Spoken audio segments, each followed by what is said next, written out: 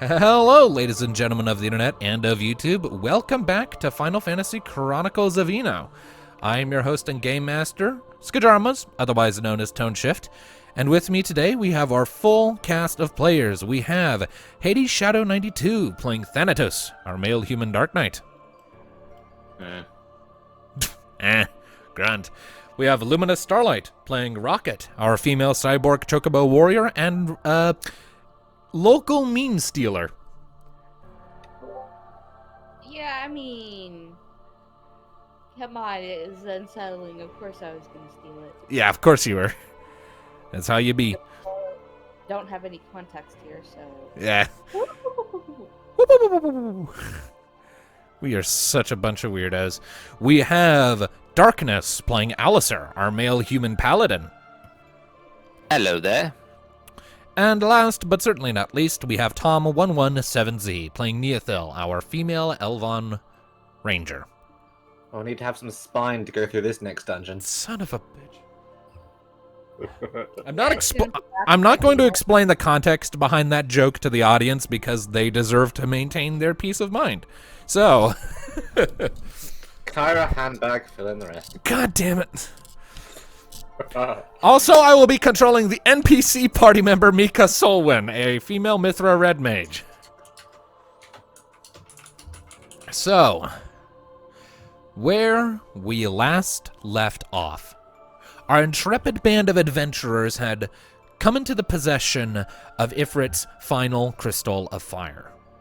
The second to last crystal on their odyssey all across the first Enoan continent to gather the crystals of the various deities to keep them safe from the malevolent ends of Diablos and his mortal eidolon, Saran. Their last stop then would be the Tower of Creation, which they would be borne to by Odin, through his unique ability to traverse terrestrial locations instantly. But in the night, as they took a bit to celebrate the birthday of one of the party members in this last little bit of levity before heading towards what would presumably be the start of the final stretch of their adventure, in the night, they were graced with a vision, a dream seemingly projected into their minds from afar by Saran himself of Tiamat, the daughter of Bahamut, who had once before been slain by the party after being corrupted by the Amber, being revived from the waters that had swallowed the island of Marasu. And in place of the original amber heads that had grown out of her parasitically, there were now conjoined to her flesh as part of her, rather than growths out of her, the heads of the 4 elemental archfiends that the party had contended with in the past. It became clear that with Tiamat resurrected, and with her innate link to the Tower of Creation as Bahamut's daughter, Saran now had the tools at his disposal to open the way into the tower, and presumably attempt to claim it for Diablos' purposes. As such, it became a race against time to get to the tower and reach its summit as quickly as possible. Through Odin's terrestrial travel abilities, they arrived at the entrance of the Tower of Creation and made their way inside. Whereupon they found themselves in a very different, non-uniform space. Floating islands amid a massive sea of infinite abyss and purple clouds, visions of the old world and the gods when it was just them, passing through, faintly visible in the clouds before fading away like mist. It was discovered that in this place where the order and laws of reality brought about by elemental light hold almost no sway, members of the group are capable of interacting with the world around them in ways they normally wouldn't, moving things purely with the power of their thoughts, albeit at expense to their inner pools of resources, such as their MP or HP. And it was with that discovery that they were able to bring together a cluster of floating obsidian islands to form a bit of a lopsided but functional bridge to a vortex that presumably would take them deeper into the tower. And that is where we shall pick up. So, ladies and gentlemen, Thanatos has just expended some MP to forge a bridge out of the floating disparate isles leading to the vortex, right seemingly just beneath in the horizon's view the crimson star that shines across the void. Are we just passing into the portal when we left off? I think you were making your way towards it. Well, we should be on the bridge. Svanatos's imagination created this piece of art. Yeah. So it is your intent then to head for the vortex then? Nothing else? I mean, we could always go back and give up now. Thing is you don't see a way back. You're just kind of in here now. Or in a place where imagination is reality, we could think of way back. Just make an exit sign leading somewhere. Well, regardless, what you guys doing? Thanatos, since this place is so fluid, you think you could make a bar? Yeah, fine then. Now You that's never not know. the time to be getting drunk. Yeah, just curious is all. This is the remains of the world before it was the world. Anything is literally possible. I just think you could have an army of Mikas. Don't tempt me, I might drool. Drool? What can I say? You're, Anyway, shall we... Mika just kind of puts her fists on her hips. Is now really the time? What can I say? You're intoxicating. Who needs a bar? I will accept that. All right. All right. Pass on through the portal and see what Bahamut's going to throw at us next. All right, so if that is the case, you all begin to make your way across the aligned aisles, and it's a bit tricky. Some of them are a little slanted or unstable, but slowly but surely you make your way. I'm trying not to position anyone over the void here. And you can see as you're going more and more of those fleeting glimpses into the previous world as you're going. It's strange how often you can see depictions of Diablos in a seemingly peaceful environment. You even see examples of him just, for lack of a better word, hanging out with what looks to be Bahamut and Ifrit and Shiva, and it looks like they're laughing over something. Before that image too fades away. Turns out the gods are just people, huh? Albeit with supreme power. This also means they're flawed. Well, one of them is trying to destroy the world. It goes without saying. Ramu pretty much admitted to that when he was telling us their story. He himself is the one who said that all of this happened because they made mistakes. They unknowingly neglected their own brother. Yeah. Not that he's innocent himself. He did dig his own hole in some respects. Especially since, well, the rest of them neglected their own brother. One of them didn't, Phoenix. And for her troubles, he killed her.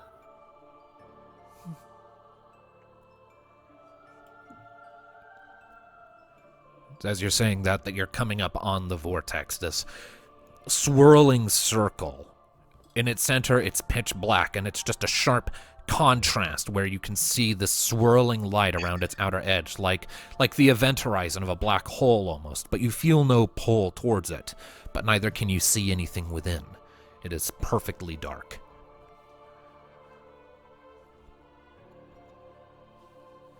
Well, onwards, stepping through. All right. If everyone is stepping in, then I would like everyone to roll me 1d1000, please. D1000. Wait, what? Just /R 1d1000. I'm picking the big number. I assume there are like vast criteria of like hundreds or dozens at least of what these can be. I refuse to believe you have 1,000 things ready. I do not. I have 5 things ready.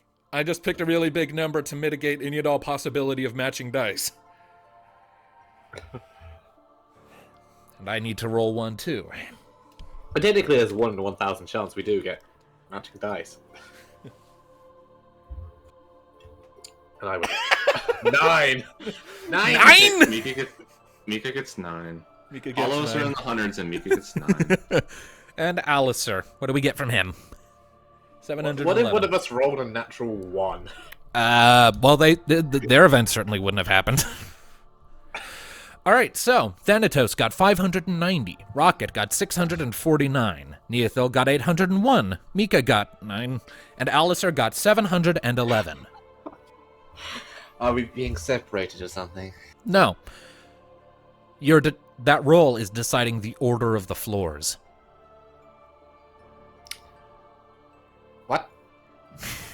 As you step in to that vortex, one after the other, there's a strange moment of... The best way to describe it is nothing. Almost like consciousness flees you for a second before you just sort of come back with this little bassy pulse in your chest and this pressure around you. And the environment has changed. Order of the floors. Is there going to be a floor for each of us, quote unquote? The red, purplish sky is gone, as is the purplish crimson star. In its place, you are instead greeted to a darker bluish-green sky that fades deeper into darkness the lower down you look. And high up in the sky, looking up, you can see one blue star and one green star slowly encircling each other. Kidding me. You stand at the top of what, Neothil, you immediately recognize as a very familiar Vitaean tower. Yeah, okay. So, personal tests for each of us. Okay. And surrounding that tower, you see you are on a floating island with a dirt path stretching out from its base, and lush trees native to your homeland rising up around it. Go ahead and move your cameras down to the bottom right. Nee looks displeased. So, peeking into our past, making tests that are on personal shit. Real smooth, Bahamut. So as you're saying that you all hear in the air around you this deep, reverberating voice. Every journey has a beginning, and they all too have an end. The roads you walk, the roads you have traveled, I would see them in their entirety, and through them have you see your worth as well as I do. An examination of our history. I don't know. Fuck off, Alexa. An examination of our history. It keeps going off with the word examination. Well, then turn it off! It's on the other side of the room now. We just gotta live with it. It's 5 steps away. We can't possibly do that. Of our history, continuing from there.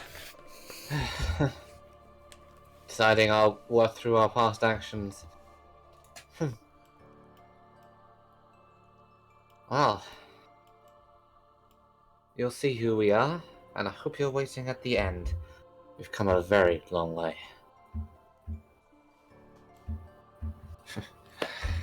So, claps our hands, turns to the others. Are we ready for a trip down memory lane, best of bits of the Warriors of Light and Darkness? It's as you're turning around to face the others, Nee, that you notice there's another figure that has seemingly appeared in your troop. Rania. Or maybe Emma. Yeah, turning around to everyone else, you see behind the rest of the group, looking extremely surprised, Give Emma a body. Huh. Emma. Does she look by the- identical to me? Physically, yes, she looks identical to you, but she is wearing a different outfit. Is it the green one, adventurer's outfit she wore in her jaunt? Yeah, is that one. So Nee turns around and kind of like her hand still held where she was clapping, just kind of staring like, oh, okay, that's how it's going to be. Huh. And it's at this point the rest of you notice Emma as well. Hi, Emma. Hi. Nee thinks in her head. Can you still hear me here? A moment later, the response comes. Yes, I can. Okay. This is trippy. Nee approaches her twin, Alright. and just kind of prods her on like the shoulder. What? Like prods her on the shoulder, make sure she's actually there. Poke. I mean, your finger does make contact, but you do see there's a slight sort of as like she shifts slightly from the movement, you see she's like leaving a little like after-image trail in the air. Okay, did you feel that? I did, but it was kind of numb. I guess this place and Bahamut's will has temporarily given you a duplicate of our body. Welcome to the group. I don't know how much good I'll be in a fight for now. I don't have a weapon, and... She looks at her hand and turns it a bit, and you can still see the sort of wispy after-image as she's leaving in her wake. I don't think I'm fully corporeal. Well, for the time being, Nee kind of extracts her dagger and holding the blade kind of holds the hilt out. Just in case, I do recall you showed some inclination towards it. She takes it, looks it over. I do like knives. God damn you. Revenge, motherfucker. So, what's the rest of the group's reactions to the fact that my other soul is just walking and talking about now? Oh, great. There's two of them now. I beg your pardon? Be nice. Mika? What is Mika's reaction? Mika's kind of looking back and forth between you two for a second. It's like, That is my comeuppance. That is my comeuppance. Shouldn't have That scolded is- you for being interested in clones. I was about to say, we were just talking about Shut up. Mika's. bonk, bops you on the head. I will endeavour to remind everyone that, though we look identical right now, we're not the same person. I happen to be a no-good body stealer and all that. Body stealer, yeah. No good? You're getting there. She nudges you in the ribs. Okay, sis. So, this tower we're on, well, long before you, nods at Emma, woke up, this was where Rania and I had our little chat that led to my joining the Guard and the Rangers eventually.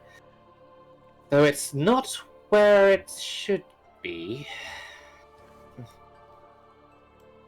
What's this over here? I can see. Looking off in that direction, it looks like that. It looks kind of like at least one of the faces of the outside of the academy where you did your ranger training.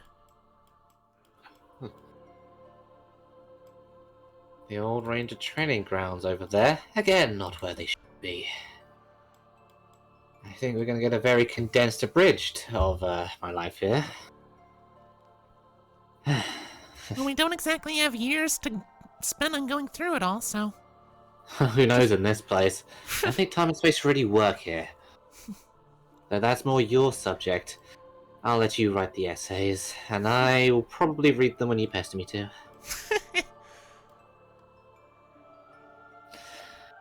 Come on. Let's see what exactly he's been digging up about me. Alright. So you all making your way out of the tower then? Mm-hmm. Heading over towards the training grounds. All right, so it doesn't take you long to find the trapdoor that heads down into the tower proper. You spend a little bit descending down, and it's quiet on the interior as you're going, but everything does seem to have some basic ambient light. So at no point are you traversing this space and thinking, I can't see. It's lit, even if only dimly, even where there is no light source. It's strange. Soon enough, you all come out at the base of the tower, and the path winds ahead, arcing to the left. This all feels so very wrong and yet so very familiar, and it's quite disconcerting. I guess it's just reminding us of the paths we walked to get where we are. This was long before I met any of you. But it is where your journey started. And that's Emma. Maybe. Though a lot came before, as we have so found out. But it is the path of the Ranger specifically. I think it's more your See. decision to walk the path that led you here. Strange, a lot of it almost felt decided for me. With my mother. But You made the decision to become a ranger. You made the decision to seek Panara out.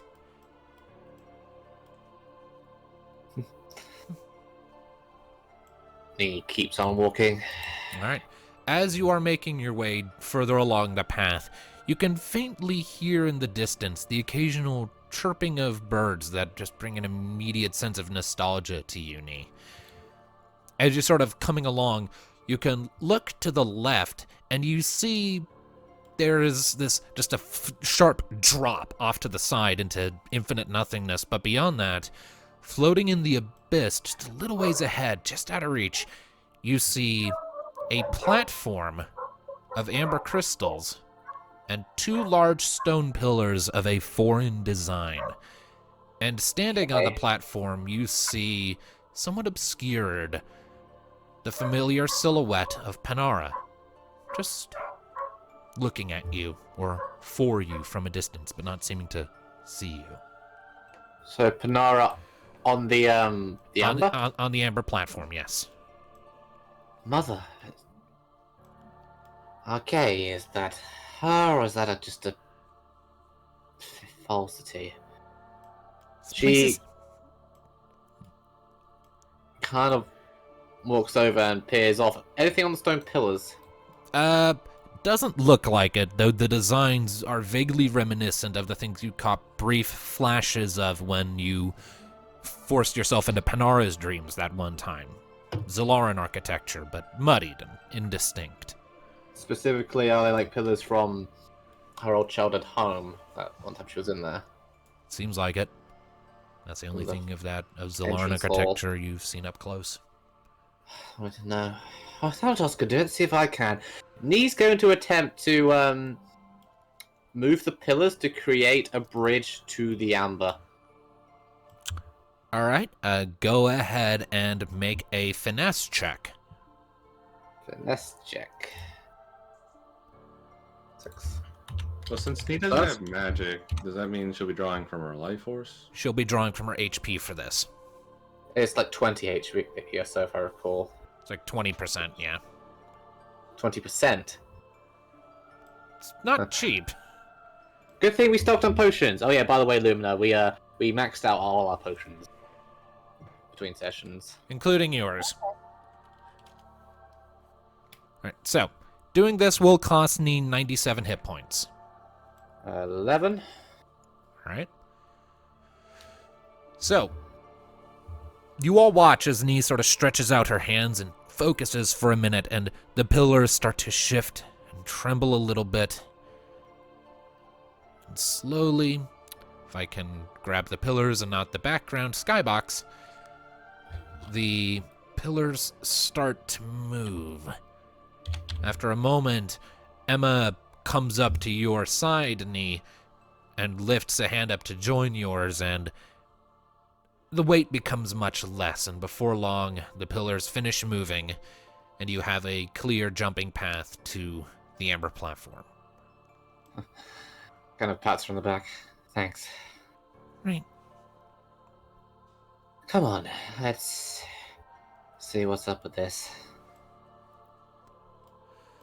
All right. So you lowered the platforms considerably to make them into platforms rather than rising pillars, because they rose above the amber platform before, so you lowered them down significantly, and the tops are perfectly smooth. It is remarkable, and as you draw closer to the image of Panara, you get the impression that this isn't actually her. It's a recollection. An image drawn from your memory. Can I examine her in the crystal, see if there's anything of significance? Anything that stands out? Make an awareness check. 7. Told you guys this place would be trippy. 17. Jesus. You're pretty thorough, and it doesn't look like there's anything specifically out of place. It's just, she's just an apparition. Nothing seems notably different other than maybe looks a little less tired than when you started communicating with her directly. A little less gaunt, a little more healthy. Well, look at her. She looks like she did before. When it was just the dreams. And it was just the memories. Before she actually showed herself to me, I was actually seeing her in the day. Echoes.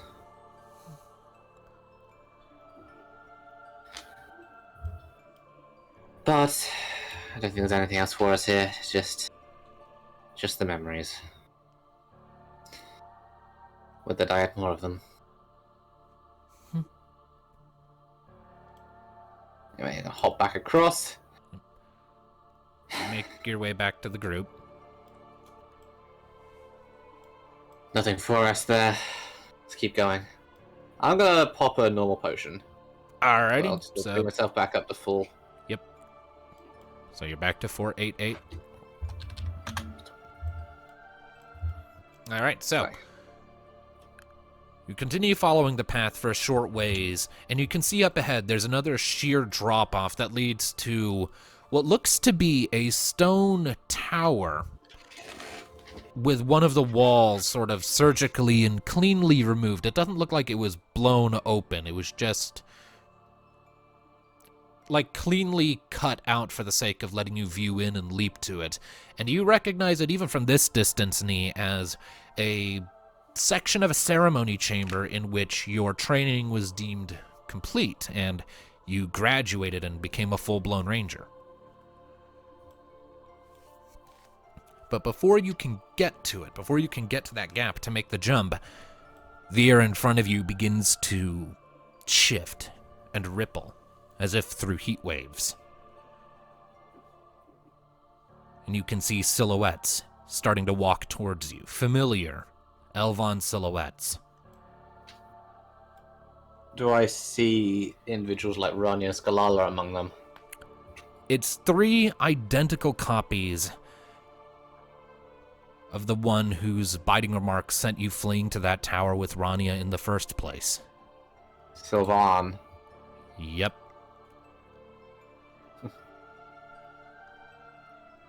And as really they adequacy. God. And as they emerge, you can hear his familiar voice from when he was younger, biting in your ears with familiar snapped remarks and vitriolic insults. Well, that's tiresome. And I need you to make an opposed finesse check in response. Alright. First.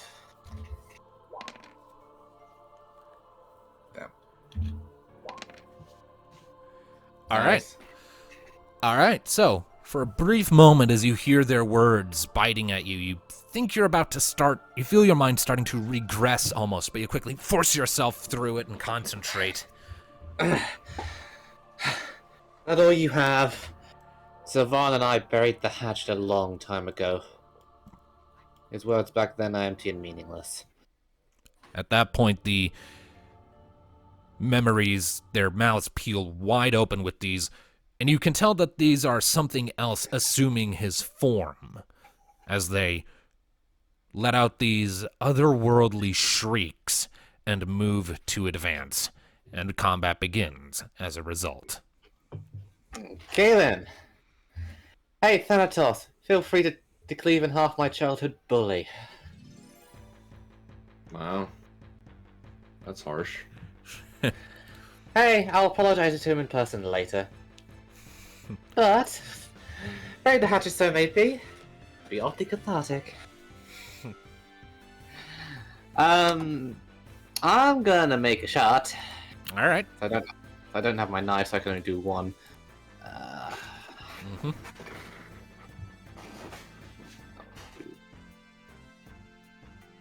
No, I'm just gonna make a shot at the lead guy.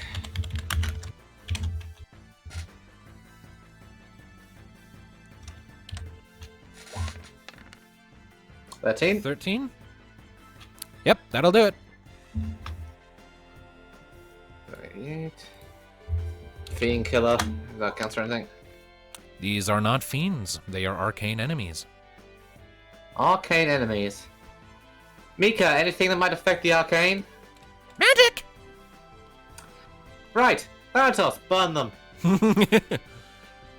All right, so Just burn them. you fire off that first shot. It zooms forward and hits the central one in the chest, and it reels back with this otherworldly shriek of rage. Roll to one side. Ow! Fuck! Now the other is a clean shot. That hurt. Yeah, Oh, that hurt. Ow! Fuck! Are you Don't okay? die. Yeah, I'm fine. You I'm need to- fine. I just got a throat tickle going on now. a throat tickle. All right, Well who done. next? I suppose I shall run up and I shall burn them. Alrighty. See how. Burn, motherfucker, burn. Let's see how these guys like fire. Now, let's see here. Guy cubed.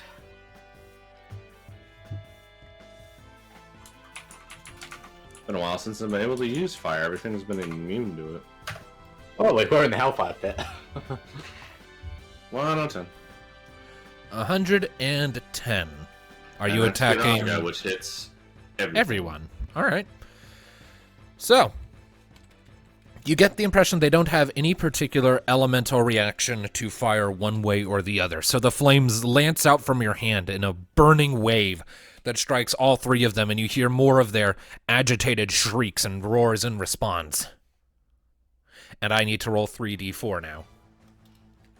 And they have magical counterattack. Of course they do.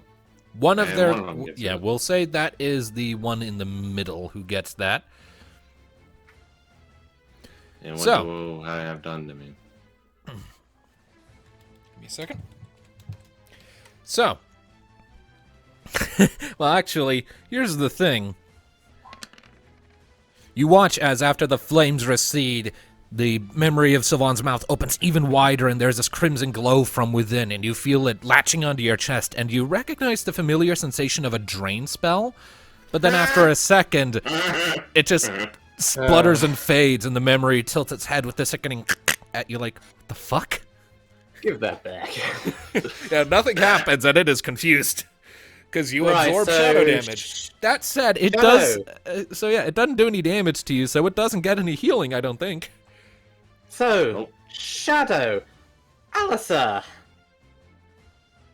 mind lighting up the party?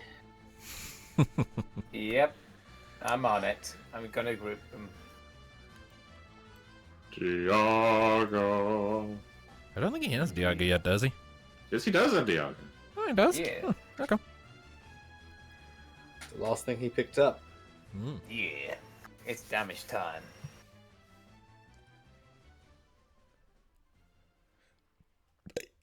Ugh. Excuse me.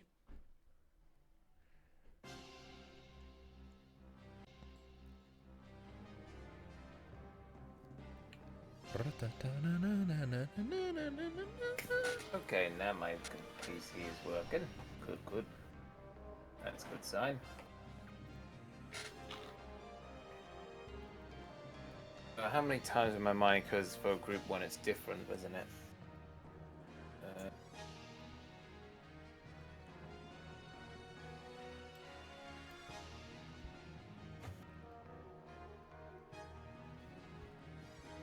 I mean, you're using Diaga, right? Mm-hmm. Are you using it on Yeah. one enemy or all of them? All of them. I think it's a group spell. Yeah, it's a group spell, so it just automatically will deal your power times 7 holy magic armor damage to all enemies. Okie dokie. So your power is 12, so multiply that by 7 and then add 2d6 to it. And Yep, then that does that to well.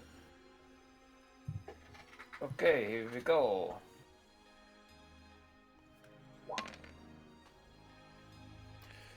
$94. Okay. So that becomes 141 damage as you discover that they take 50% extra damage from holy. That's good for Rocket, too. Her claws do holy, too. Yeah, they can. The flame. them holy. Yeah, so you sort of step up a little bit past Emma, lift up your staff, and this blinding, brilliant radiance shines out like a spotlight over the line of shades. You can hear them shrieking and roaring through the light, and I need to make that 3d4 roll again. Go ahead. Yeah, unfortunately, Alistair is not immune to Shadow. But also, I'd be The covering... third, let's see here, Emma. the top one gets his go off, so that. Oh. Actually, Alistair Yeah, remember... Alistair I does was- not have a weakness to Shadow anymore, thanks to Purifying Touch. Right, so what is your magic armor there, Alistair? My magic armor would be... A lot. I'd just make sure. 65. I just looked. 65. Hang on. Same as his physical, because Alistair is a tanky Barry. Mm-hmm. Yep, 65. It does nothing. Yeah, so so again, You gained 28 HP. Congratulations. yeah, so again, the spell has no effect, except this time it's not because of a simple resistance to shadow attacks. It's simply because the power of the spell encountering isn't strong enough to penetrate your own natural defenses. You just sort of thunk your staff on the ground. It's like, haha, nice try, you bitch. All right. So that leaves Rocket and Mika. Rocket, do a thing. What do you want me to do? Well, these things take plus 50% from holy. Your claws have that And ability, you- don't they, to change the relevant Yeah. aspect. Yeah, she Yes. can pick to do like fire or holy damage on a strike, I think. Let me Indeed. check. Yeah. They're indifferent to fire, but they take plus 50% from holy. That's a 16. That'll hit. Which one are you going after? The one in the middle? That's the only one she can reach. All right. So, And I always forget Rocket's accuracy. yeah, yeah. She.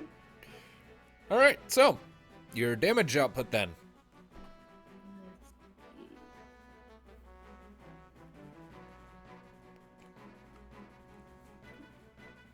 I did not open calculator ahead of time.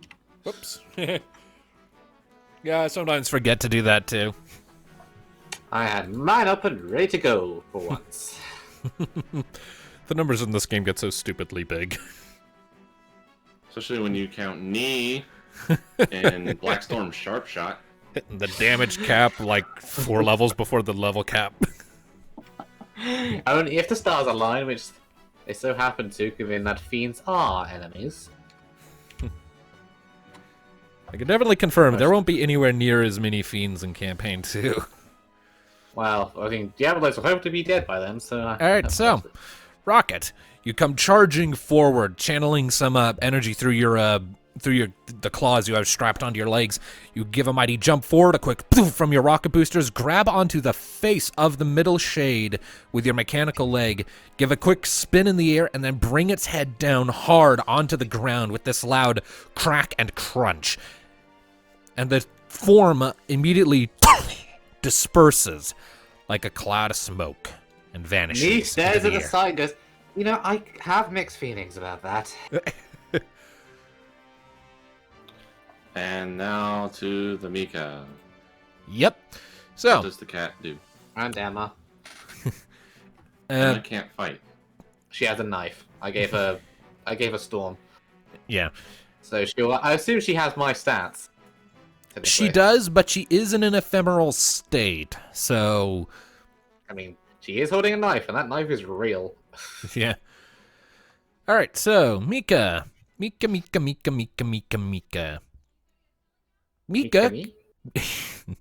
Mika cannot at present get close enough to do a melee attack, which is, frankly, her strongest thing at the moment. So... she doesn't want to expend a whole lot of MP, so she's just going to cast Basic Dia. It's not much, but it's better than nothing. So that'll be her mind times 2 versus one of these things. And her mind is 16 because stuff.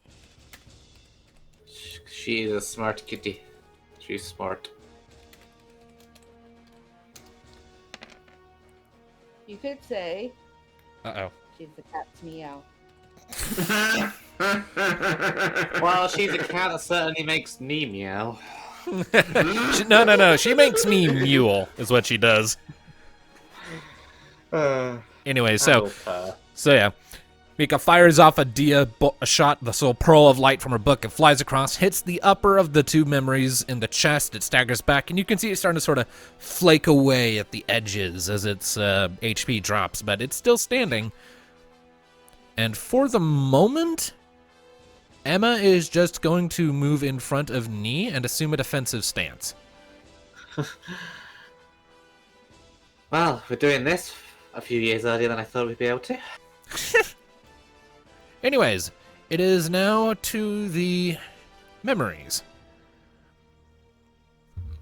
Let's see here. Memory of inadequacy.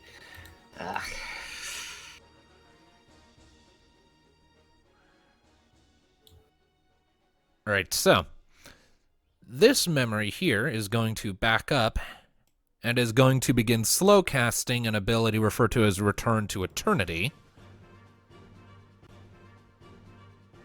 While this one, the lower one, is going to approach Rocket and then forcefully enter into her space. What? What? Wait. I need an adult. Yeah, so as it approaches, its body begins to flicker and turn, and you can see that while this creature has assumed the shape of this humanoid figure, this Elvon figure from Neothil's memories, as it approaches and begins to unravel into this cloud of smoke, you can see this sort of distorted, sharp-toothed, almost exaggeratedly monstrous face sort of swirling about within, like angry soul sand almost, except gaseous, that wraps around your location and creates difficult terrain around you. Oh. Let's see here. Well, he always was an irritating bastard. So long as it remains within your space, you are considered to be under the status condition blind. And at the start of its next turn, if you aren't able to escape its space, which you can feel it sort of trying to hold you in place, you'll start taking damage each turn you remain within that location. No, Rocket. And while it is there on you, it is going to make an attack on you with Erosion of the Ephemeral. So I would like to know your avoidance, please. Okay. Does an 11 hit? It's 9. Okay, so 11 hits. Your magic armor, please. Okay. I don't really think.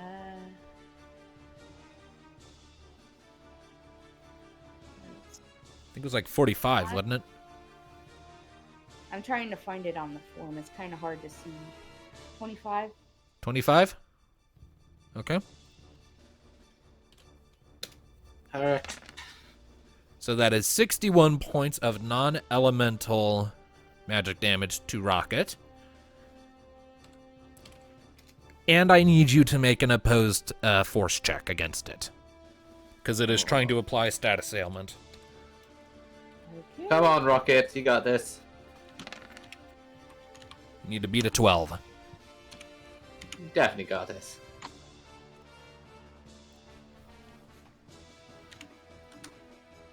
Oh, Critical success. okay. Well, guess who's inadequate now? All right.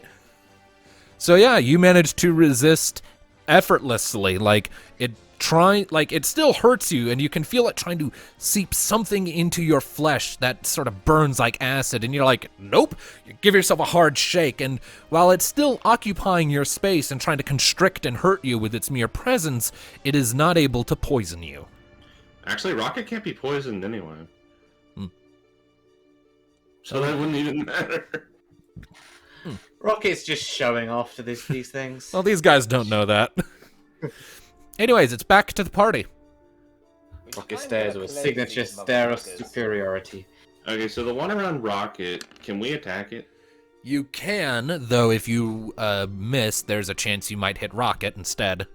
Well, fortunately, I don't think Alistair missed because he's using magic. Magic. You're Yep. attacking both of them? 91, biatch. Alright, give me just a second. 50%. Also, do not forget to be subtracting your magic. Yep, I used it twice. So It's that's Well- magic gone. So, Alistair, in response to seeing this memory of Nee's childhood bully encompassing Rocket's space, you get angry at seeing your recently returned friend assaulted like this. Lift your staff up. There's another bright flash as you cast another, I'm assuming, Diaga. You would Yeah. like to rage. Yeah, you cast another Diaga. It washes over the two shades, and in a flicker of movement and dispersing clouds, both disappear. You will not hurt my friend. Oh my god, you killed Silver, you bastards. You had it coming. Oh, Let it come in all alone. What? that was a... that That was was a... magic, but it was worth it. Oh, that was a thing. Indeed. I told you the story, didn't I? Back then. Well, felt overshadowed by my sisters. I didn't belong. Back at that tower, Rania helped to lay that. First time we really bonded, but those face persisted a really long time. She looked at Thanatos, as some of us can attest, if you remember. We are who we choose to be, right? Mm-hmm. That's a callback and a half. Sorry if I insulted you. I just All right. Chicago's kind of a. I'm a theater buff. Oh, I'm a bit of a little bit of a theater buff. Okay. Okay. That's fine. To be. All right. So then, carrying on. Yep. Yeah. Hopping over to the ceremony site. Yep. So, collectively, the group makes their way into the ceremony chamber where Neothil had been graduated. And as you're sort of stepping into it, you can see on the north side of the chamber, or you're assuming north, a doorway heading into a hall that goes further up and comes out into what looks to be a forest path. For safety, I'm just going to consume a regular potion. And that will be a... You mean a ether? You don't. Ether, yeah. Yeah, because your HP's at full, man. I know. Rocket's the only one who took any damage in that entire fight. And it was but a scratch. Yeah. Tiny scratch. Which it would be a high ether because ability. Yeah, would it taking a be regular better- ether will get you back to max MP because you are overpowered. I don't mean to be. I never want to be overpowered. He It's just gonna shrugged be- off. It's going to be really interesting when I think it's up next. Actually, we get to Thanatos' backstory. We're going to be going to Kurzatown, I think. Oh boy. Actually, from the Then rolls, I think the I next got the one second is highest, so- Alistair.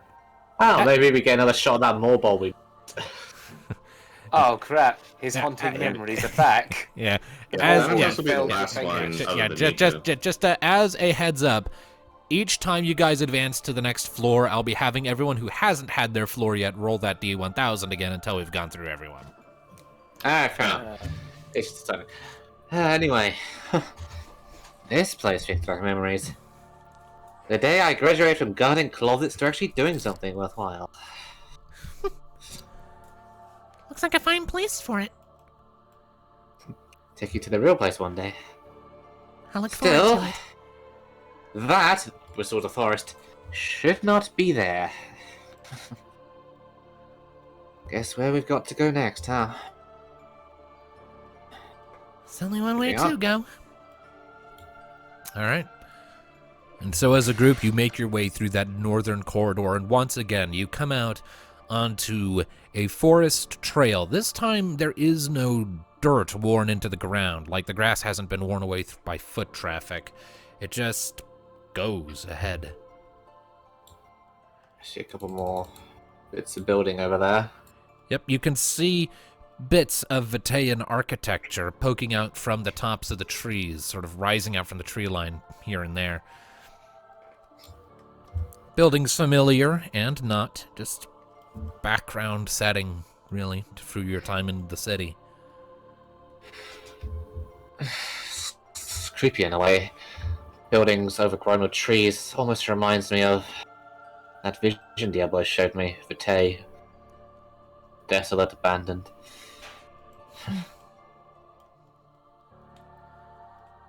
Only we can help it. Well, we won't let it come to that.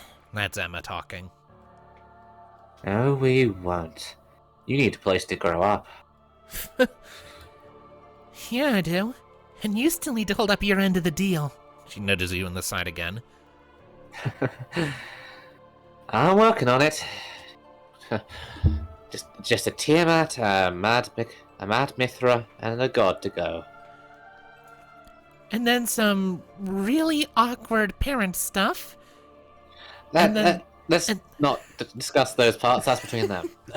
And then the most tense threading the needle bit I think either of us are ever going to go through. It's going to be interesting relaying these stories back to you when you don't remember them anymore. And we should take photographs. Did anyone bring a Magitech camera? I wish. To be fair, though, I don't know if it would work if I did. More than I had. With that, you all come out onto the forest path. You can see that it comes into sort of like this T intersection up ahead, where like the path curves off to the right, but there's also a path that heads straight ahead to a sharp drop. Lake. Oh, it's a drop, not a lake. I see. Yeah, that's part of the skybox. Another amber crystal. Interesting. Let's have a gander at that, shall we? Yeah, you can see sort of floating suspended beyond the edge of this particular chunk of floating matter, another platform of amber crystals just suspended there. And Anything on the platform?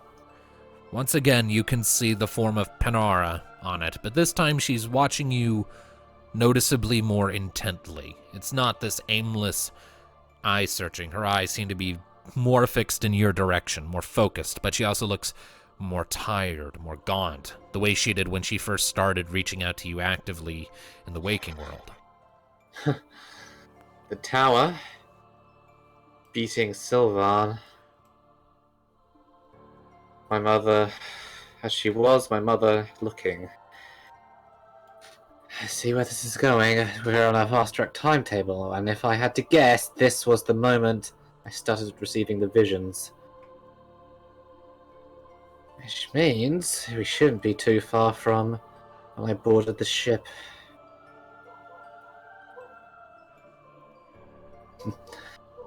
From when I met you all.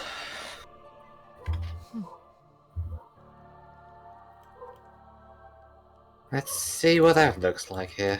All right. So with Nia once again taking the lead, you start to make your way down that passage that went off to the right to the trees, and they're tall trees sort of reaching up high into the, almost into like a natural tunnel or archway of trees and foliage, leading way ahead until you can see, sort of nestled in the shrubbery, an archway leading into another stone hallway that you recognize as being of the same style as your family estate. Home again, huh? And as you are making your way there, about halfway down that path, you see more of the same flickers from before. Hold. Three more silhouettes. This time This feminine time? and flowing. You recognize the silhouettes of Panara, 3 of them. Dark. Back when she was the Dark Woman, yes. A sinister figure I had no idea about and scared the shit out of her. Indeed. Well, here we go again. This Seeing time, health bars on. I mean, they do have health bars. But as you're making your advance towards them and they're advancing towards you, Emma is sort of marching forcefully ahead, sort of gripping the dagger tightly in her hand. I think this one's Emma. mine. Okay, I'm just going to stand back over here. Yeah. All right. So just And as a heads even up, though my cover should have been on her, but okay. yeah. So for combat purposes, I will say that simply because I don't have ready access to your character sheet, Nee, you will have control of Emma's actions, at least in terms of her dice rolls. But I'll be directing what she's doing. So for this combat encounter, she's just bum rushing the front, middle, the Panara in front, and is. Alice, can you do a bit of Astra on her? I am already covering her, or meant to be. For some reason, the icon's still on you, Nate. Yeah, I can't. Yeah, I can't. works. I can't actually put the cover icon on that shape. Or remember, sadly. covering I'm Emma. just constantly covering the most squishy. Yeah. So yeah, Emma is just going to bum rush the Panara in front and attempt to shank her with the dagger. I feel like there are a lot of unresolved issues here. Oh yeah, definitely some buried resentment. I admire your enthusiasm, but don't get yourself killed. I'm She's backing about you to up. stab my mother. Well, yes, but actually, no. As if I had max feelings before. Ugh. They're not your real mother. Hey, what am I rolling? Regular attack. Alright, so it's oh, hold on. I need to do a quick bit of calculate. That's right, because it's well, someone doesn't affect that. So yeah. Alright. Lightning damage. All right. Looks like you forgot your accuracy check. Yes, I did. Shut up. Also, I have made a mistake. I forgot to put the stat block for these shades on them for some reason somehow. Give me a moment. Oops. 17, I think she hit. Yeah, she definitely hit. So Fingers. give me a second and I will get back to you because I need to give these guys their stat blocks because I fucking forgot them. I've been knowing what sorry I've for been doing when it's my insulting turn, I didn't. so I get ready for it. All right, give me just a moment here. The document where I keep the... wasn't my intent. What was? What? Not? Oh, like insulting you earlier saying you weren't cultured. That was not my intent. I just Oh, I didn't even hear that. I was just surprised people didn't know about Chicago. Chicago.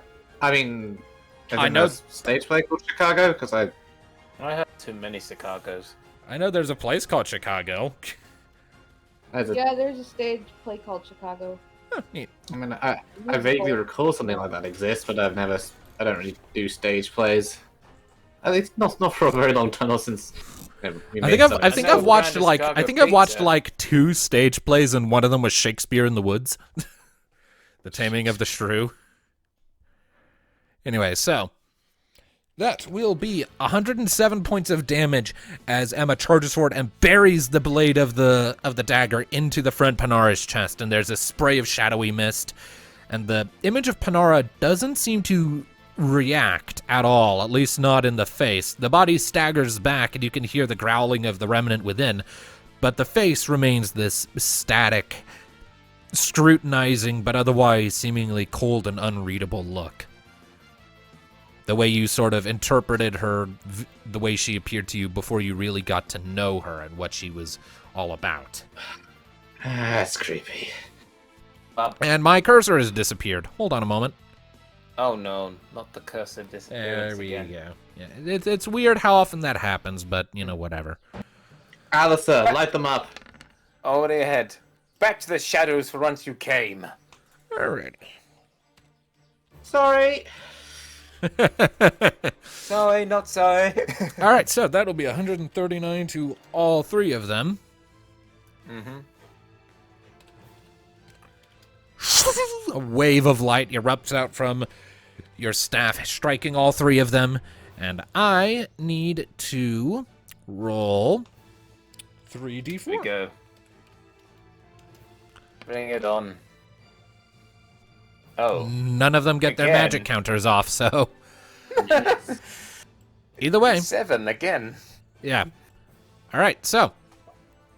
That is Emma, that is Alistair. So we still have Buddy. Nee, Thanatos, and Rocket before we get to Mika. He's gonna be going last on this one. Okay. So then Thanatos and Rocket then. Light him up. Yeah. I know. Yeah, fucking no. Just try not to think about it too much. I spent my whole life thinking about it. That's the problem. Mm. Oh man, if it's really tackling you like this, I hate to think what happens when it gets to the rest of us. Alright, Piraga time. I know Alisai's thinking at the back of his mind. Please don't be what I think it is. Please don't be what I think it is. Another 110. It'll definitely be what you think it is. That's the whole point of this place. Burn them all. Now we know what the Ghostbusters felt like. Went up against Mr. Marshmallow Man. Alright, another wave of flames washes over them. And another potential round of maybe magic counters. 1. The one in Should be front, drain. the one in front goes off. And actually, no. These ones aren't going to counter with drain. What do they counter with? As this one is struck by the wave of fire, its mouth doesn't open, but its eyes glow this sickening blue, and you feel a very different pull on you. Is it taking my magic? And as this pull comes onto your body, several blue spheres are ripped out of your chest, blue spheres of arcane light, and you just feel the sluggishness settle into you as the light flows into the Panara clone, and you lose 54 MP as it casts Osmos on you. You cunt! Oh, that's an action. that! The way you said that! Oh my god, that was hilarious! My mother you're speaking to. It just looks like her. They are mere illusions. Do not let them fool you. And I'm still going to tell you quarter that. yes, tell me. Tattle on me to your mommy. Yeah, that's really true. Alright, now I'm definitely feeding you to Tiamat. So are the Panaras, how are they looking? They're looking pretty roughed up. The one in front is definitely looking to be the closest to going down, but they're still standing. Nico, Unfortunate- Rocket, what you gonna do? Unfortunately, rockets cannot get in melee range.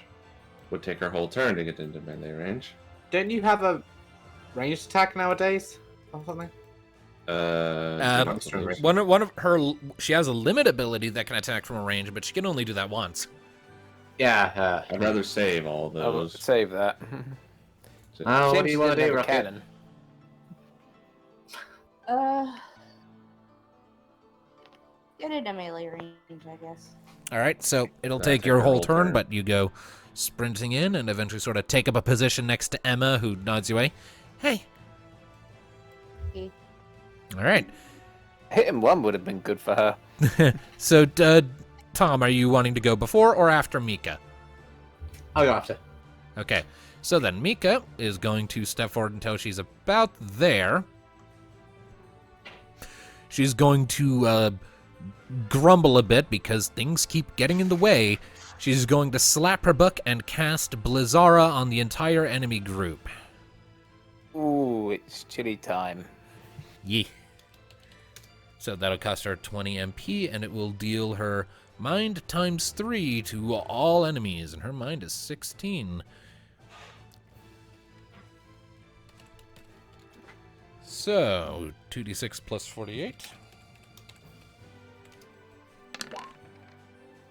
So 59 damage. So the one in front just evaporates. Shreddy.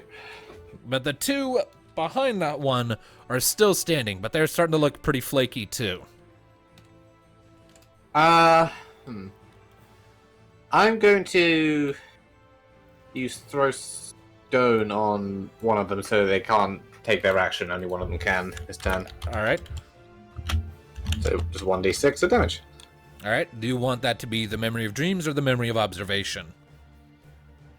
They're different ones, okay. I mean, they have this. I mean, they have the same stats. It's just different names. The one on top is dreams. The one on bottom is observation. Dreams observation. Let's go. Just go for dreams. This one? 6 damage.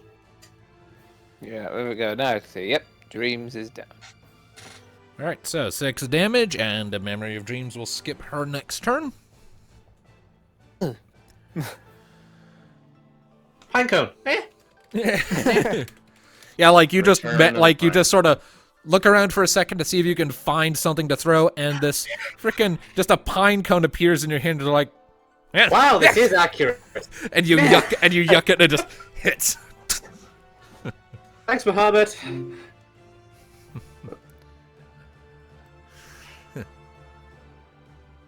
All right, and then what are you doing next? I mean, that was my action, wasn't it? So Oh yeah, right. So that's it. That's all you're doing. Just yucking a pine cone at your mom. yep. All right. So Turn of champions. Oh. hang on a second. I'm taking that down. Just throwing a pine cone at your mom? Yes. I'm taking out of context quotes as we're going. All right, so the memory of observation is displeased that it's being hurt like this. Let's see here.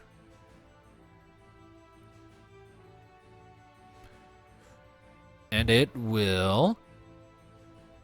is it within a medium range? Let's find out. No. Oh. But... can it get close enough to be counted as in a medium range? And it's got 2 obstacles depending when it's going. Well, Not 3 Go actually. for me.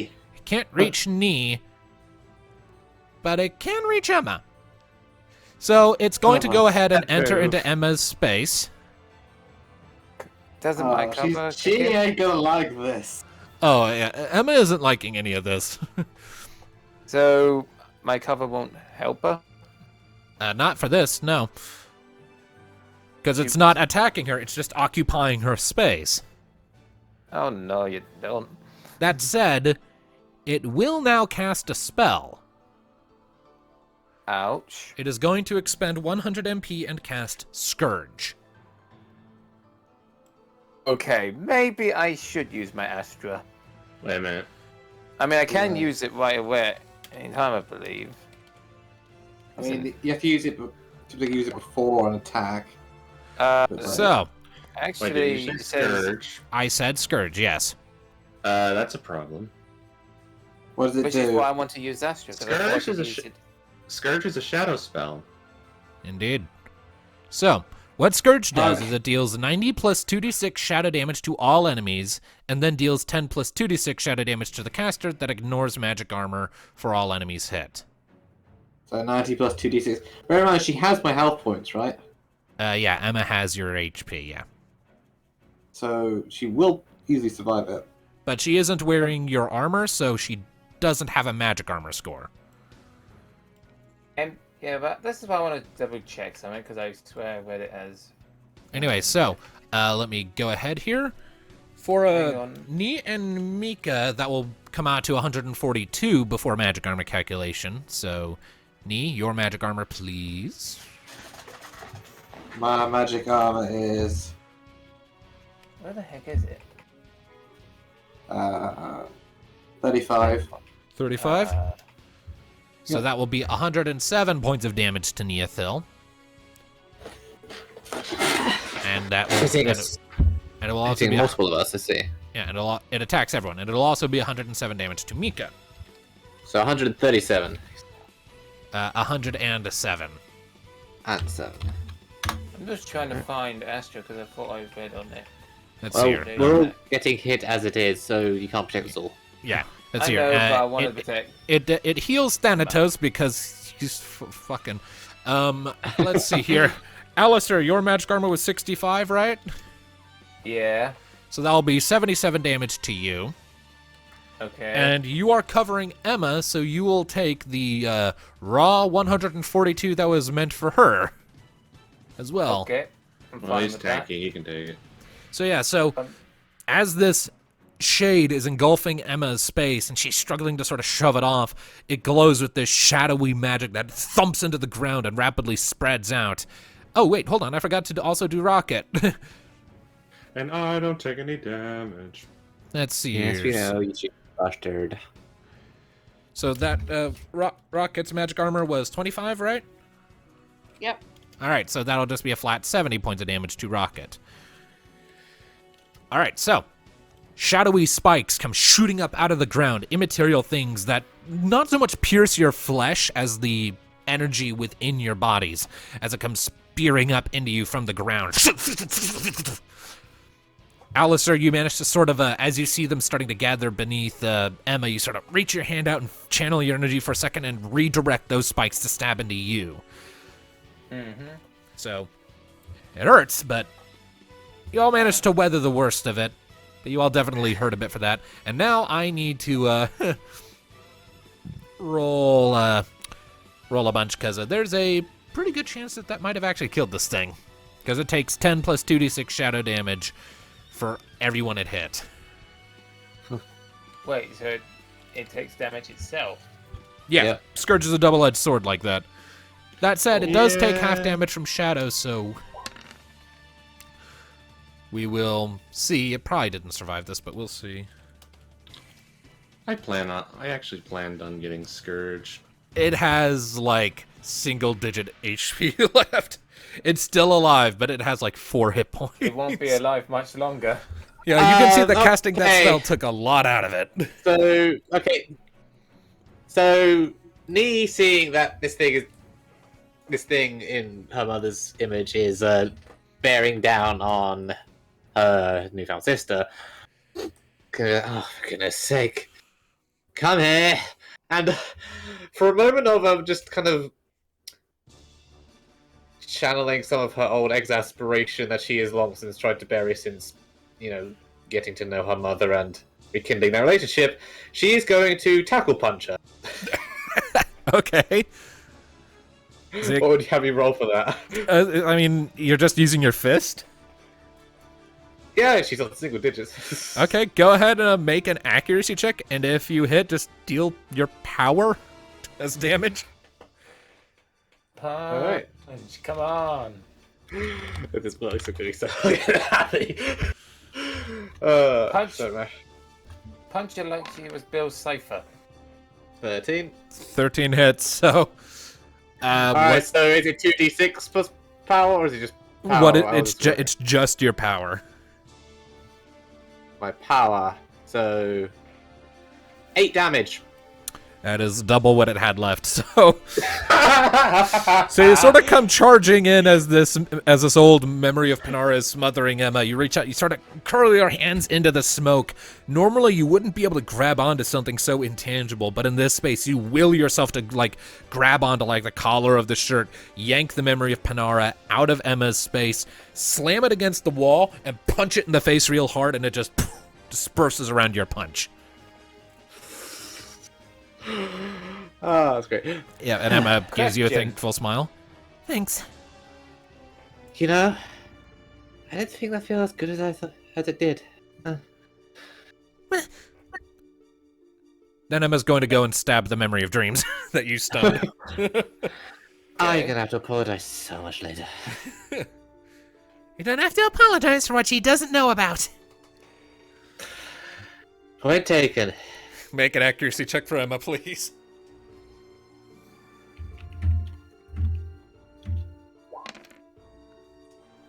Yep. 16 will definitely hit. Damage of the dagger. How does Emma want to do this?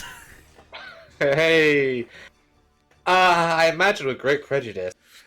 Oh, yeah. So, Emma lunges forward, sort of grabs onto the memory of Panara's throat, slams her into the ground, reverses her grip on the dagger, and just drives it down between the memory's eyes. And it shatters and disappears around her. How is she after doing that? She's sort of breathing a little heavier, but she looks to be alright. I'll walk forward and place a hand on Emma's shoulder. Hey, you good? Yeah, just getting some shit out of my system. I'm alright. I know the feeling. Huh. I guess I didn't need Astro after all. But I can say I was correct. It says Astro can be used even when it's not the Paladin's turn. Oh, damn. Nice. Good to know. But you two, man, you killed it. Literally. Literally. Emma sort of tosses the dagger up in the air and catches it by the handle. Yeah. Oh, two Neophils saying the same thing at the exact same time in unison. Oh, I think twin syndrome. Even though you're technically older than Emma. Technically. Yeah. Let's not get into that. It's all weird, wibbly wobbly, complicated body snatcher bullshit. But just saying the exact same thing at the same time. You kind of just glanced at Emma and just can't help but chuckle. Definitely have quite the family, I can say that for sure. Oh, it's a weird one. We just, I just helped slay 3 manifestations of my own mother, so, Indeed. Hey, also, can I have a high either? Sure. Yeah, your mother stole some of mine. Here you go, you take a high ether. As for me, I'm just gonna patch myself up with a regular. While they're doing that, he turns back to him, I guess. Oh, you sure you're going to be alright? Yeah, I'll be fine. Just some pent-up stress I needed to work out of my system. I'm good. Gives her a nod. Yeah, let's keep going. Can't dwell on the past forever. I learned that one the hard way. Involved a dragon. You and me both. And so with that, the group presses on. Eventually, you step through the archway and you all recognize that... Oh no, Alistair, I didn't mean to vertically stretch you like that. Hold on. I accidentally vertically stretched his token, so he was like, wide. Wide! I said, this warping reality is really having an effect on you. He became thick. Alright, so... And step... I felt strange. Yeah. I don't feel so good, Mr. Stark. I was just thinking that. All right. Oh, that is so dark. It is. It really is. Anyway, I so should laugh. as I was saying, you come out into this corridor, and you can see that it is. You all recognize, because you've been in corridors like this before, you recognize it as a corridor in the home of the Ethel household. Specifically, which corridor? Like, whereabouts in the house would it normally be? Looks like it's one of the ones right off the sort of central lobby area. And indeed, as you're all sort of stepping in, Thanatos, you recognize it too. Like, more than just like, oh, I've been in this house before. This is the same room you had your chat with Panara about if you couldn't find a solution with Emma, maybe using that dominate ability you have to force her into a submission until a solution could be found. I wouldn't mention that. Yeah. Present company. Yeah. You just remembered this is the... Nee would be happy with you for that. Well, again, he's not saying anything. He just remembers. Yeah, this is the same room where you had that discussion, and up ahead you see a doorway that heads off to the left.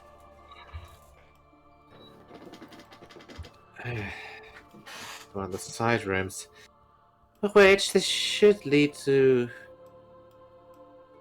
Oh, was that ground floor or top floor? Ground floor. Ground floor. Should lead into a side lounge area then.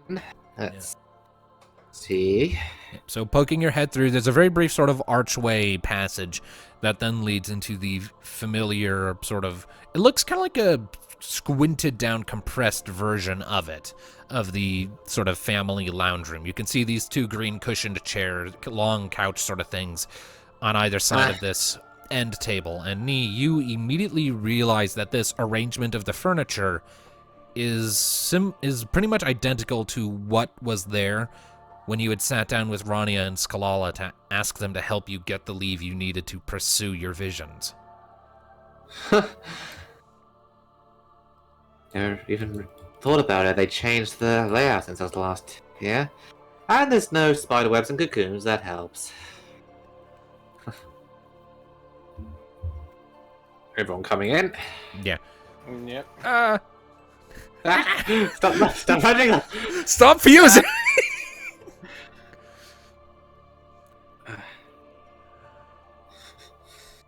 So yeah, you all pile in, and you can see off to the left there's another archway heading out that normally you would suspect lead off to like the kitchen and dining room area, but now leads out into a hallway that then opens out onto another platform where you can see more of that open sky with the two orbiting stars.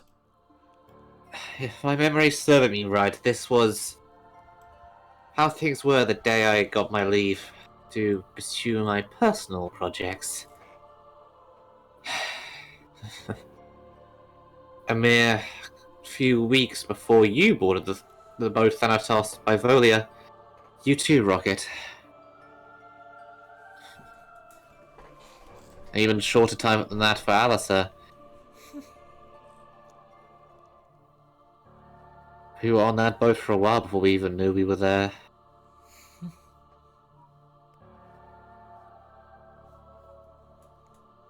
But this... Did it almost look like a dock area up ahead this hallway leads to?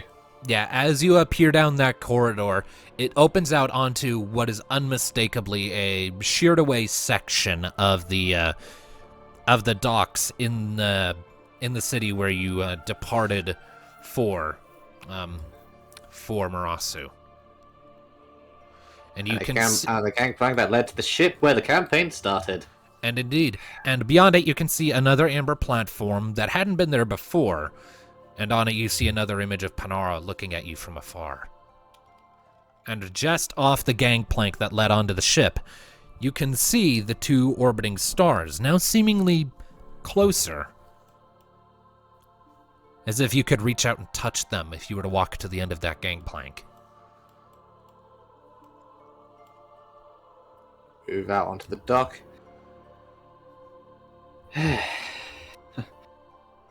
And here we are.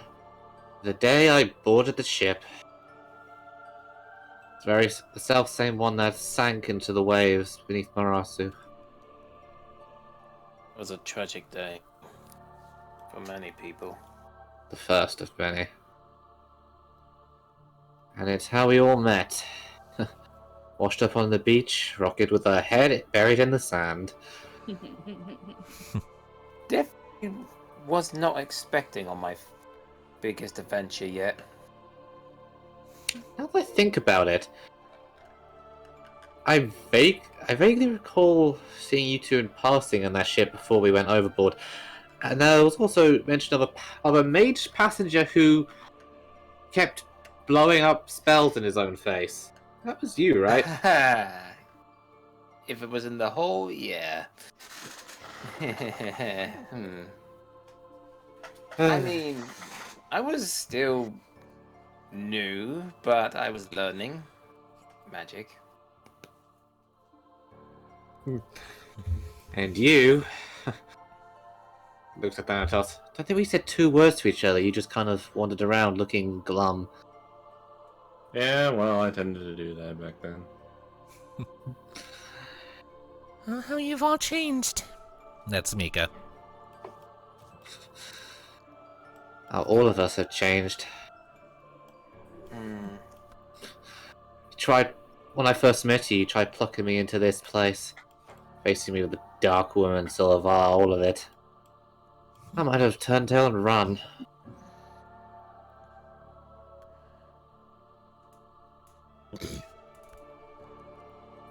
Those, I guess, is meant to be us, Emma. Looked at the souls per se. Yeah, the orbiting stars.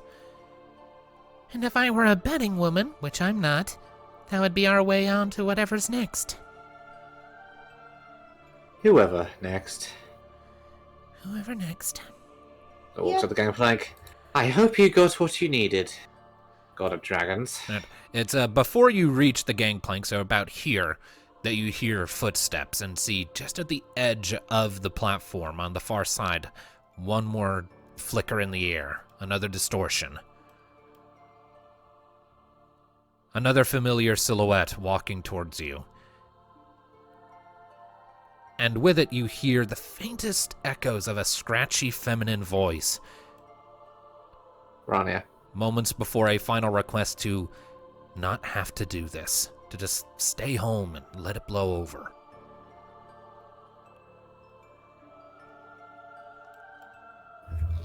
Just one. Just one. Is it moving into attack? Yep. Sorry, Rania. This path is already set. Fire her crossbow. Alrighty. I'm trying to find the specific piece of music that's supposed to go with this one, but I can't seem to frickin' find it. Well, Very organized. Eh. quite a big one for knee over here.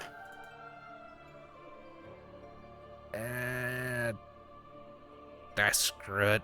I can look it up later. Maybe you should have like a session-specific playlist. Well, That would be interesting, but like I got a lot of music I gotta juggle at any given time, so. Anyways. Feeling. Right, so. What y'all doing? Combat has started as the memory is approaching. I'll Me was handle gonna go the- first. I'll handle this one if you don't mind. Go right By ahead. all means. Emma, if you don't mind, kind of holds out her hand for the dagger. Emma plucks it in. There you go. Go nuts. I'm gonna start off by shooting. Alright. Well, at least you get that rematch you wanted. Alright, Guess. 14 hits. Knee smirks. Oh, I'll be sure to give her the playback.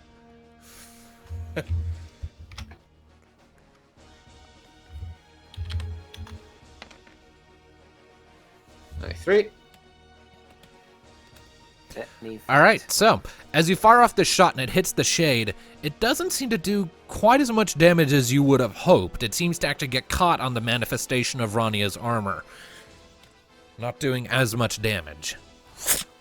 So she has a high physical armor. It did about 48 points of damage, that. So yeah, half. So alright.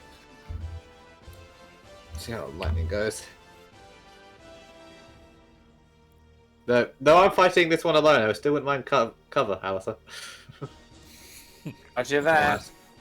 Either that or Astra, one of the two. Well, I need it if this is going to take a little while. So then... Dagger? I could use Astra any time, so don't worry about that. I just cover you for now. 13. Alright, yep, 13 will hit. Damage. Lightning damage. Does not seem to have any particular elemental reaction to lightning, and that comes out to 60 points of damage. As you fire off the first shot, it gets caught in the breastplate. 45. Armor is 45. Yep. Gotcha. Then you come charging in with the dagger and give a little thrust, and it punctures a little bit into the breastplate, but the memory shoves your hand aside before it can get too deep. Alright. And Nia's requested that everyone else hang back, so are they? Yep. Alright. I'm just pretty much covering me if she takes any damage. Alright. In that case, it is to the memory of trepidation. Let's see here. And it is going to withdraw back and draw out Rania's signature bow. And is going to make a ranged attack against Neothil. Alright.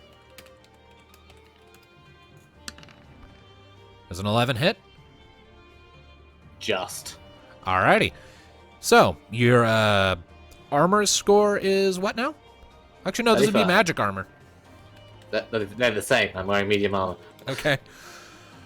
Alright, so. Do I take the hit? 41. For the moment, I'm good. That's just 41. Alright, so. A shot from the bow comes flying out and gets Nia in the hip. And I need you to make an opposed force check, as you can feel something from that ephemeral arrow trying to seep into you. Poison. Not poison, actually, no. Actually, there's two opposed force checks, because it's trying to inflict 2 status conditions. Yeah. Couldn't be finesse, could it? That's for spell-based. So, for the first one, that's 10. Success. Alright, so you successfully resist the first one. The second one will be an 11. So you successfully resist the effects of both stop and seal. You can feel for a second your limbs starting to lock up for a second, as if like they're would have been a spasming. problem. Seal is not so much. But then you sort of stretch out your limbs a little bit, and the effect fades. Oh please, the real Ronnie is way more awesome. Alright. Plus 8 for a shot. 14 hits. 14.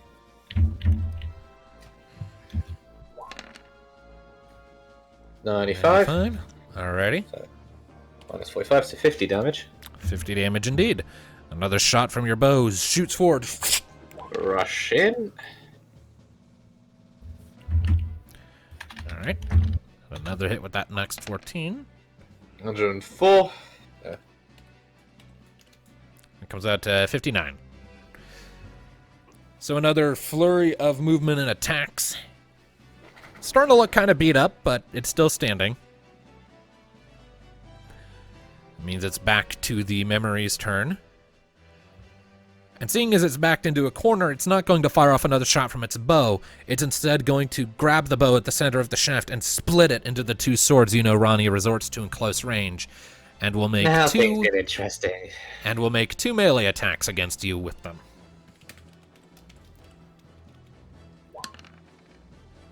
First one's a 10. Misses. Misses. Second one's a 12. All right. So.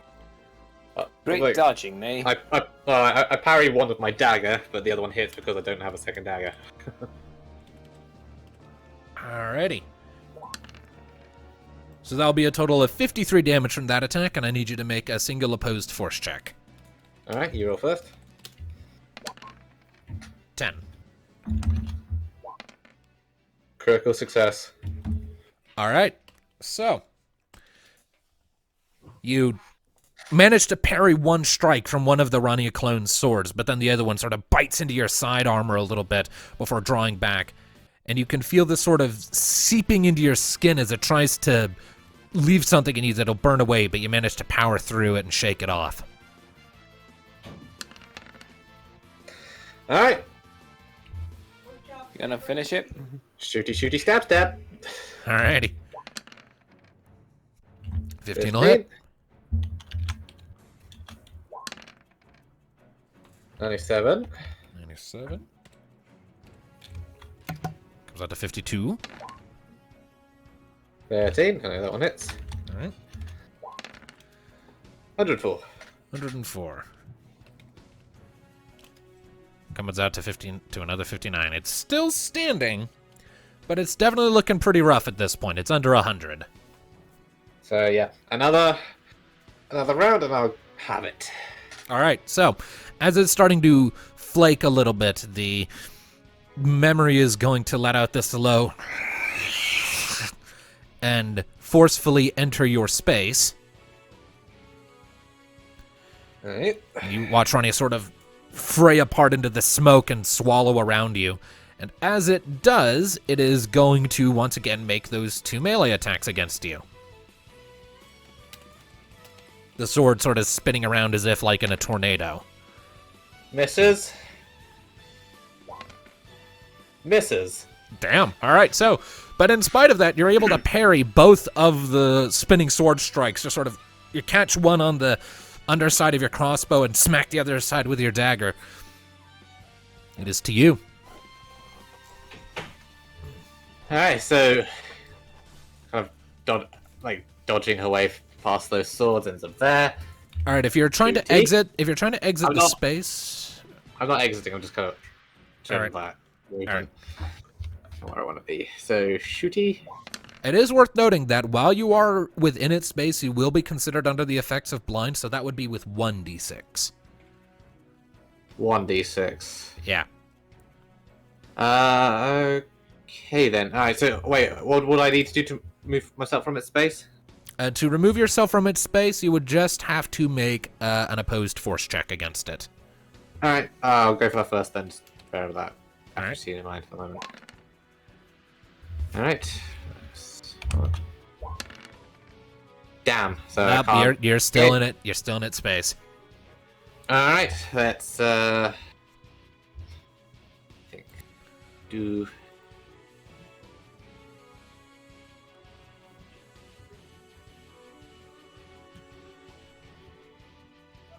Yeah? Okay.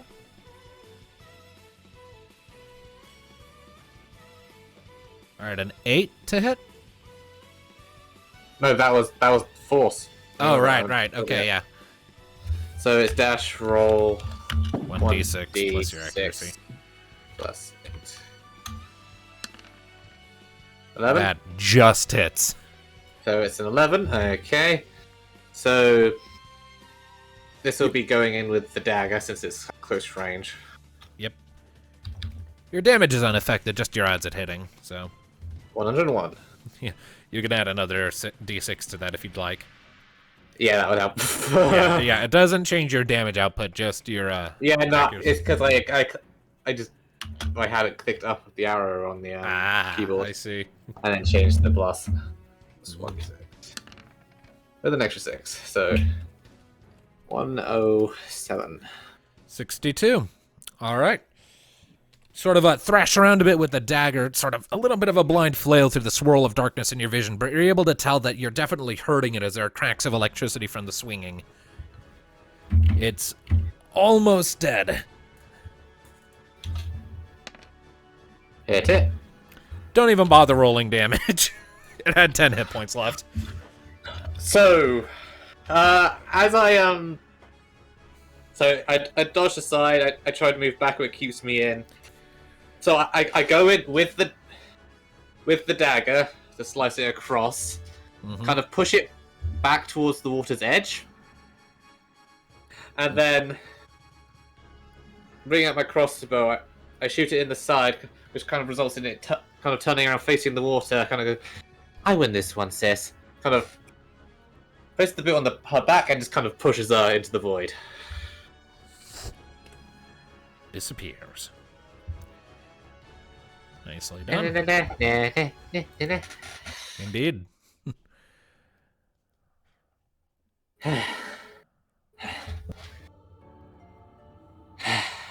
There's no Mika. stopping this trip. Mika comes up behind you. You alright? Looks like it got in a few good hits. No different when we usually spar. Well, I win, so that's different. There was also the whirlwind of swords. Emma points out. That's new. Oh, I'll tell her about it. I'm sure she'll try and emulate it, but, 20% cooler. Of course she will. Anyway, are we boarding? If I recall, there is a very long journey.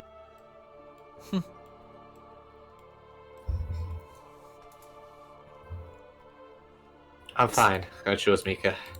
Right. Let's get going. Alright, so unless there's anything else anyone else wants to do in this particular region.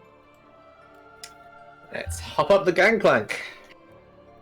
Alright, And see what we got next. Well, actually, before that, Alistair, can I have one normal potion, which will be 50% from you? Sure thing, I can do that.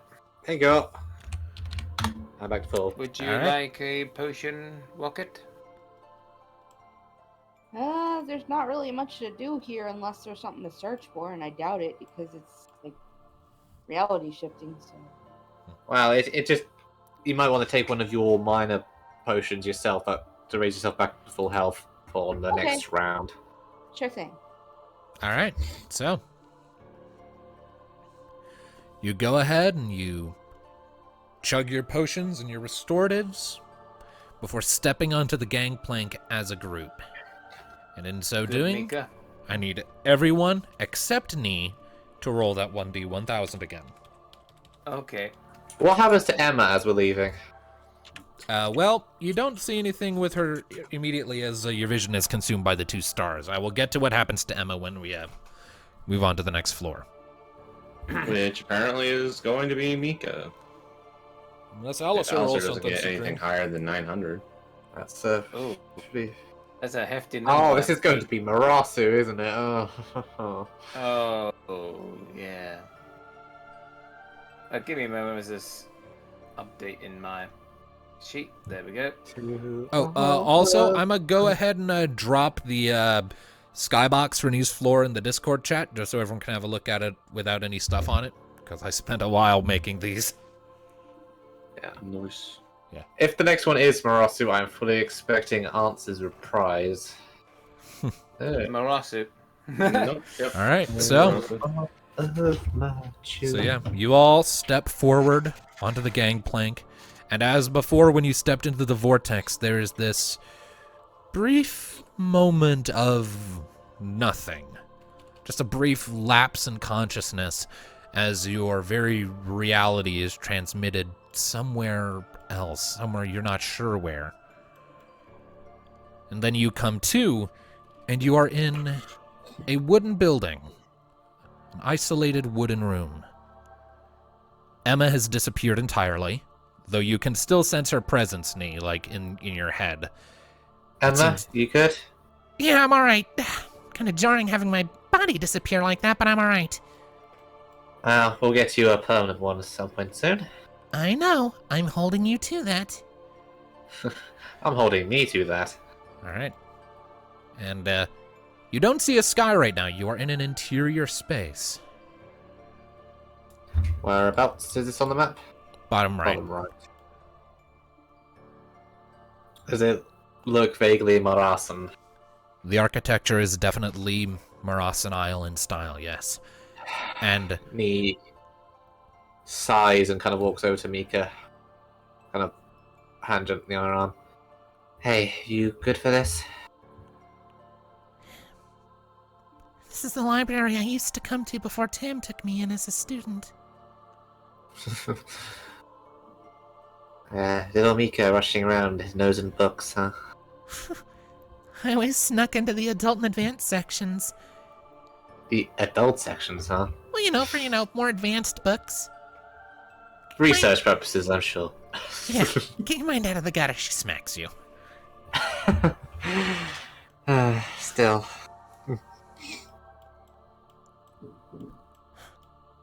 I'm here. yeah, you can see Real off to the plot. left over here, there is a wooden door, by the way. Though, make no illusions. I'm not gonna sugarcoat it. I respect you better than that. I'll be right back. He's not good. Okay. He's not going to go easy on you. You know that, right? I welcome it. That's my girl. Come on. I'm right beside you. Damn right you are. She walks over and Let Mika lead the way on this one. and she pushes open the door, and as it does, you are all greeted to a familiar skyline. So Distorted a little. I knew it. Drawn from memories a little, but you recognize Marasu. And the sky overhead is markedly different from what you would expect. Once again, you can see a shifting ethereal void all around your space.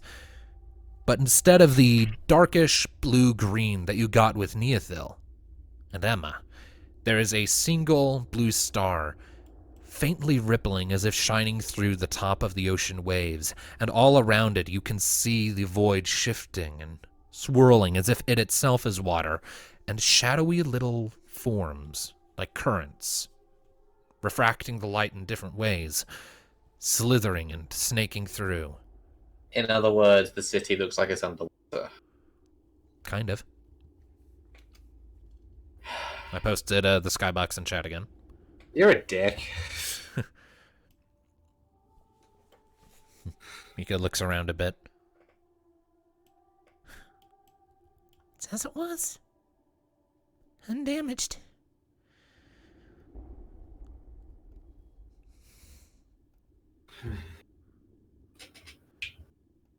It is your party.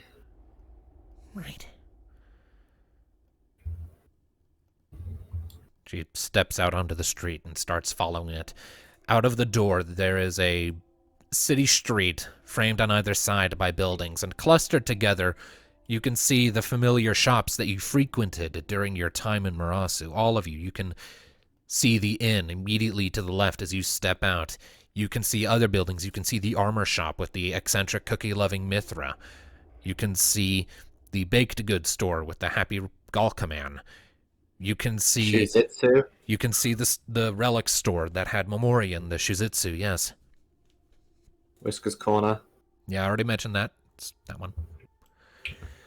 You see the apothecary, even, where Alistair had, on your first day, spent several hours trying to help out with people who had been wounded fighting the cultists. And He kind of briefly stops by Whisker's Corner and appears in a window. It's pristine, clean, and empty. There's no one there. Now this place here, where things really got started. A lot of firsts happened in Whisker's Corner. Yeah.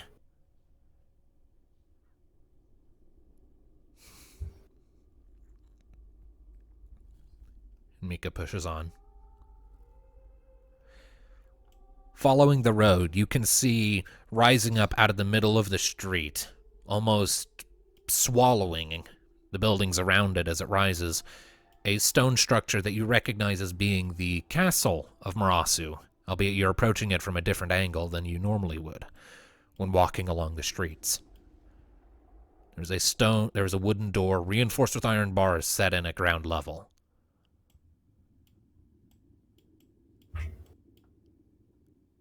Mika isn't hesitating. She's going right for it. He's just staying right beside her. Of course she is. All right.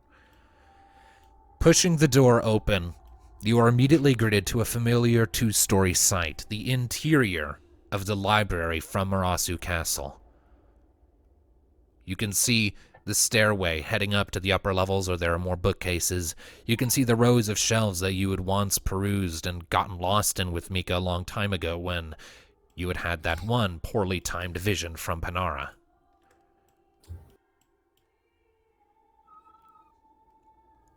Something just squealed. I don't know what.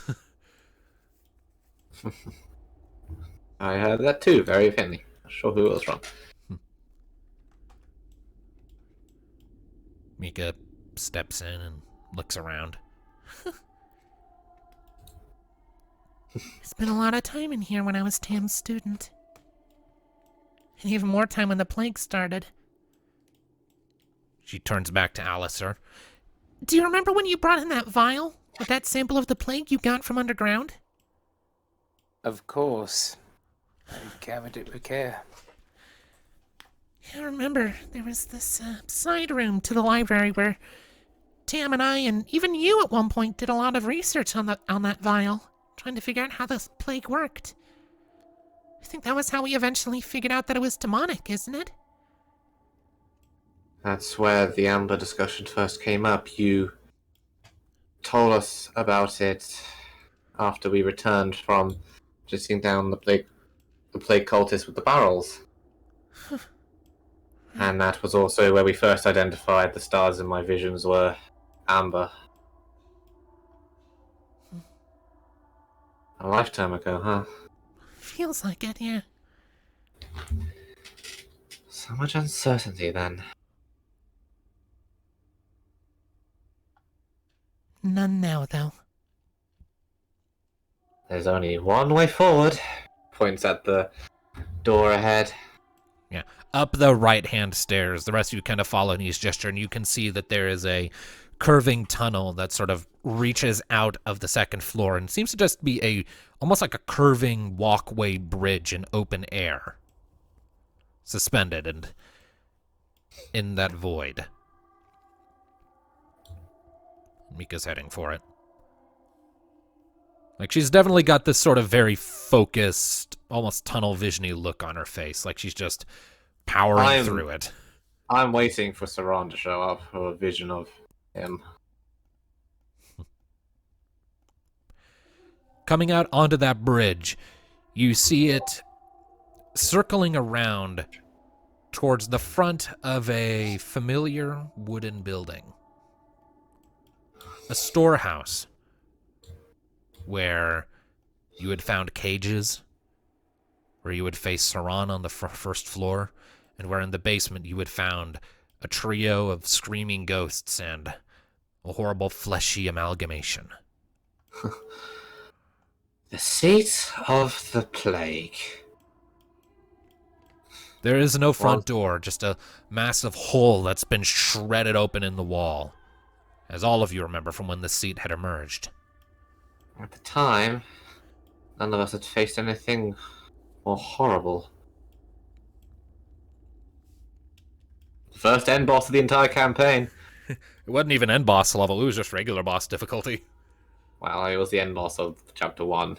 Yeah.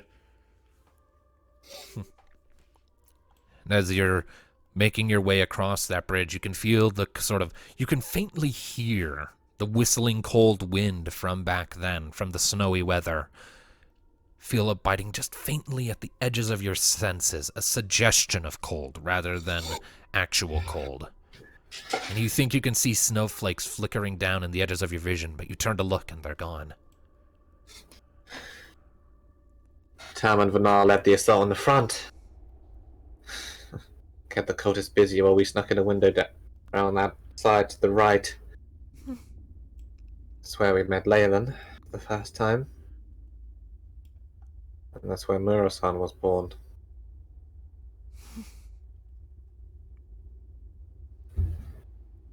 Mika sort of curls her hands into her fists and presses on. What are we going to find in here?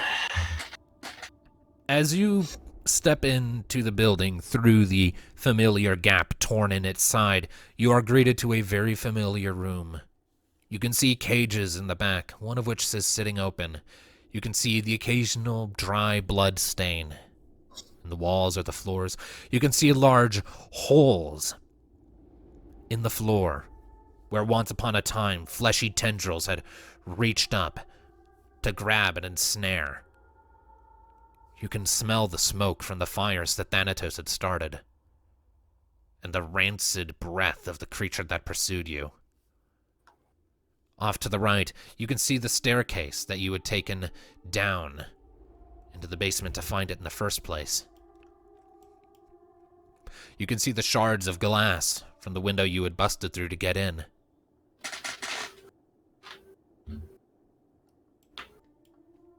It's all so hauntingly familiar.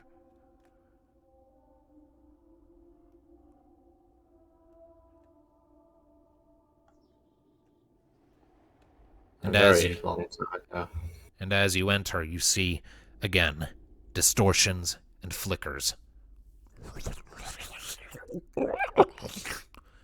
Oh, it's the seat. Larger than the previous ones, amalgaming in front of you, and 3 smaller apparitions starting to flicker behind it. And after a moment, the familiar sight of the seat of the plague and the 3 ghosts that had orbited it manifests in front of you. Well, if it's still the same level as when we first fought it, this will be a quick fight. It ain't the same level, though. Oh, this might be a problem.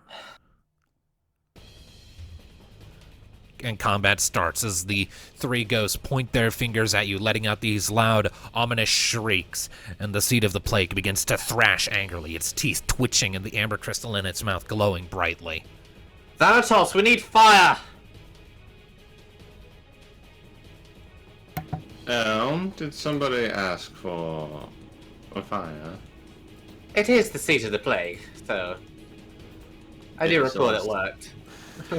If it still has the same weaknesses and such. Oh dear. Actually, before that, since this seems notorious enemy to me, Mika, haste. Everyone or just one? Do a mass haste. All right, I kind of want. I mostly want to tip my arrows to be. Actually, do the rest of us want haste for this? This is probably only a notorious level. I mean, again, Histaga costs a lot of MP. It costs 150. You would leave her at 83. Just haste on knee then, because I just want to tip these arrows fire. All right, so that will only cost her 90 MP then. Yep. And Neothil is hasted. There's a swirl of yellowy light around you, and you feel everything around you kind of slowing down a bit, and you speeding up. All right. Tipping my arrows with fire for number 1. Then I'm using barrage. All right. So hit everything in the room. Fire damage. That's 88. What I want today is on. Alrighty. And then following that up with dagger. Alright, so as you fire off your fire-tipped arrows, it occurs to you that the fire doesn't seem to be doing the damage output you would expect against this particular foe. As the arrows strike the seed of the plague, you don't see the visceral reaction to flames that the original had. It seems more like it... You see the sort of flaking around its edges, and you remember, this isn't actually the seed of the plague. This is whatever strange entities inhabit this space, assuming its form. Fire damage does not do extra damage to the seed of the plague. In this fight. I'm hoping it would take on the qualities of Seed of the Plague for this fight, but damn you. It assumes its tactics, but not its weaknesses. Alright, then we're gonna need more holy Alistair. It's unfortunate, but either way, going in with dagger. 14 will hit against the seat. Yep. Max damage. Nice. Alright, so you come charging in with a battle cry and you bring the blade of your dagger down into its flesh, and it is a repulsive and familiar feeling, mitigated only slightly by the fact that you know that this is more just an apparition drawn from your memory as your blade sinks into its flesh.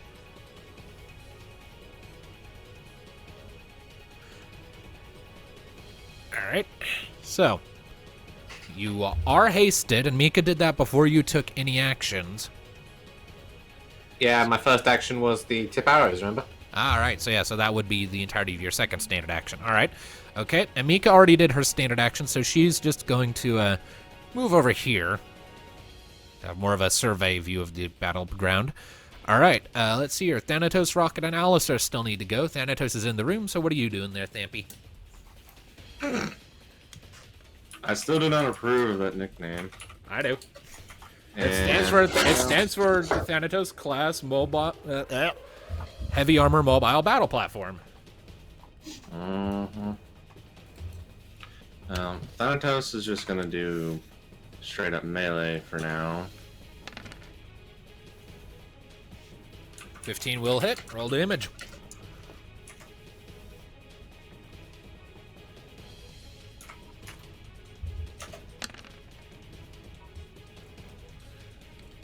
All right.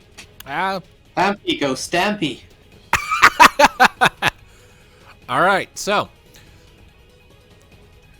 you sort of draw out your sides like, all right, motherfucker, let's try this again. You charge in and you give a great wide sweep across its front. And as your blade bites into it and its flesh peels open with this horrible splitting sound, your blade briefly crosses over where you can see the sort of bulging outprint of one of the bodies that had made up the seat of the plague. And as your blade carves through it, you can see not only more of the smoke and apparitioned blood sort of seeping out, you can also see the faintest hints of the body inside, that shape vaguely of muscle structure and bone that once belonged to a humanoid. Oh.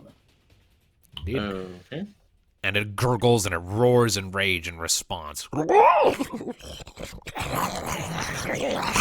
Tentacles flailing in rage. Alistair, Rocket you up? counts, Holy the motherfucker. Diaga? Alistair, Alistair. are you muted? Yes. I guess he's got background noise, so yeah. Okay, so that's Diaga. So for the ghosts, that comes out to 135 damage.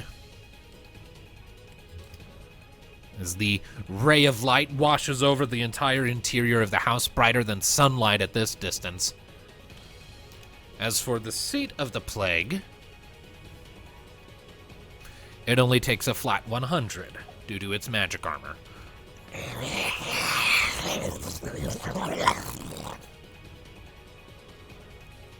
And then Rocket, your last up. Kick it. Right.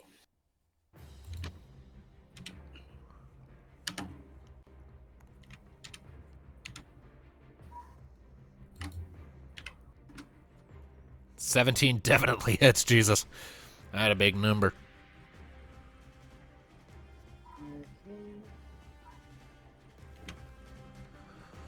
Holy and Are you popping Ravager too? sure, why not? All right, that'll be an additional unmitigated 30 on top of the rest of this, so it's gonna hurt. Okay.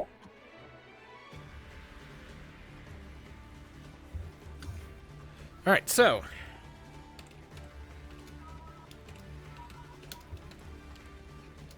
that comes out to a total of 102 damage after all calculations. Rocket, you come charging into this thing that you vaguely recall had in the past actually momentarily infected you with the plague before you cut it down. Give a mighty flap of your wings, come up and kick it hard in the amber shard sticking out of its twitching mouth.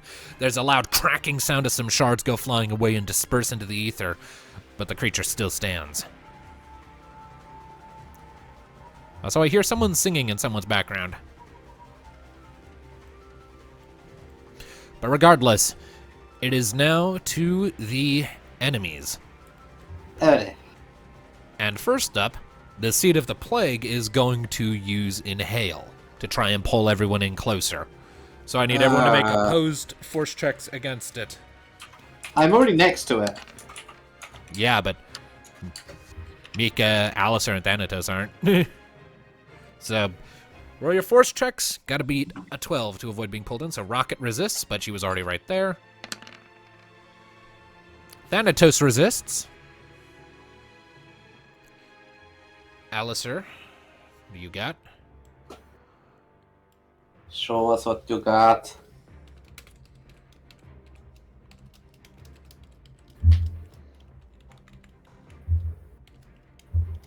I'm also rolling for Mika.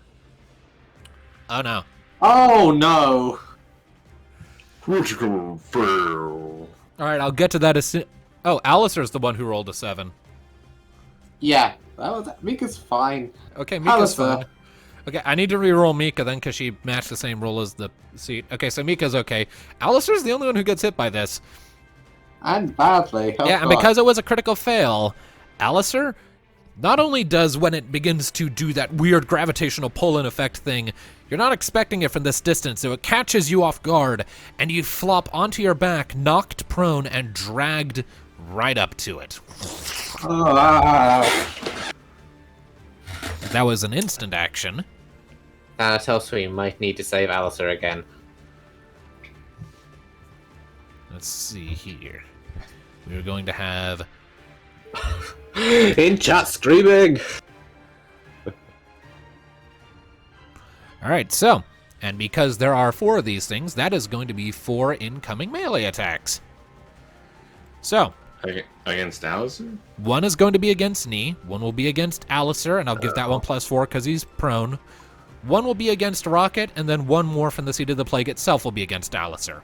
So we'll do these one at a time. I forgot how much I didn't like this thing. Alright, so, first of all, the one against Knee.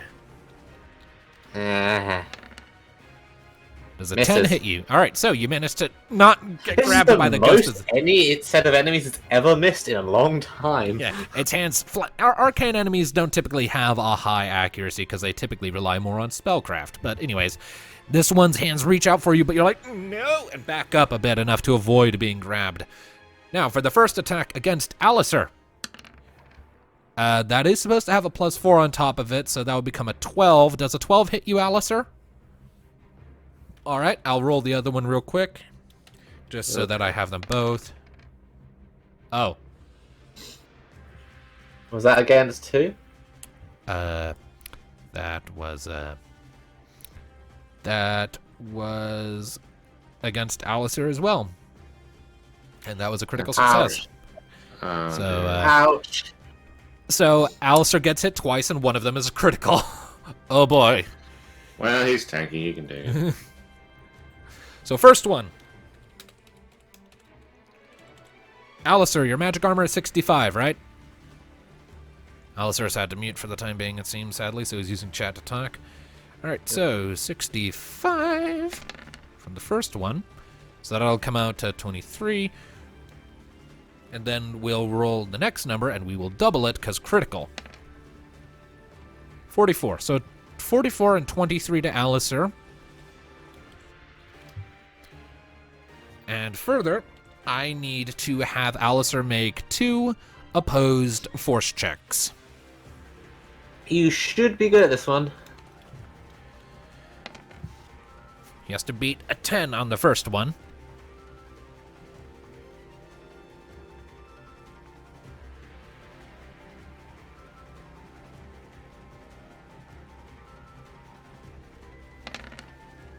Okay, he passes the first one, second one. Even easier. All right, so Success. he manages to avoid being poisoned. As he's just being wailed on by the tentacles from the seat, and one of the ghosts is like trying to strangle him out on the floor. And the last ghost is going to go for Rocket. Oh no. That is a 12 to hit. Does 12 hit you, Rocket?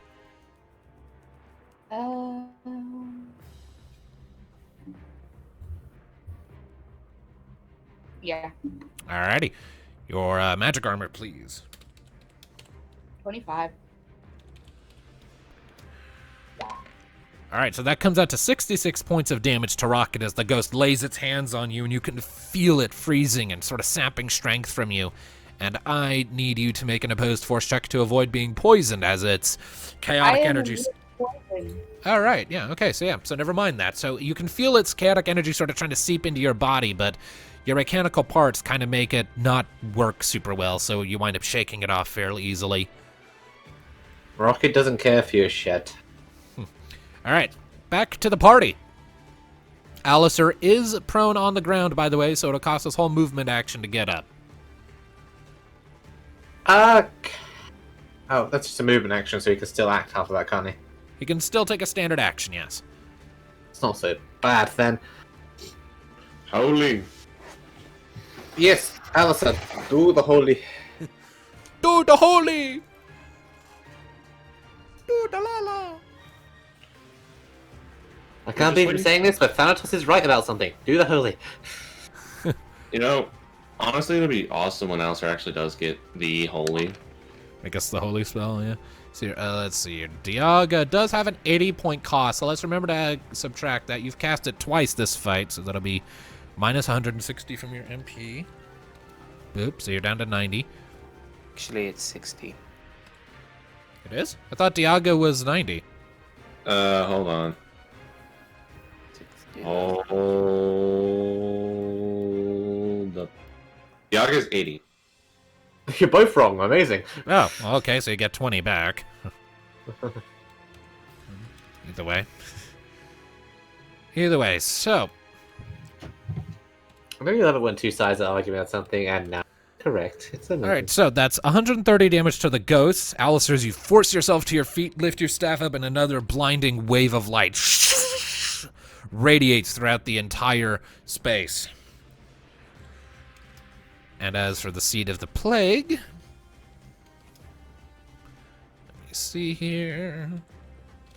It takes a total of 95 from that. Alright. All right. So, they're all still here, but they're looking very flaky and distorted now. They're starting to come apart at the seams. Thanatos, what's your most powerful AoE spell, like, excluding any mitigation of or advantages from element? Technically Thunderstorm, but I really don't want to expend all that MP. Nah, not on this guy. Again, Faraga is always a good thing. Alright, tell you what we haven't done in a real long time. Teamwork attack. We haven't done that since... So we haven't done to Chapter 1. Remind us how that works, DM? Okay, so so we need to get at least one number the same in our rolls. generally speaking, the way Teamwork Attacks works is both characters, all characters who want to participate in the Teamwork Attack, it can be 2 or more, no upper limit on it, all roll their attack rolls. And so long as everyone participating in the Teamwork Attack rolls has at least one of their dice match, and you can spend Destiny to add additional dice to increase the odds of this, then the attack hits for a selection of benefits. Let me double check exactly what they are, because you guys never freaking use this. We haven't used it since Chapter 1, which is why I decided let's use it, because I pretty much only had that happen there as a cool finishing move. All right, so as it is, actually, we did use it again in Deviant Court. Thanatos and Mika did a cool little trick. all right, so let's see here.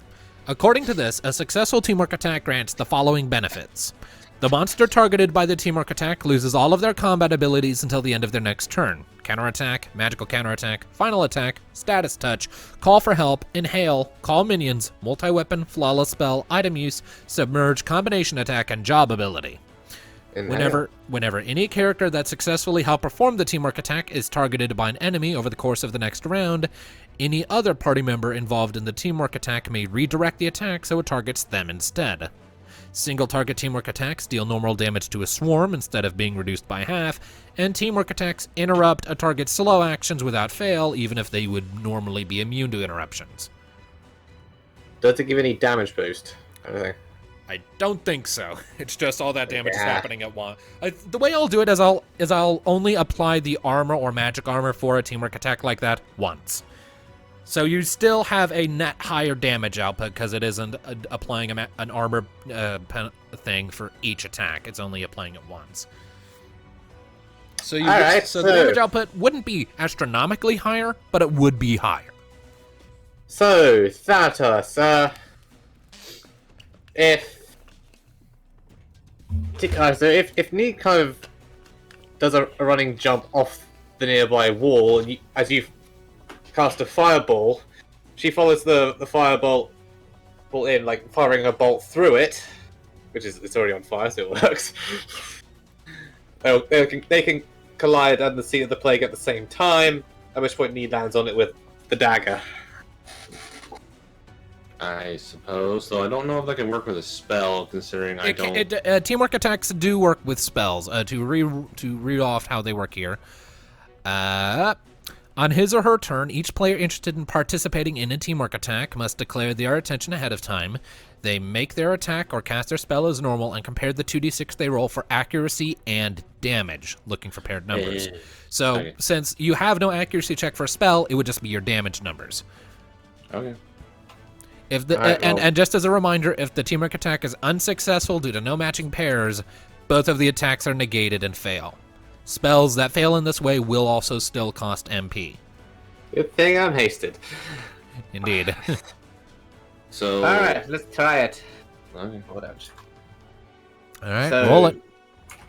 I need to roll my accuracy for my first strike, which is the... You need to have a 4 or a 6 in there. Or as extra destiny, if not. Got a 4. Nice. So There you go. your teamwork attack is successful. Nice, I roll damage. And then we'll add together your damage and apply the armor normally. 97. Okay, so if this is a teamwork attack, but this spell is still a group, so does it hit all of them or just the C? We'll have there be splash damage that is just your spell damage that hits everyone else. But it doesn't really matter. We don't need to do the numbers for it because I'm pretty sure that killed all of them. So how do you want to do this? Exactly how Tom described it. Described. So the way it worked is like Tom jumped up on the wall, kicked off, Thanatos fired a fireball into her dagger, she stabbed it, and there was a big explosion and everything died? Yes. Summed up with everything dead. Yes. Okay, so to put a bit more flair into that, as this thing is sort of, after Alistair's big burst of light, and he's sort of you're too tired for this shit, you nod back at Thanatos, he nods as well, and you can see this fireball gathering in the palm of his hand, and with your hasted movement, you quickly run back to the wall, jump up, plant your foot on it, pivot in place, and leap forward towards the seat of the plague. And as you're passing by Thanatos' shoulder, he lifts his hand up as if raising an orb for everyone to see, and as he does, you carefully place your dagger as you're passing and have it pass through the flames, catching the fireball on the dagger and bringing it with you, snatching it right out of Thanatos' hand by his will, lunged forward and plunged the dagger into the amber crystal jutting up from the seat of the plague's twitching mouth. The crystal cracks under the force of the stab. The whole seat of the plague writhes and thrashes in rage before there's a big outward explosion of flame. A rush of heat and cinder and burning flesh that fills your nostrils. It's rancid, but you've smelled worse, all of you. It rushes outward in all directions, and all of the things in the room, the ghosts, basically evaporate like steam, like water in a desert. And the seat of the plague just pops like a very fugly zit, and bits and bobs of it go flying all over the place in this macabre scene of spraying gore and bits of bone that then just disappear as well into fog and mist. And on the other side, Neve picks herself up, dusts herself off, and turns back to everyone else. She holds up a hand for Santos. For like a hold of a hand, for like, what, High five. High Okay. five. And he does it. All right. So far. All right, so you two high five. Mika runs over. That was awesome! Hugs Thanatos and then goes over and snogs Knee.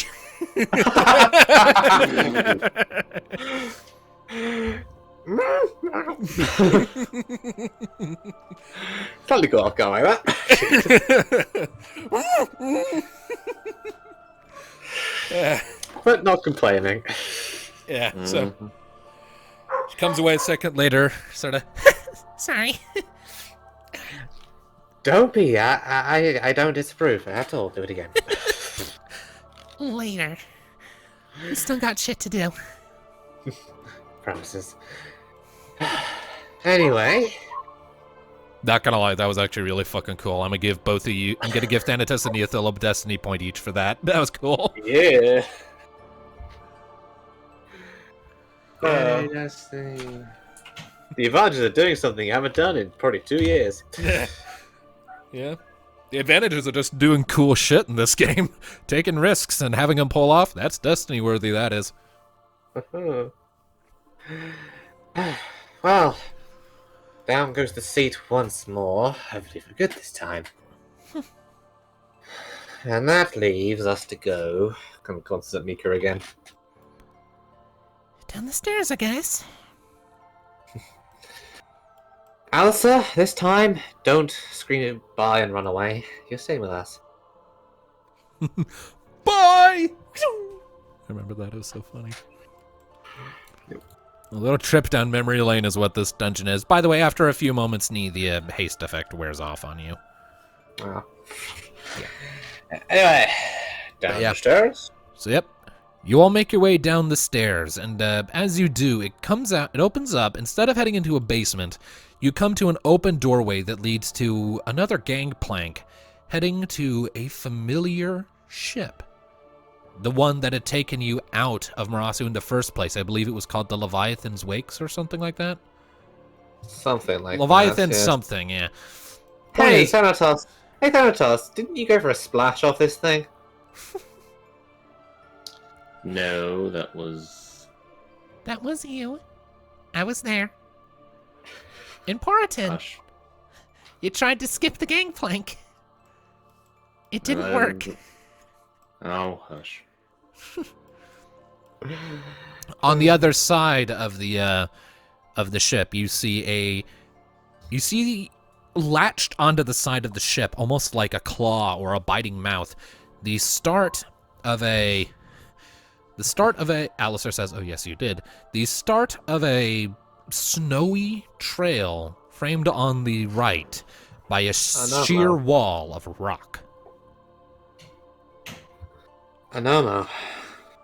I guess. Good, we can feed Alistair to Matoya.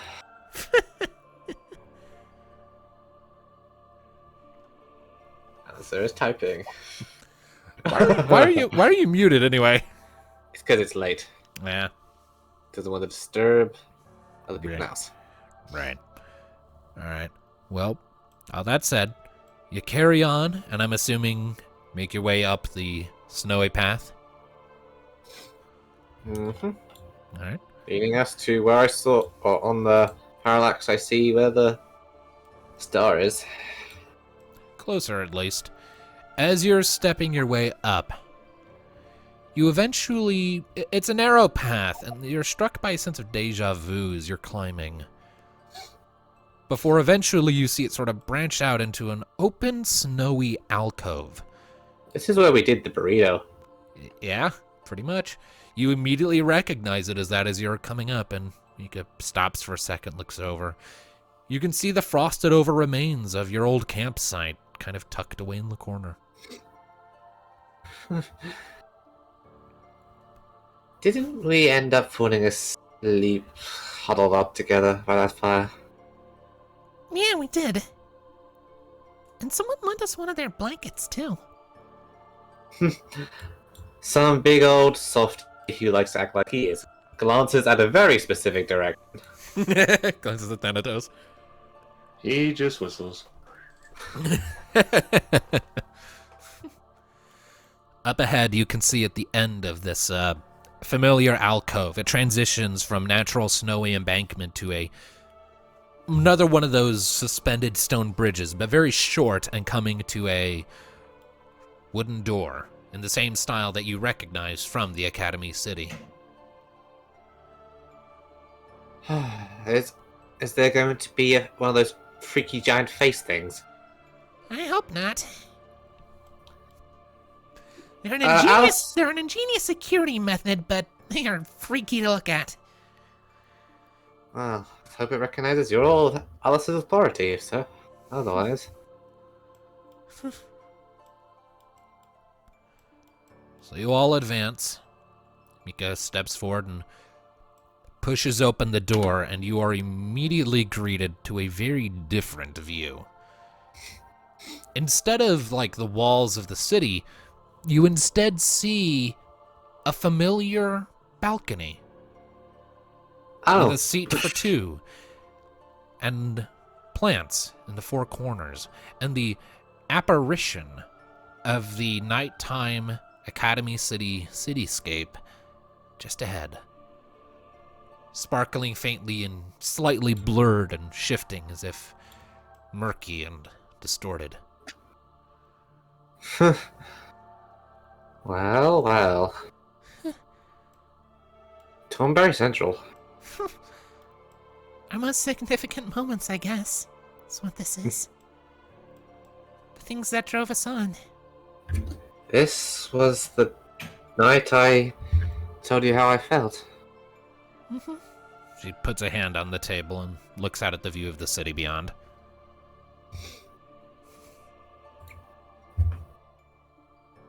Been a long time since we were here.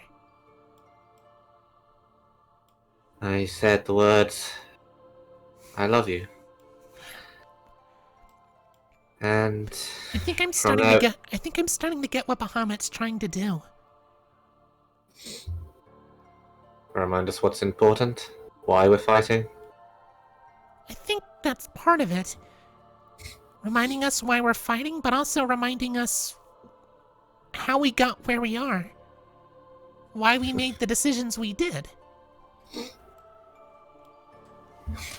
This night, you were fresh in the Academy City. We had no idea what was to come. You drank copious amounts of wine. And we decided to take things slowly at a pace you're comfortable with. And now, she kind of crosses her arms, leaning against the table, gesturing towards the ring. Yeah, but before all of that, after we agreed to take things slow, you all got aboard the Stargazer and went to Endlum. Yeah. I found out her name. Yeah. And I kept thinking about this spot. The night we had here. I think if we hadn't done that, I don't think I actually would have mustered up the courage to go after you. Well, I can be charming, right? In your own little way. If you hadn't done, don't know what would have happened. I mean, for Tay, this day and you, without you, I'm not sure I would have made it through. I'm confident you would have. You're strong enough for it. That's a big part of why I fell in love with you. And the confidence boost like that is one of the many plethora of reasons I fell in love with you. Kind of puts a arm around her, kisses her on the side of the head. Alright, come on. We're not out of here yet. You see on the south side of the room there is another door. And the rest of you can stop gawking. He's still whistling. Mika makes her way for the door. Wasn't this also the first night you sent her to sleep with your book? I think? Clearly the most memorable and long-lasting one. And she steps forward and pushes open the next door, and it leads into a short, narrow hallway that she doesn't even really bother wasting any time taking in. It just seems like a transition point. She heads down the corridor and pushes in the next door, and you are greeted to what looks like a classroom. And you're coming out at the front of it. You can see large desks with numerous stools scattered about. The site is immediately familiar to you, Alistair, as one of the white magic training classes. You've been here before, too. Albeit, it looks like Mika remembers it slightly differently than you do, because it feels to you cramped, confined, almost claustrophobic, whereas you remember your experience in the space being much more open and intriguing and colorful. Looking around, you get the impression that Mika was feeling stifled, maybe. You never meant to worry you like that, you know.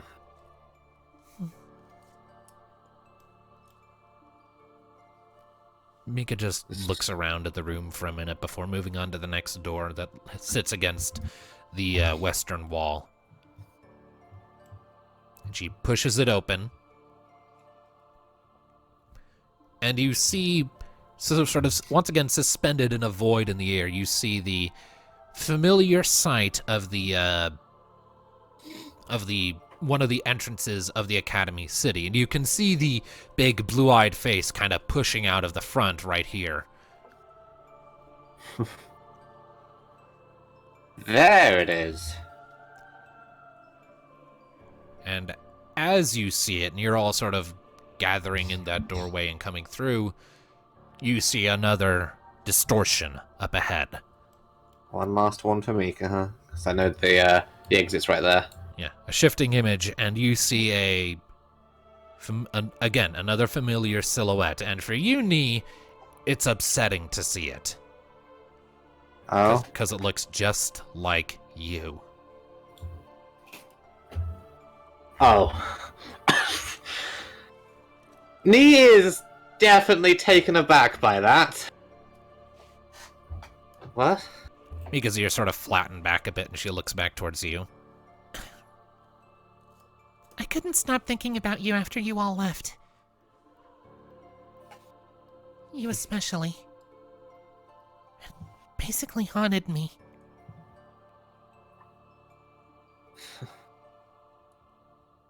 Mika goes up and takes her hand in her own. I'm not going anywhere. Ever. Understand? I know you're not. But that thing And she pulls out her tome, and it flashes into her sword, and she points it at it. is. And in response, you see the image of you lift up its crossbow, pointing it right at Mika. And a familiar gathering of energy starts to form on its tip. Okay, It's using sharp shot. I know that I don't exactly have cover, but for purposes, can I step between them? Make an athletics check, and if you roll high enough, you can take the hit for her.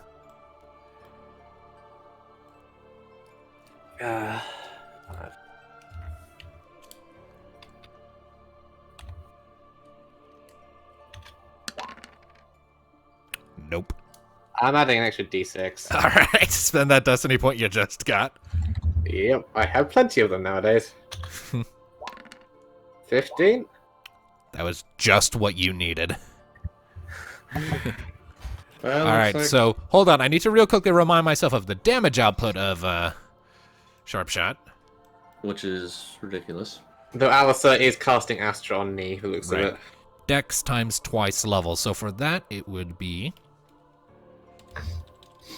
So wait, this thing has her stat sheet? It doesn't. It just has access to one of her attacks.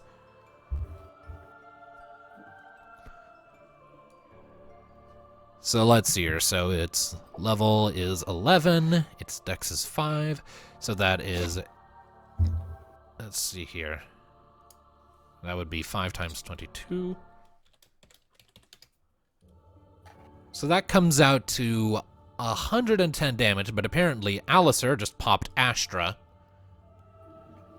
So the shot shoots forward. You recognize it immediately and quickly move to put yourself in the way of the shot, but the second it reaches you, there's a familiar dome of yellow light. The sharp shot strikes it, and it shatters with the sound of shattering glass. You know, fighting myself is getting old. And with that, we enter into combat. Final combat of the night. Probably, yeah. Thank you, Alistair. Yeah. Almost tempted to go into Blackstone and beat the shit out of myself, but I'm gonna save it. Yeah. Save that destiny. Yep, I just did one. But that was an extra one I just got, so not so bad. All right, so it's the party's round. What y'all doing?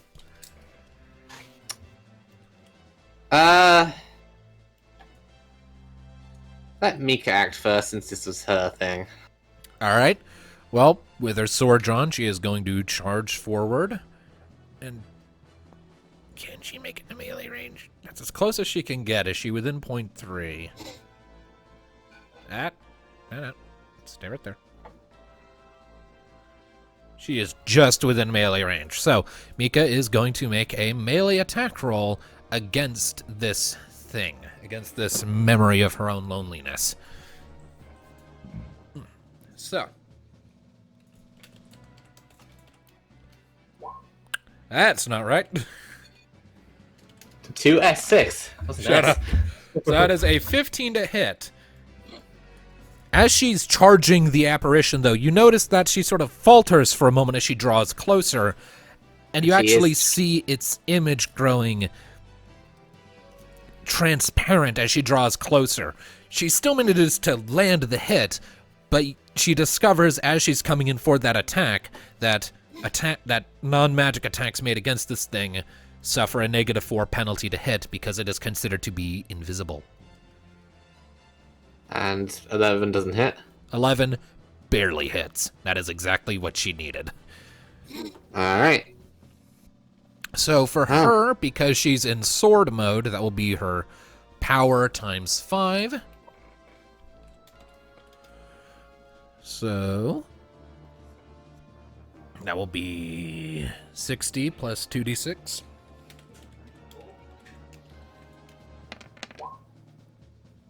So 66 damage as she comes in and thrusts the blade into the heart of the memory, and it looks down, looks back up at her, tilts its head, and jerks back to get the sword out of its chest.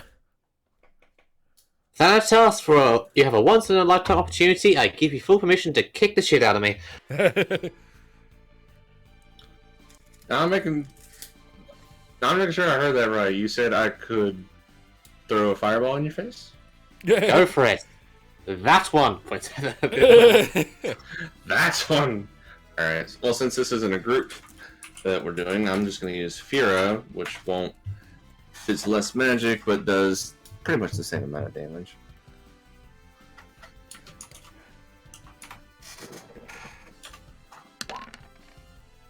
$92. All right, so it's not as big or as expansive as previous fireballs you've thrown today, but you summon up a sizable ball of flames in your hand and you pitch it like a baseball. It sails over Mika's head and strikes the memory in its face, and there's a wave of flame from the impact, and the memory staggers back, and you can hear this distorted version of Nee's voice grunting in pain. That was straight. That felt good. Nee gives Thanatos a glance. Don't get used to it, Buster. My sharp shots don't miss. All right, that just leaves Alistair and Rocket. What you guys doing? I haven't done anything yet. All right, Neothil. Me first, then. All I did was... that one misses. Yep, because -4 penalty to that. Alright, well. Still moving in for the second one. That one hits. Just, yep.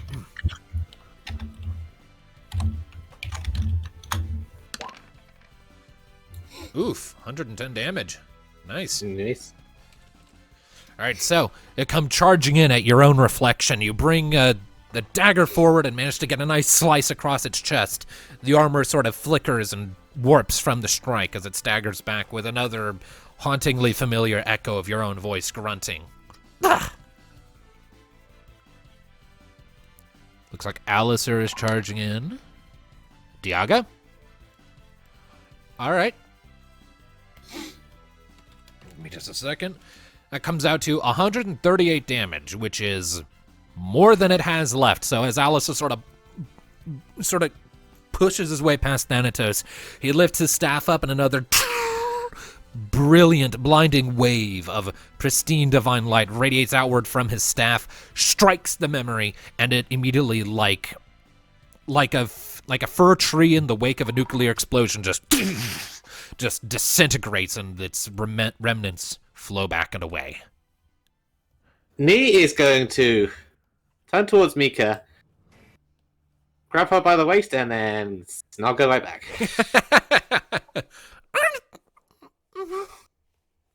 She just gives a little nod into it. Still feeling lonely? Haven't for a while. And she looks towards the face embedded in the wall, looking out at them. I'm sure Thanatos is still whistling. Is he? Yeah, why not? All right, so Thanatos is still whistling a little tune. Just kind of idly goes by, whacks her on the head, and then goes back to Mika. Whacks me on the head. What'd I do? You're whistling. Is it You know a what you whistle now? Anyway, so without a word, actually, the face protruding out of the wall gives a slow sage nod as if pleased, and then withdraws back into the wall. And when it does, there is a pulse of light, and the way ahead stands open. 2 down, 3 to go. Who next, huh? Kozatan, Devia Corp, or Galrian? On the other side of the wall, you can see the snowbank on the front outside of the Academy City that you had initially walked up to reach the city way back when. You ready to go, Mika? There's nothing here that I haven't already put behind me. Then, let's look forward. Right.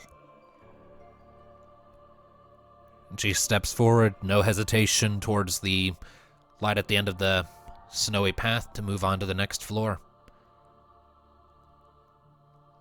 So, to cap off this session, because we have been going for a while, and I know things are we've been going a bit, so probably a good idea to wind down. So let's do one more D1000 roll to get everyone onto the next floor, and then we will pick up there next time. So, Who's going to be Alistair, Thanatos, and Rocket, make 1D1000 rolls for me, please. Yeah, not Kurzatan. Rocket? So it looks like it's going to be Rocket. Probably. Nice. Let's see what Alistair rolls. Let's see if Alistair doesn't roll something higher. So, All right. 6. Okay. All right, so. Nice. So, as before, there is a moment of nothing as you step into the light before your awareness returns to you. And this time, you are greeted to an open clearing in the middle of a familiar forest. Oh. You can see a stream curling its way down the slopes you stand on.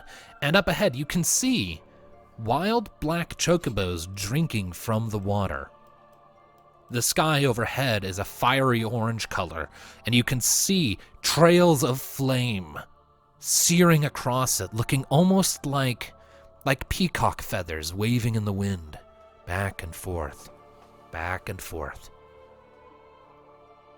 And Rocket, though it's faint and distant and muddied by the Magitech implants you've dealt with for so long, it immediately hits you as you look on one of the black chocobos, smaller than the others, drinking from the river. You recognize yourself when you were younger, before your implants, before your changes. The black chocobos look up towards your group, and then disappear like dust in the wind, leaving just the clearing ahead of you. As long as we're here, I should probably pull up the rulebook. That would be a good idea. Rocket, I think it's best if you take the lead on this one. Okay. These are your memories. Indeed they are. I guess it's my turn. So just as a refresher on the immediate environment, you're in this sort of downward sloping clearing that slopes down before you, and a river is flowing along at a narrowish stream deep enough to drink from, where the herd of chocobos had been gathered before they disappeared. And down on the far end of the clearing from where you're at, and on the right side from your perspective, you see a path sort of framed by the green trees leading deeper into the woods. And as a reminder, the sky overhead is a fiery orange, with a single star way up in the sky, and bouts of flame reaching out slowly from it and undulating, almost like the tail feathers of a phoenix.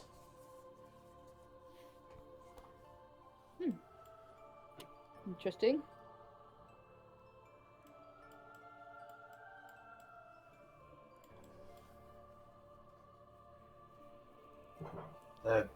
You're leading the way. You move your token, we'll go with you. Oh. Yeah. Uh, Yeah. So you're just gonna make your way deeper in, I take it? yeah, might as well. Alright. So you make your way along the side of the stream you're on. It's not too terribly deep, so you could easily enough cross over just wading through. It wouldn't pose a problem. Even for your mechanical parts, it wouldn't be an issue. It's not deep enough to cause that sort of trouble. Oh, we gotta cross over the water to... Okay. Yeah. So you step through without any issue. It kind of sloshes, and it's cold to the touch, but not terribly. It's warmer than you would expect for a natural stream as you're passing through. And now that you're kind of thinking on it, the air around you in general feels just a touch warmer than you would expect for this forest. Just something about it feels like it's... Well, it is a memory. that, and you imagine it probably has something to do with the fire in the sky. Yeah. Excuse you. So, making your way towards the path, it starts to curve around gradually, and a certain feeling of deja vu comes over you. I would like you to make an awareness check as you're starting into this narrow corridor of trees, Rocket. Okay, time to open the files, I guess.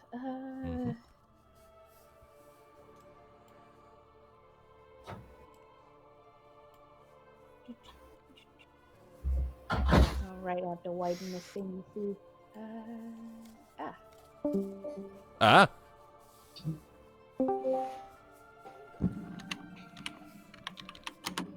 Do you have an issue?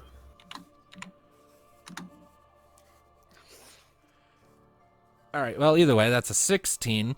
You notice it easily, Rocket. Looking down at the ground as you're stepping into the corridor of trees, you can see drag marks.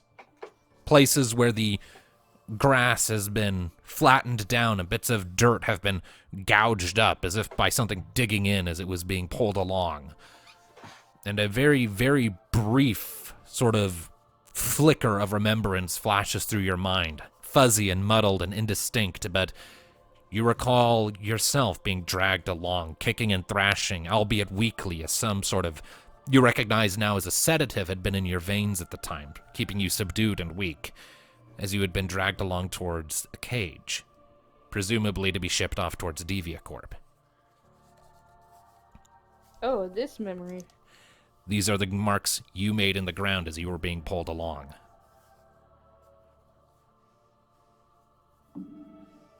I was pulled this way. Where Deviacorp took you. Mm-hmm. Alright, so you continue making your way around the bend, and eventually the path comes to an abrupt stop. You see a familiar style of mechanical door set, seemingly just in empty air, where the grassy path ends.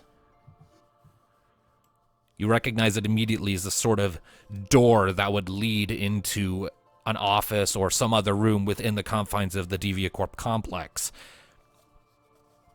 And indeed, you recognize the number on it, the identifier of what it is, as being Lazarus's office and living space. Is Dr. Lazarus's place. Yeah, like half the team stays behind. Move your tokens, guys, or I'll do it for you.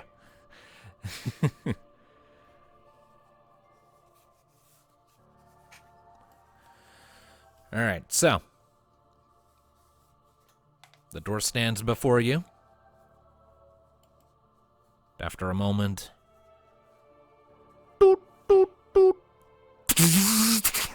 it opens up, and you're greeted to a sight that is simultaneously nostalgic and despondent. You recognize the very chamber in which you spent a lot of time with Lazarus when you were still coming to grips with your newfound intelligence and the programs that have been installed into your biology. You can see, against the wall to the right as soon as you enter the room, a metallic desk with a computer, depowered, set on it, with a stool tucked in, and a few personal effects that you vaguely recall. A framed picture, though its contents are indistinct to you. A small stack of papers, a few books pressed up against the back that you had never taken the time to read or really look at. It's all blurry and indistinct. Against the far right wall, you see a bed pushed up against the wall, and you vaguely recall that in your earliest days, before you started being put through rigorous training, that's where you woke up initially. There were many times where you were kept in Lazarus's chambers, if only to help facilitate your instructions.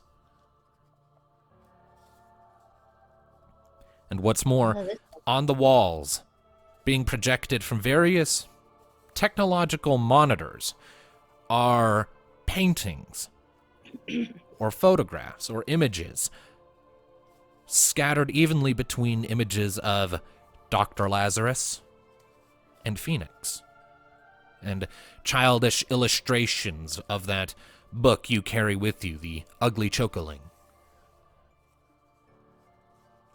It's all very nostalgic. Yeah, this definitely takes me back. Spent a lot of time in this place. Me and Dr. Lazarus, or as I called him, Papa.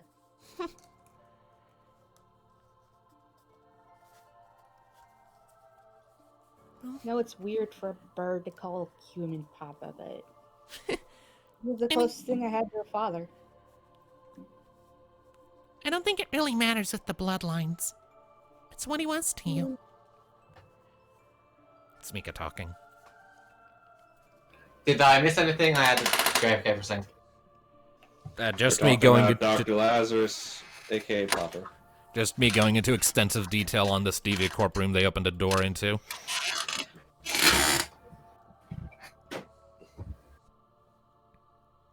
What room is it? Just a brief recap for me. That's how I'm talking to my mother.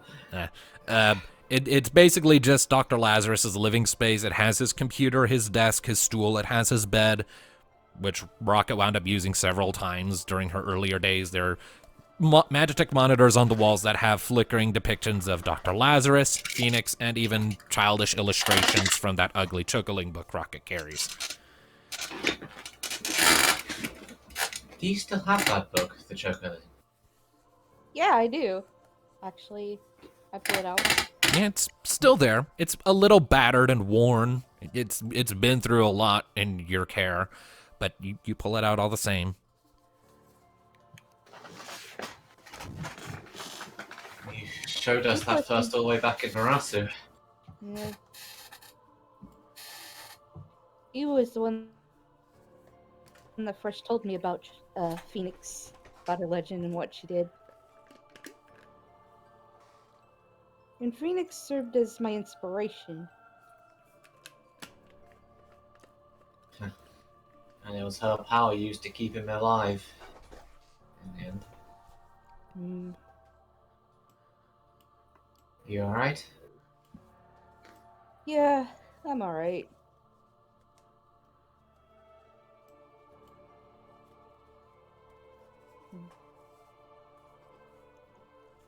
I do plan on bringing her back, no matter what it costs me. And let's get through this trial so you can keep that promise.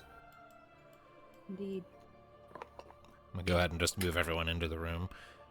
Yeah. Right, so, it should be stated that against the far left wall from where you came in, over here, there is a door, currently sealed. I simply forgot to draw it in earlier, so let me do that. Hey, look, that door appeared from nowhere. Yeah, it's in now.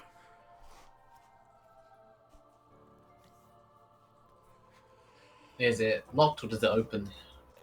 Walking up to it, it opens up in front of you, and you are immediately greeted to the sight of a much less well-lit corridor. Short and sparsely decorated with red emergency lights or auxiliary lights overhead, faintly showing the space. That was the wrong button.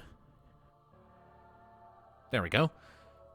You don't see many other signs of anything of note other than a door about halfway down the corridor off to the left, and a few monitors in the back that are displaying warning signals, informing whoever would look that a specimen has escaped. Looks like your escape's up ahead. If the alarms are any indication. Yeah, definitely looks like it. Why does the alarm sound like it's saying to feel it? Feel me. Feel me. Why? In the game, it is literally a modified version of Brian there saying "feel me." Yeah, I literally just said the word "feel me" into my microphone and modulated the fuck out of it. God damn it. Hey, it's better than the annoying alarm sound from space engineers, alright? I can't take you to anywhere. That's okay, you're not taking us anywhere, I'm taking you places. Well, you said you have a laser job, technically. It's what I do. Anyways, so, do you proceed down the corridor, or what are you doing? Proceed. Okay. So you step into the corridor, and as soon as you do, the warm air immediately chills significantly around you. And you can faintly hear, muffled and distant and echoing, Lazarus's voice shouting at you over loudspeakers, giving you directions, telling you where and where not to go during your initial flight from the facility. It's all muddled and layered on top of each other, word after word, sentence after sentence, playing just on top of each other in this chaotic, haphazard loop, but things do occasionally become briefly clear where you can make out certain things that were of significance. From a moment when you stumbled around a wrong turn and a group of soldiers turned their guns on you and you barely managed to escape their opening salvo of fire, to the time you reached an elevator only to find that they had all been shut down, forcing you to find an alternative way to get up. It's very surreal to be re-surrounded again by those sounds, but there they are. Up ahead, the door on the left gives off a little bleep, indicating it is unlocked.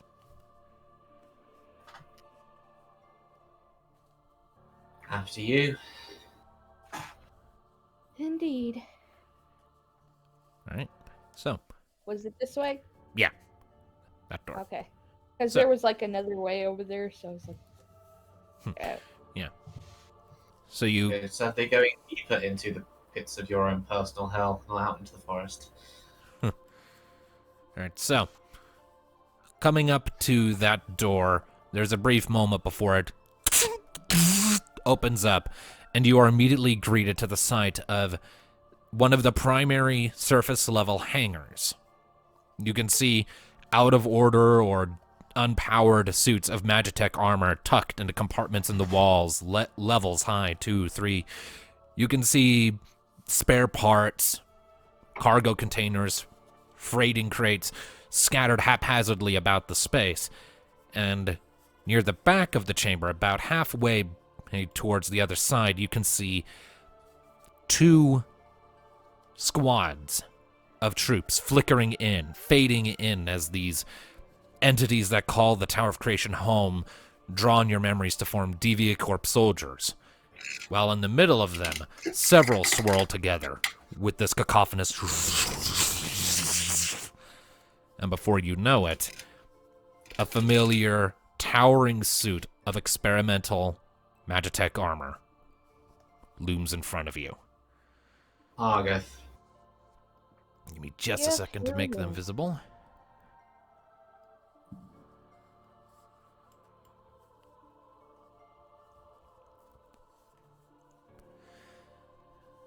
After a moment of silence, Argeth's Magitech suit points a claw at you, and the other troops move to engage. Well, mind crushing his head again. Here we go again. Ah, shit. Here we go again. All right, go ahead and arrange yourselves how you would like. Alistair, get your butt in here. We have a rocket. Got a combat scenario. Darkness, why are you still muted? Probably having computer trouble. Say Like I status said, says I'm if I doing do. as best I can. All right. Okay. You know, here's the thing. If you were to tell someone to take a shot every time Darkness said best I can during this campaign, they'd be dead on session 1. What about Oh, the other let's just one? say. That too, but like that came a bit later. Like I've been listening back to earlier sessions with my mom lately, and the number of times Darkness said best I can in session 1 alone is absurd. Anyways, I watched too much Nightmare Before Christmas with Oogie Boogie. Oh, doggy buggy. anyways, we are in combat now. I'm just real quickly updating a couple stats. So, whosoever wishes to go first, open us up. Well, I think there's a natural choice over there in front of us. I guess everyone's volunteering Rocket to take the first shot if you want. Okay. Mm-hmm. Let's see here. If I remember, Holy did quite a lot against these things, didn't they? Let me double check and I'll get back to you on that. If it's the same. Somehow, I forgot to do a thing. And yes, they do seem to take additional damage from Holy. So we Which got I two thought groups. Huh. I'm trying to work out my MP. Didn't I refresh that? Critical potion. Don't remember. I'll get to that roll in just a second, Rocket. Let me double check something. I just work with what I got. Yeah, just work with what you got. Those are the stats I copied over from the previous map. So where they're at now is where they'll stay. So 13 to hit. Which one are you attacking? The big guy. All right. You can all see their names, right? Yeah. Okay, just checking. Memory of mutation, memory of oppression, memory of abduction. It's not mutation, that's mutilation. I see it when I zoom in more. All right, so a 13 will hit Argeth. So you go charging in, make your attack. Also, just as a reminder, you do have the paradigm shift thing if you want to make any use of that. Okay. And I'm just flipping around a scroll of paper like a wand to point at things. I don't know why, but I need something in my hands. All right. Let's see the different ones on there. I think Ravager was a pretty good one. It gives you a flat extra damage boost that can't be mitigated, so it's pretty good for just raw DPS, yeah. Okay. I can pull it up myself so I can remind myself what it does for my own benefit. I need the calculator. Yes, this game's numbers have gotten rather big, haven't they? Yeah. True to our inspiration. 14, I It'll guess. be Before it got her massively finesse nerfed. times half her level. Yeah. I believe that's like 30 for rocket Power and present. It's power times 5. For your melee attack, but the damage from Ravager is like your finesse times half your level. Is that added to that amount, or? Yeah, that would be added on top as an extra bit of damage that wouldn't be mitigated by any armor or magic armor. While your melee attack would be somewhat mitigated by armor. Would it be wise to roll twice then? No, you don't need to roll. No, you don't need to roll for the other damage. It just happens so long as you hit. Okay, so so go- just roll what I normally would. Yeah, just Yeah, roll your normal just roll damage, what and you I'll take care. normally do. And I'll take care of the Ravager damage. Okay.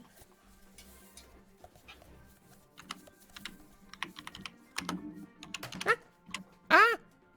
I did a thing I didn't want to do. All right. So, that is a 67. Let me double check these guys' All right, so.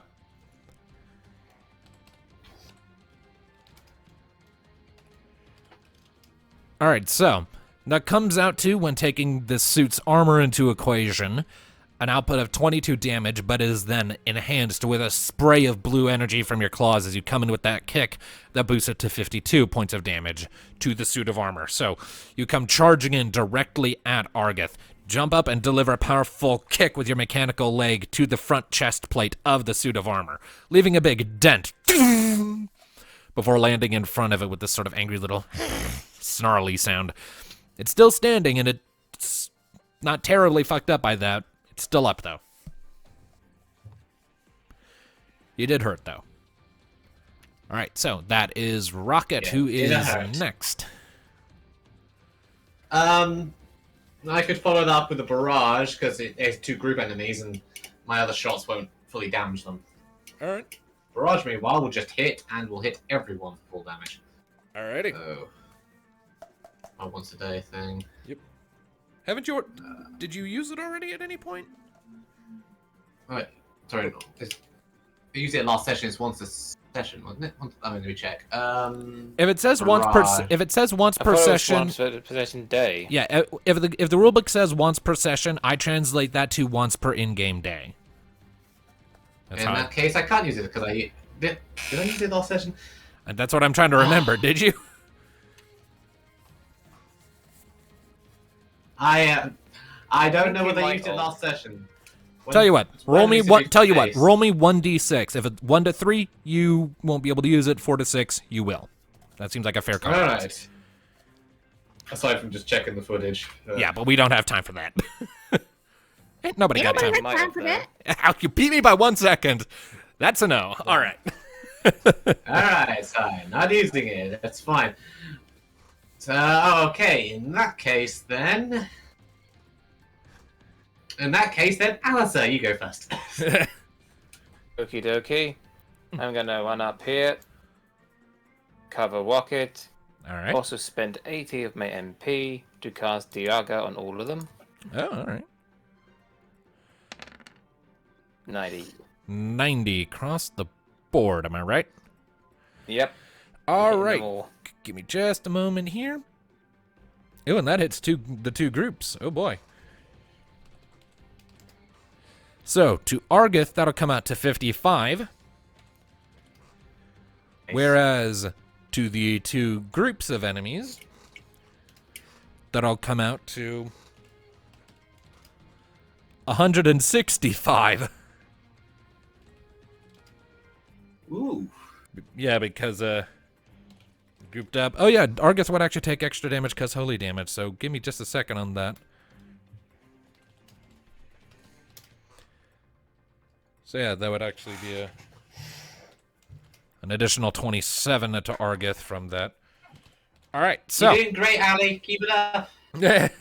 all right, got it. all right. So As you come charging forward up to Rocket's side to grant her some protection and cover in the event she needs it, you lift up your staff and you bring the bottom of the shaft down onto the ground. There's this loud echoing "Tlung!" and a wave of light flashes outward over the group of enemies, and the two soldiers in front in each of the enemy squads just disintegrate before the light, like, as I said previously, like the mom of John Connor in Terminator 2 when the nuke goes off in her nightmare. Just skin flies off and vanishes. See. The two How many of behind. them was that in the groups? There's 4 per squad, so they're both about half down. Nice. All right. There'd be more.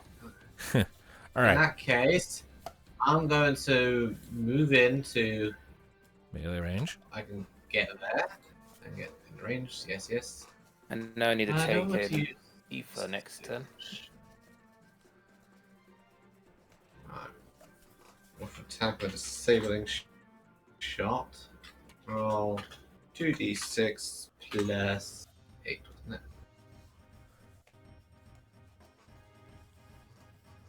Yep, 8.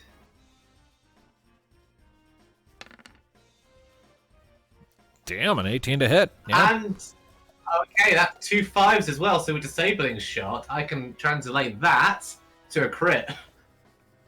Oh, really?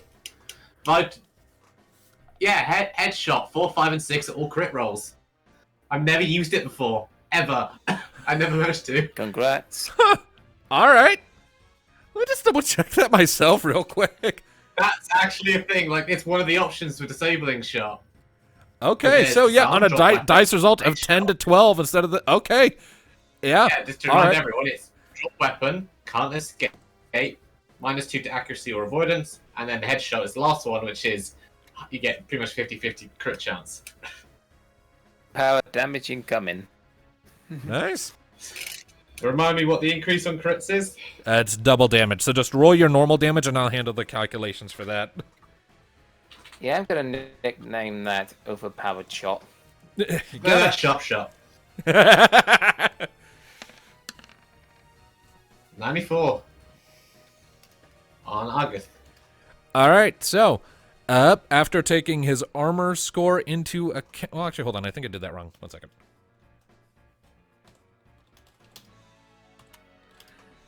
Ow! Okay, so that's 143 damage. That's the first time I've ever used headshot in this entire campaign. All right, so as you're charging in, you lift your crossbow, you aim towards where you know the Magitech core of the suit of armor is. You've fought it before, and you fire the shot. It goes whizzing forward and shoots into, like, the searchlight core in the heart of the chest piece. There's this loud, echoing, shattering sound as it makes contact, and the suit of armor staggers back a couple steps. And then I'm gonna stab him. All right. Another accuracy. Lightning damage, so it might, I was going to say Magitech armor, so lightning would do more, but it's not really Magitech armor, so it won't. Yeah. Cheating bastards. All right, 19's definitely hits. All right. 109. All right, so that comes out to 64 points of damage. You guys are just wailing into this fucker. All right, so after firing off that shot that sent it staggering, you follow up by jumping past Rocket to sort of grab onto the chest plate with your hand, draw out your dagger, and shank it in to the shattered remains of the core, sending electric sparks flying before it manages to brush you off with one of its big claws. Thanatos, any group spells up? Yep. Shall expend 40 MP for Firaga. Just need to get my calculator. I'm glad you're using that, not Lightning Storm. That would be overkill. Yeah, let me waste. I couldn't even do Thunderstorm. I don't have enough MP. So in other news, I believe I just fixed my Wi-Fi box. Nice. Neat. Nice. All right. So, that's become 74 damage to Argith. And to the two Takes less from troopers, fire, I guess. they don't have any elemental reactions to fire. And that's 148 damage to the two remaining groups of troops. All right, so Does that wipe them out? as you go charging past Alistair after his wave of light, you take a note out of his book and gather flames along the edge of your scythe before giving it a swing in this wide crescent that goes rolling out over the enemies in front of you like a tidal wave, reducing 2 more of the enemy squad's numbers again by half, bringing them down to 1 each. But Mika, Mika, you're up. all right, Mika is. Jinx. So Mika is going to come up here. Let's see here. And what is she going to do? She can't get into melee range.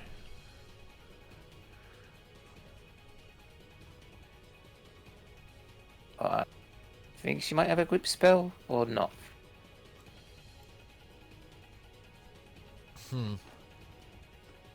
She has Blizzard, doesn't she?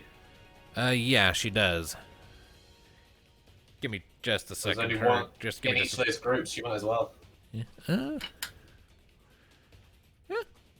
All right, sure. Yeah, she'll pump a Blizzara. So that will cost her 20 MP.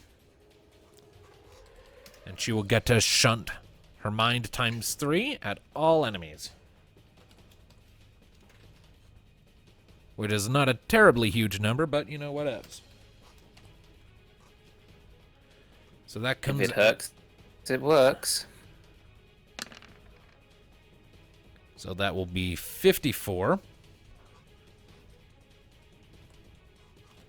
right, so it definitely does some damage to those that remain, but after their magic armor is brought into consideration, they're still standing.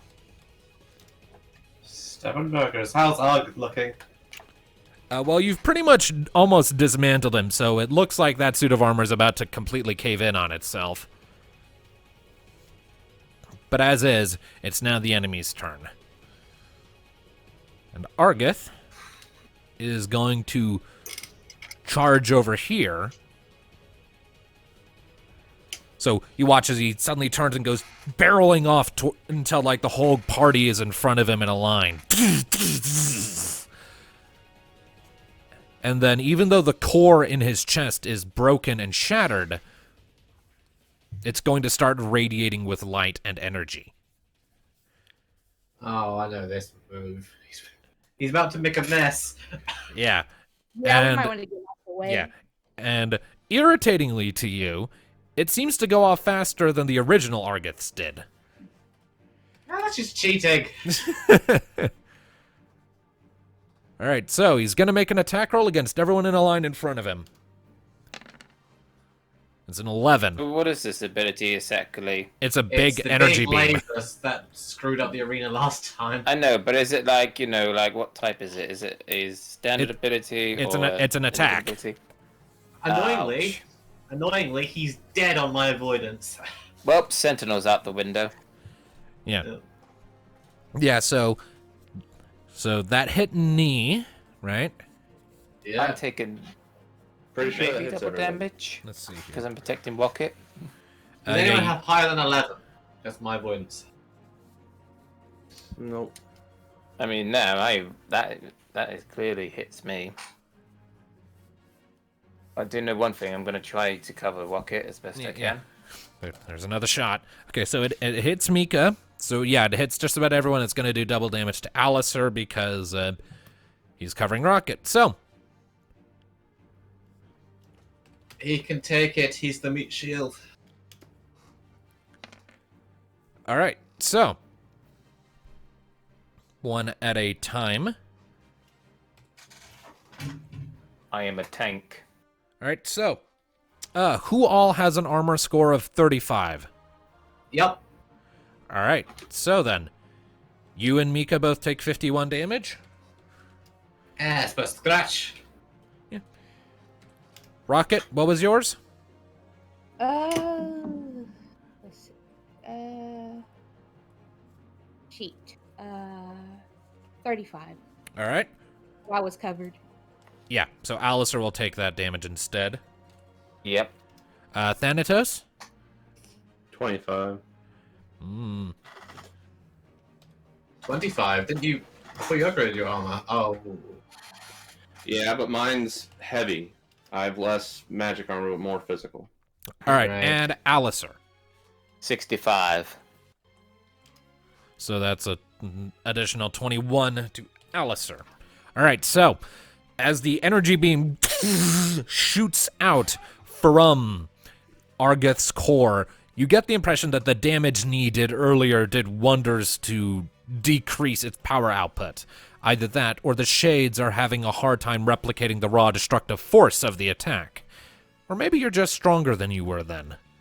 Whatever the reason, while it still hurts like a bitch and disfigures and mangles the metal beneath you, you're able to weather it and stand firm as it finishes, leaving this big gouge in the metallic floor.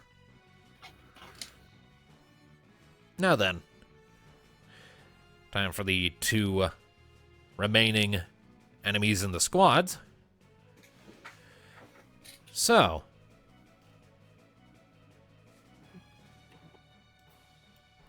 this one here is going to charge towards Neothil, not liking her, and is going to lift It's up. mutual feeling. Trust me, Yeah. you magic trooper shitebag. And is going to lift up his weapon, which you see has like a bayonet on the end of it, and is going to try and shank you with it. So, He has a gun and he's trying to stab me with it. Amazing. I mean, it worked wonders for you. That's a 14 to hit, by the way. Yeah, it's. Alrighty. Dog go bark bark. Yeah, What? dog is What? stupid. Alright, so that comes out to another 51 damage to Neothil. Dog is barking mad. And I need you to make an opposed force check. Ah. Alright. Had to be forced, didn't it?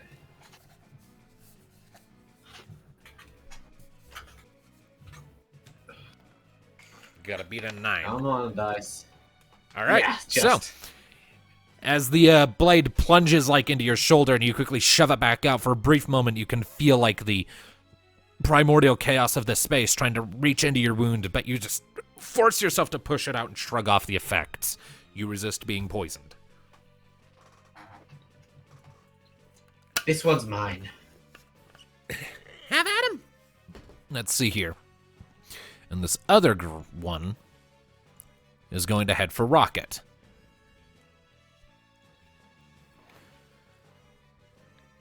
Let's see here. And it will use the same attack. So, Rocket, your avoidance. I'm immune to poison. Okay, so it won't be able to poison you, but it can still attack you. That is a 10 to hit.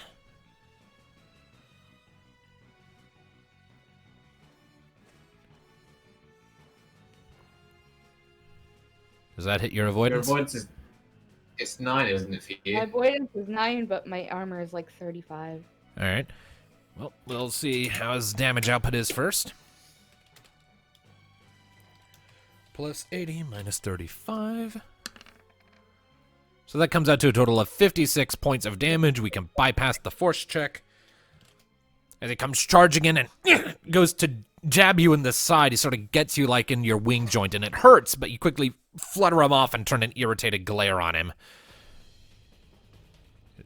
It's back to the party. I'm gonna shoot the guy that just stabbed me. All right.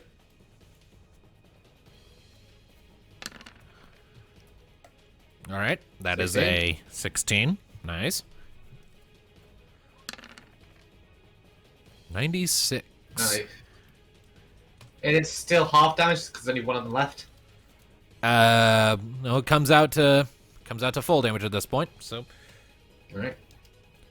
all right. So, you turn and you shoot. dead? So you turn and you shoot this shade in the chest, and it staggers back. Its form, for a brief moment, looks like it started to deconstitute, but it's sort of, with sheer force of will alone, pulls itself back together. But it is barely holding on. And I was stabbing him too. All right. No, not sticking around, motherfucker. All right, let's see here. An 11. That just hits. No, good. I had to crit fail to miss then. I'm honestly tempted next campaign to give all avoidance stats a small buff so that misses happen more often. I mean, we very rarely don't get hit nowadays. Yeah, it would Yeah, be... because I used to have a much higher avoidance, but it was nerfed to all heck. Yeah, because we were calculating it wrong. Yeah, I'm just thinking that maybe next time we'll just, I don't know, maybe like a 2 or 3 avoidance buff to everything. Okay, yeah, he did. I mean, it's funny that we had like 2 misses last session on me. Yeah. Which is like what the first time in ages, like since Tiamat. All right, so after you shoot it in the chest and it manages to pull itself back together, you're like, no, you don't. You reverse your grip on your dagger and you just punch him in the face with it, and the whole thing just disperses. All right, Okay. All right, that is Neothil's go. Who's up next? Rocket, want to deal with the big fella? Yeah. All right. Alright. And a good bout of holy damage ought to finish him off. 14 hits. Roll damage, please. And you're still in Ravager, so an extra 30 will be added on top.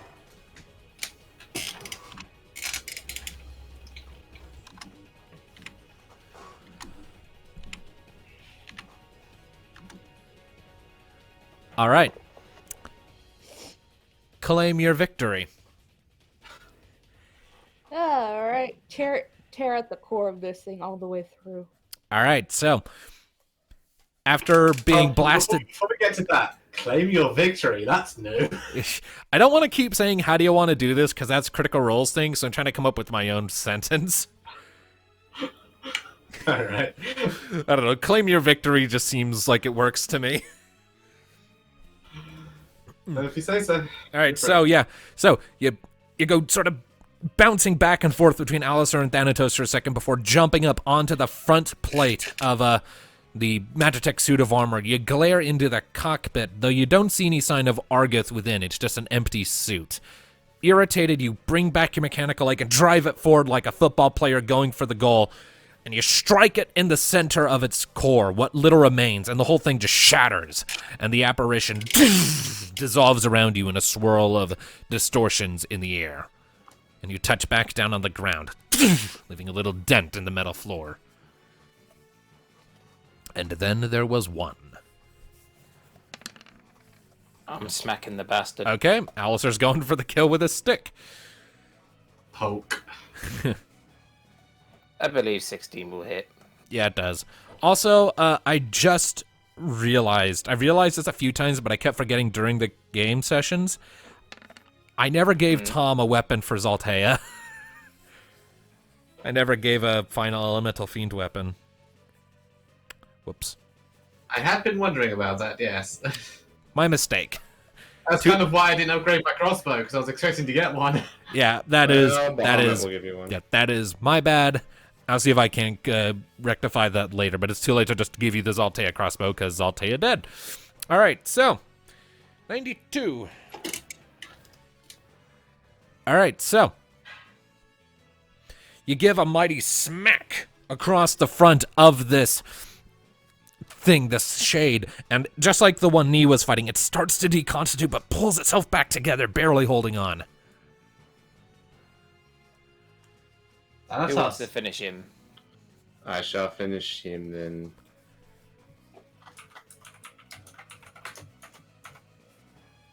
Oh, wait, no.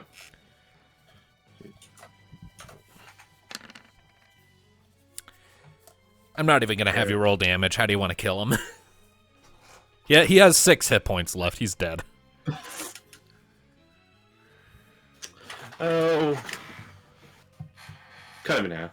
All right. So instead of Down going the for middle. yeah, down the middle, like top down, vertical. Yes. Okay, so after watching Alistair bonk this shade in the chest and it almost comes apart, you're like, oh, just go away and give this vertical cleave down its front.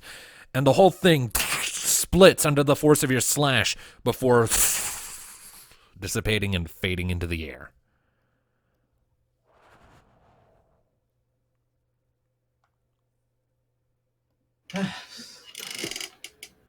Well, wasn't any fun doing it second time either.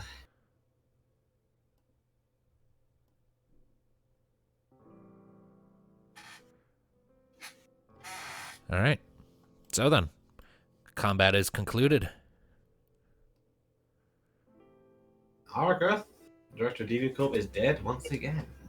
Indeed. I'm chucking down one of my Hyphers, and then be amplified by Alchemist, and the same would go for. I think a regular healing potion would fill me up. Yes. Also, can I have a regular ether? Sure thing. I need to top off my magic. I'm taking one of my regular healing potions, which will get me to full. All right. It's all been updated. Nice. Okay, I have now, let's see, 7 ethers, 9 high ethers, and I believe that would be 7. Also, just as a potions now. reminder, I do have the Watch Together room open and music going, so just as a reminder for anyone who's not presently using it. Okie dokie. And I also still got 9 high ethers, so we're good. If we Alright. need more magic. So how much MP did Alistair get back? I think all of it, because I used a high ether, which would be amplified to a super high ether, if that's the thing. Super? No, turbo ether, isn't it? Oh. Yeah. All right, so you would get back 187 MP. Okay. So that brings you almost back to full MP, but not quite. I think that will do for now. Yeah. And as for the regular potion, that's been amped to a high ether.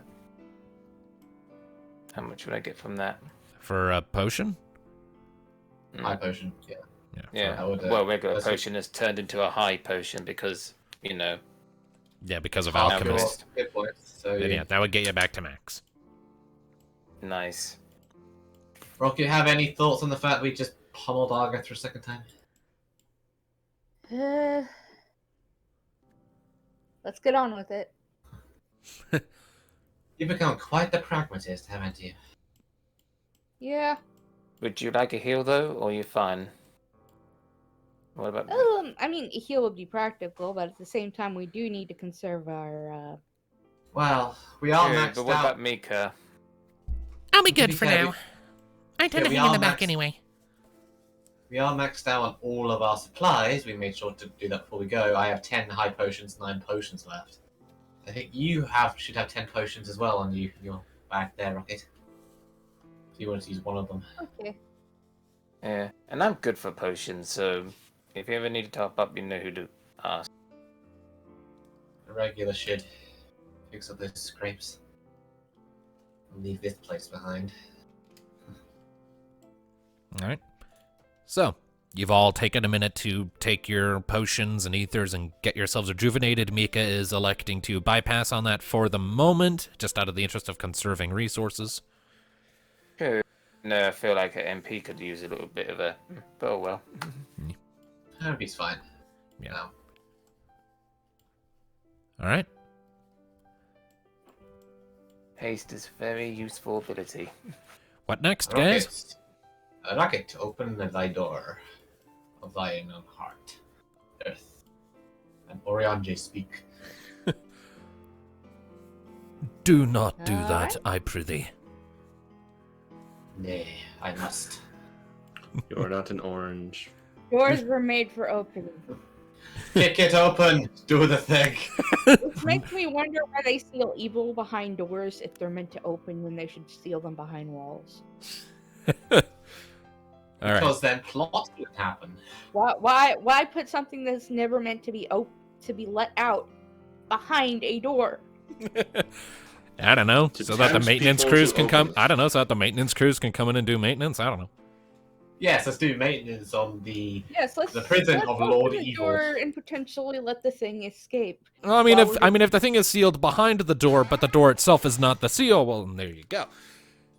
You need I to be know, able to but get to the wards to actually conduct the maintenance, but that's neither here nor there. There's not there's not a sealed evil behind the door here. All right, it's a hangar door. I know, but still, the logic in that story is kind of what? I like how just walking through a door sends to a conversation about the usefulness of doors in prisons of giant evil things. Anyways, so so you walk up to the hangar door, and after a moment, it opens of its own accord, revealing yet another forested path, though this one is markedly different from the one you just left a minute ago. This isn't the black chocobo forest. You recognize these trees as the larger, more swirling style of the pseudo-forest. Oh yeah, where we encountered the T-1000. And you are struck with a sense of, again, deja vu, Rocket, as you're walking through, though this time the exact specifics elude you.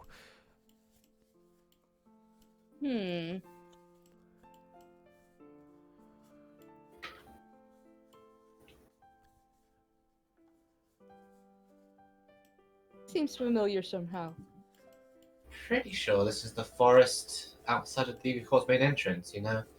The one we had to go through before you knocked on the door? Yeah, maybe. Maybe this is the path you ran to escape? When you originally got away? Could be. Which means we're probably about to have a encounter with Nasa and then Roland somewhere up here. Yeah. And if the other anything to go by or end just after Roland ambushed you and Nata, and you ended up on the ship to Marasu. Yeah. Alright, so following the path for a time, it eventually leads to the forest edge. And it comes out to another narrow stream. Markedly different, this one, from the previous. Stretching up and up. If I can get my buttons to work for me. There we go.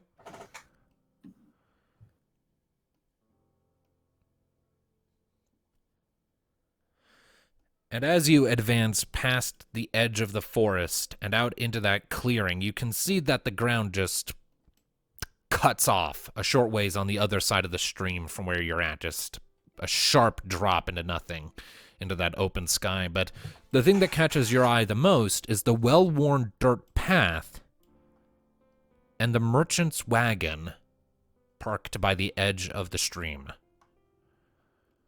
Like I said, you little Torafel, buddy. Yeah. This wagon, though. Wait a second. Is this? You do indeed recognize it as Inada's wagon, the same one he was having pulled along when he initially found you washed up on the side of that stream. That is Inada's wagon. All right. So, very quickly, Rocket just jumps over the stream, just lands on the other side, no issue.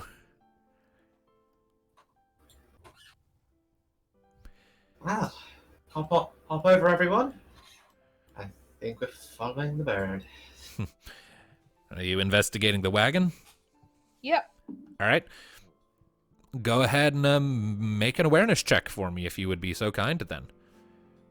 Okay. Also, just as a heads up, as you sort of come to the other side of the river, you do see that the road keeps waving its way down to the south ways. 17 on awareness? Nice. All right, so poking around the wagon a bit, you don't see anyone present at the moment, but you do see signs of previous habitation You can see the various goods that Inada had in the wagon when he initially stumbled on you with his family. You can see coils of rope that you recall were used to hitch up the first chocobo he had pulling his wagon when he found you. And as you're sort of just poking around, looking through things, you eventually find on a sort of spread near the front of the wagon, just before the seat, that you vaguely recall might have been used as a bedding arrangement for the smaller Tarofel, you see just daintily laid on top of it a familiar copy of a familiar children's book. The same one not 10 minutes ago you pulled out to show to your friends again. The ugly chokeling. Yep, looking to be in much better condition than the one you now carry. One that hasn't been through all of the wear and tear you have.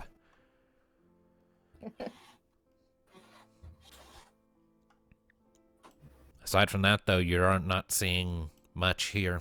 It's just the wagon. Okay.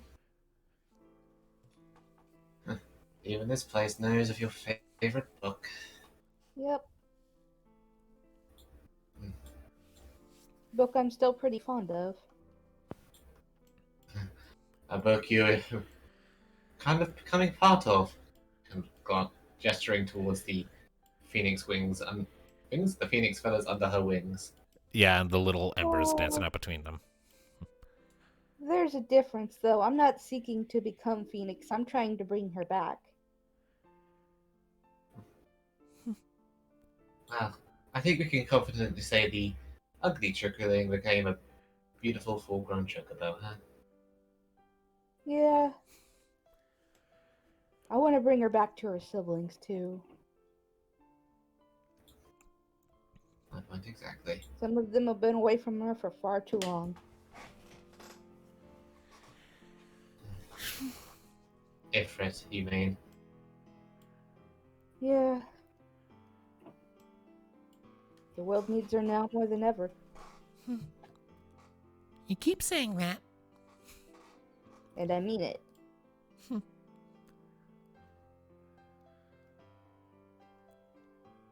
There's gonna be a lot of things need to be growing when we're done. Maybe she can do something about the Under Tunnel, the Abyss, heal the scars, maybe even the wasteland that Reese once called home. Well, the world's set to be even more damaged than it is now. With what he's seeking, with what Diabolos is seeking to do. This isn't the end of it, nor is it the beginning.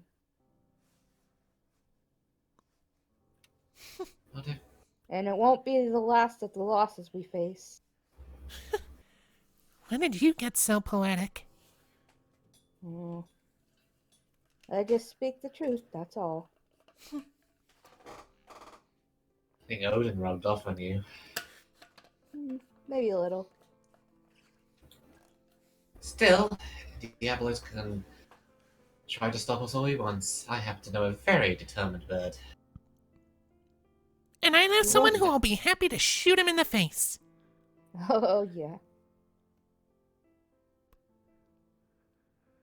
Just get Phoenix out of him. I have an arrow ready to go through those dorky eyes of his. Yeah. Well, let's get going. Alright. Roland's probably up ahead, which would mean another fight, I think. Be ready. Yeah. Alright. About as ready as I'll ever be. Alright, you're going the wrong way. Oh. South. I said Just south. determined, wonderful, yet directionally challenged. Let's go! Hey, it's not like I have a GPS in here. That'll be very handy, though. Yeah, GPS in the chocobo. All right, so. I don't know what Lazarus put inside your head. Okay. All right. So, you follow your way down the trail heading to the south, and the further you go, the more it seems to become less and less traveled. The path narrows into this Just a thin, narrow bridge with the occasional patch of dirt as you follow it further and further. Up ahead, you can see the orange star that is the origin point of the sky of the space, kind of looming and drawing closer as you approach. And I would like everyone to make an awareness check as you're walking along this path. I can't have keyboard off the bloody floor. What's my awareness? I'm also kind of surprised neither Thanatos or Alistair had anything to say in that last scene. All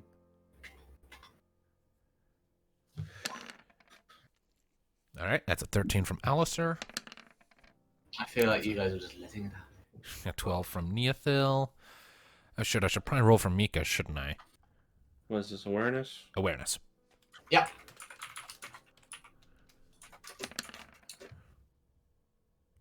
Wow. So Mika's on fire.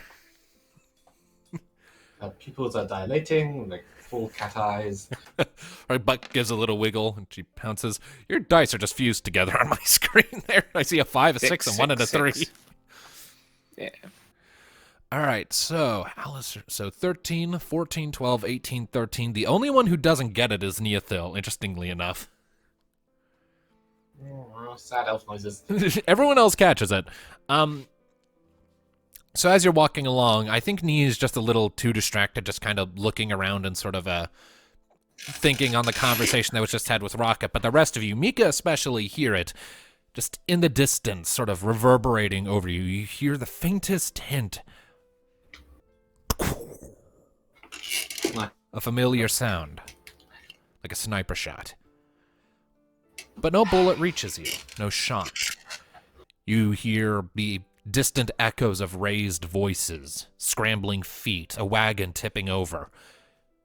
The distressed calls of a chocobo in flight.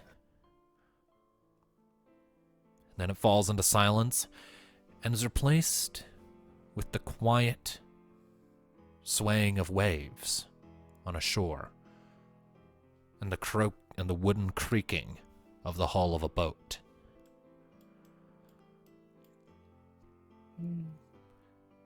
You follow the trail a little further.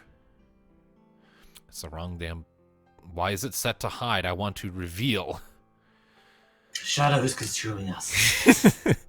You follow the trail a little farther, and as you go, you start hearing other distant bangs and booms, and you remember the sound of cannon fire when you were aboard that boat headed into Marasu the first time. You hear the splintering of wood, surprise shouts, the Magitech engines of that boat going out as it capsized and splintered under the force of the quarantine fleet's assault. And as you come to the end of the path, it drops off sharply to a familiar beach with an equally familiar, mossy, high stone wall that abruptly cuts off. And this is where my story catches up with yours. This is where we found you with your head literally buried in the sand. Yeah, like as you're all sort of hopping down from the grass onto the sand, you actually see like the little pit her head left. You can see all of those spots you left, and the spots of the other bodies that had washed up with you, albeit those are somewhat filled in. We found you, we jumped up. You fell off the wall, if I recall. Yeah. Yeah, her mechanical egg gave out, didn't it? Oh, Mika wasn't there. Never mind. Yeah, and somebody failed a rope check.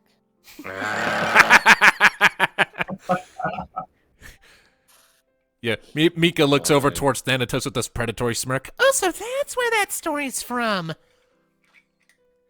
Yep.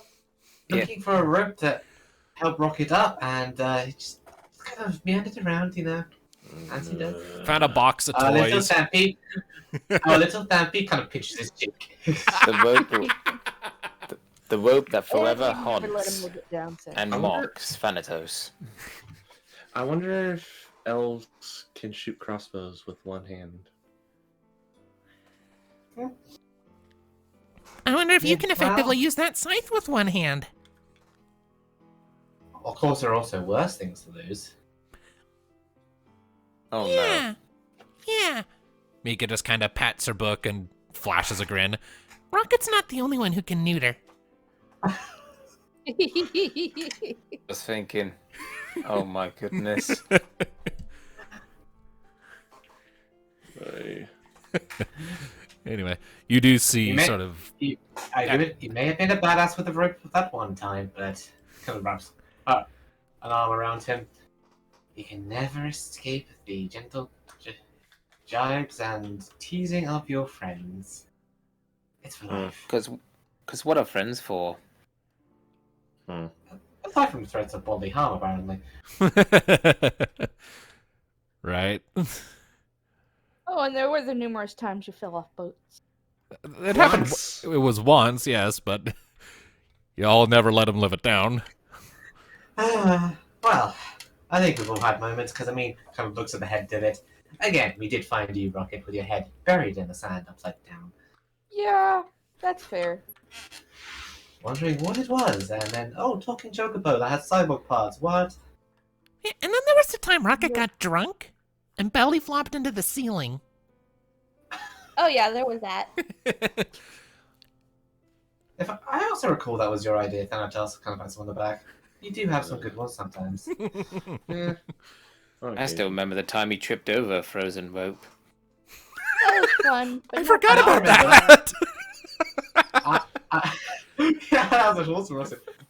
And I also remember the time when you, Alistair, poked a bomb with a stick. I hate them, so Oh. could you blame me? Yeah. Yes! Hey guys, Alright, guys. Touche. we seem to be at the edge of the map. Yeah. Just this as seems a to be reminder, the portal. the stars on these maps are your transition points to the next map. So as you're advancing further along the beach, you can see the star that previously you viewed from a distance, just sitting there at the edge of the beach, swirling softly and emitting the sound of crackling flames. So, Rocket, you good to go? Leave this place in the crater it is. Yeah. Well, in that case, Thanatos, Alistair is going to be one of you up next. I don't mind. Alright. Although saying that, All right. who knows what waits for me. Alright, So, so both of you, go ahead and make for me a... We're not going to go 1d1000 this time because there's only 2 of you left, so you two just make a 1d100 roll. Okay. Seems reasonable.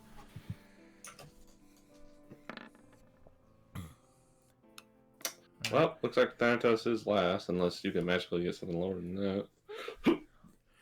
You may never know. Alright, once Alistair rolls, I will need to be right back, though, because I need to hit the restroom. Okay.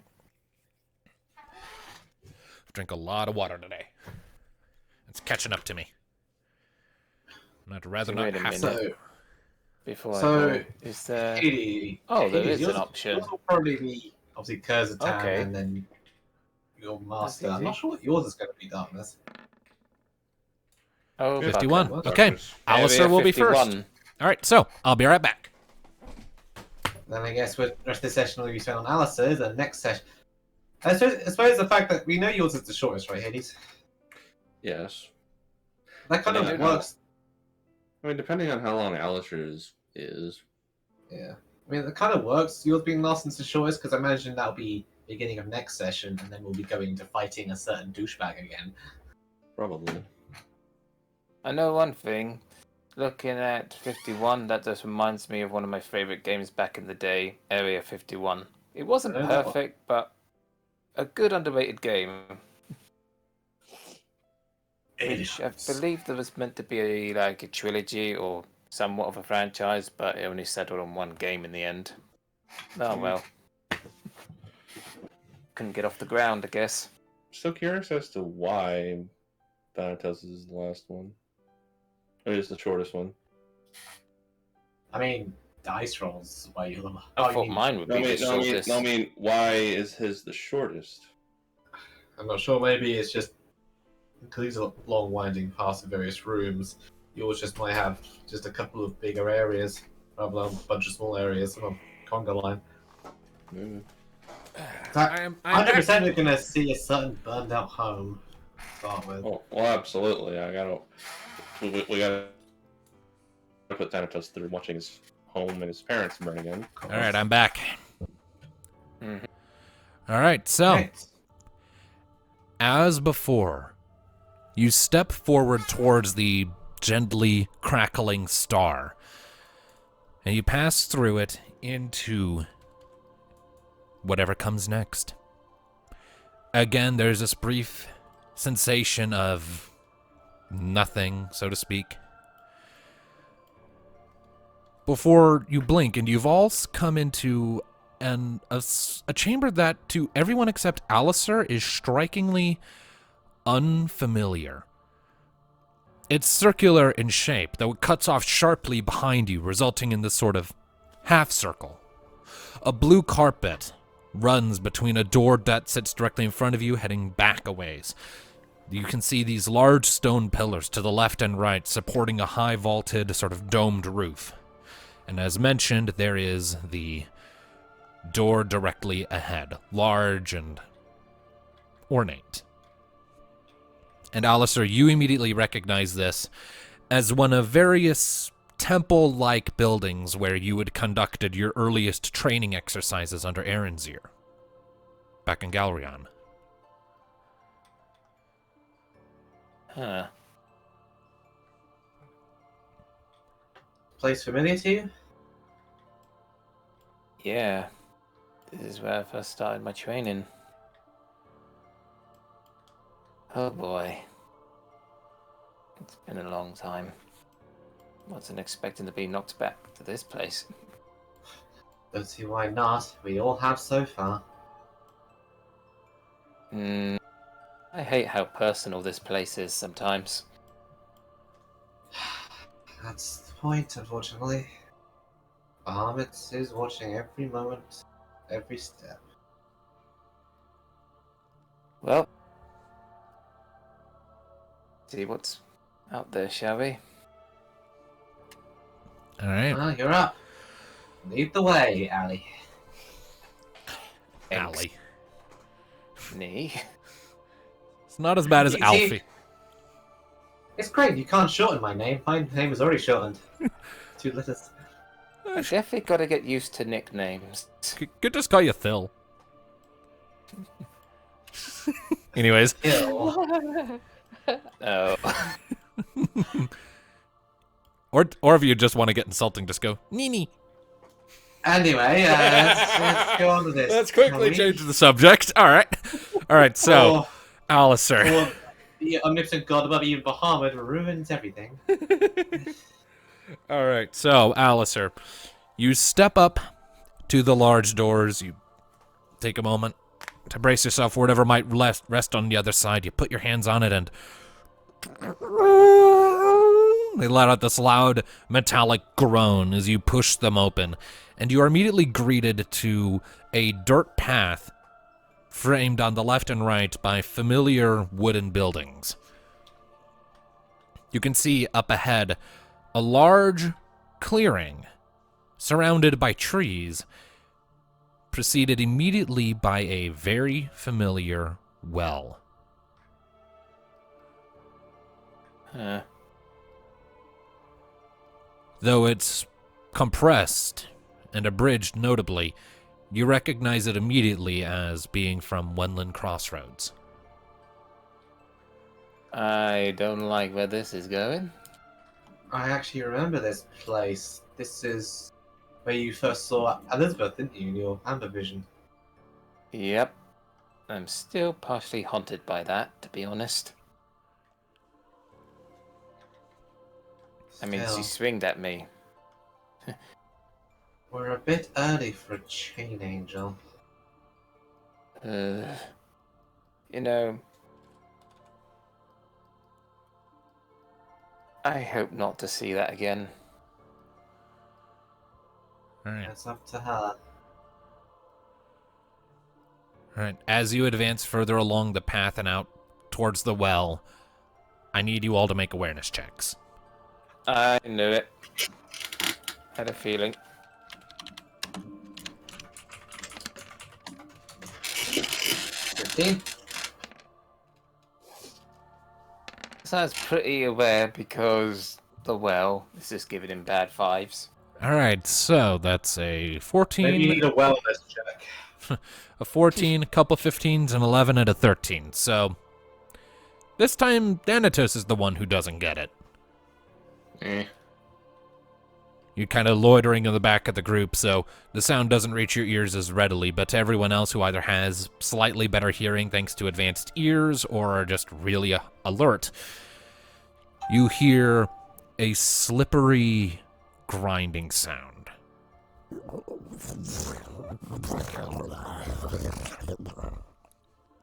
From the tree line.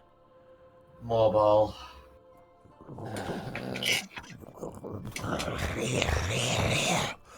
Large, slimy tentacles, familiar to those of you who encountered it before, start reaching out past the tree line as the familiar form of a moorball emerges.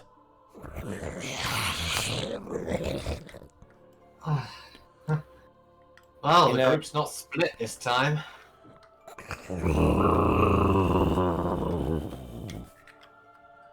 You know, I almost want to say I wish I faced that chain angel again, but me and this mobile is pretty personal. Go for it. Alright. So you I know what I'm casting first. Alright. Well then, let me go ahead and just get us some music going. We're gonna jump over if it works now. Let's see. God, that chair is loud. I can. Alrighty. Alright. Give me a moment. I'm signing in. Come on, work with me, please. Yes, I want to join. Thank you. Seems good so far. Okay, let's do this. That one wasn't me. Alright. Alistair, by thy leave. Let combat commence again.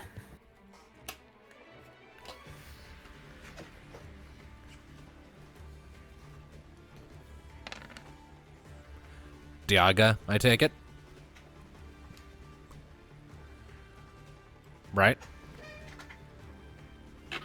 Darkness. So why is it silent? Darkness asked you a question. Can you suddenly not hear us? Apparently not. Ah, Oh, fuck. there Alright. What happened? Hello? I don't know. It just went all silent for you lot, but I can hear you now. Sorry Alright. for that. Alright, that was Diaga Casting. you were casting, right? Yeah. Yep. Which I was just about to edit it, and then it's like, wait a minute, why is it all silent all of a sudden? I can hear the music, but not you lot. Weird. That's odd. Alright, give me just a second here. There we go. And my rulebook froze. Great. I'm trying to look up something real quick. Oh, okay. But the PDF of the rulebook is frozen, so I gotta wait. What are you looking for? Bad breath, probably. Just a spell. I'm just making sure my calculations are correct. Should be. Yep. Alright, so you lift up your staff and you fire off the rays of light as you did before, and it strikes against the moorball. And it weathers it relatively well. Just a second here. It takes a total of 87 damage from that attack, as the light blasts against its front, and it lets out this irritated sound. Hang And on I a need to minute. roll a d4. Wait a minute. I'm just double checking something. All right, doesn't go off. Alright, I'm just double checking something. So, Try not to group up here. Bad breath could come to effect. well, I still got some movement to do. Yeah, that's right. That's fine. Okay, Move up left. so let's see. I'm gonna go probably over about here. So you can move up. Yeah, there. I can move up there. Alright. That's the cone you can move in. Alright, Yep, that's good. I can't move any closer to get into melee range, so... Although I would like it if I could cover Mika, so a part of me wants to wait back and see where Mika goes, just in case, Well, you know, you the can do bubble it. decides to go after Mika.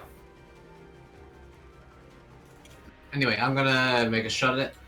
Alright, go ahead.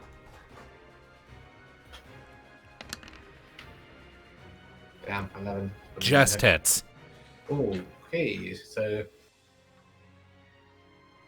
Again, Those are challenging foes. 96.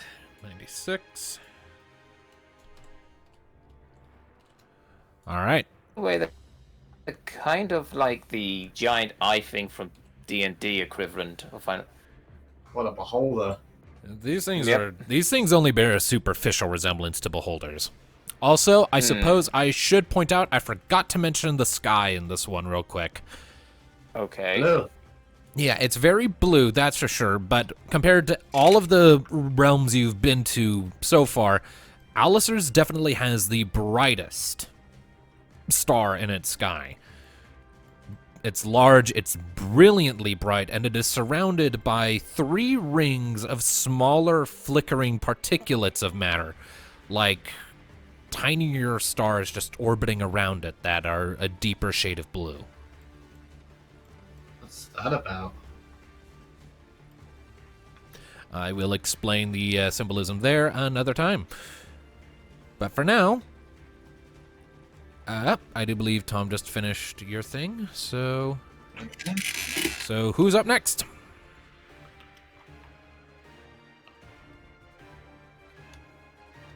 Alright, who's left? You, Rocket, and Mika. Okay. Oh, okay, Rocket's going, so Rocket goes charging up. Are you gonna hold there, or do you want to use the rest of your turn to keep moving? Be careful, Rocket. Wouldn't be wise to get too close just yet. You could start taking... going around the outside to get to it. I've seen what this thing did to my master, so be Turn careful. order things getting in the way. Alright. Okay, question. Would I be in range to cover Rocket if it does go towards her? Yeah, now that you're that close to Rocket, you can indeed cover her. Okay. Let's see. Because I don't know where Mika's going to go yet, so might as well cover Rocket. Alright, is Thanatos just going to move up, or is he gonna cast a spell, or what? Well, I was just waiting for them to be done. So, am I technically in? I can do a long range attack. All right. Let's us. Long range for you is 3 medium ranges, isn't it? That's how I typically rule it, yeah. A long range is 3 medium Yeah. ranges. Kind of like So- how a medium range is 3 short ranges. So You're just like 1.5, so you're Yeah. fine. He will be using Night Sword Alright. for a long range attack. 14 hits. Also, just as a heads up, I know I'm a bit early to be saying this, but whenever we get around to Campaign 2, expect the units of measurement to suddenly get longer because we've been doing short, medium, and long ranges wrong the entire time, and I'm going to rectify that next time. Neat. Okay. So.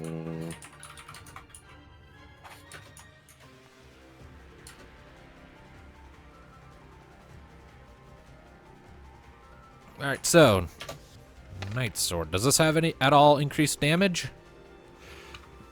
No, it does not. Alright, what about its element? Does it have any different elements? Nope. Alright, so then.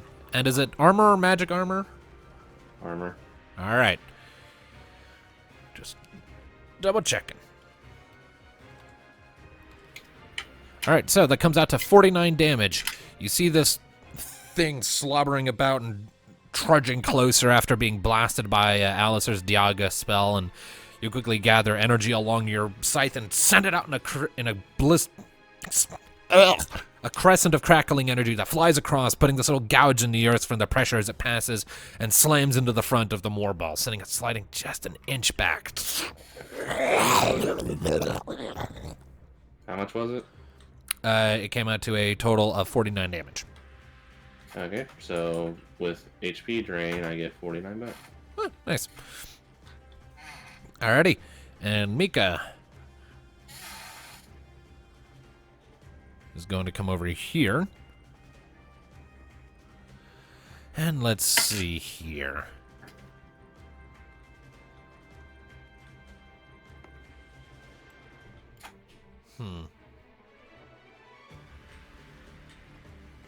I'm debating her options.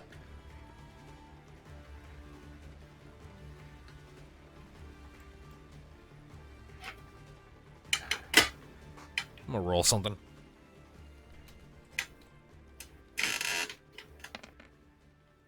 Blizzara it is. So Mika is going to expend the MP for that. In just a moment once I turn down the music volume. Bit loud on my speakers. So Blizzara is 20. And will be her mind times 5. So 16 times 5.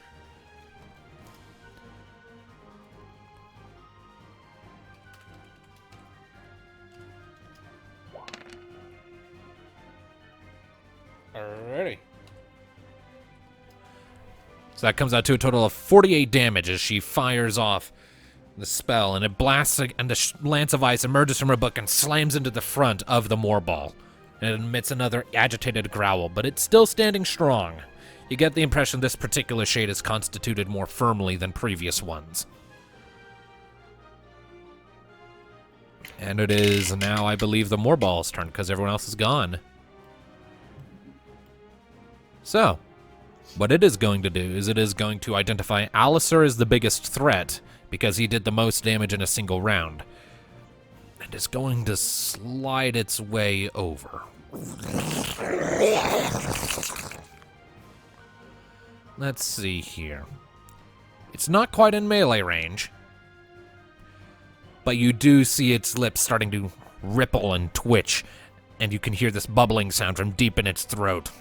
Bruh. Here we go.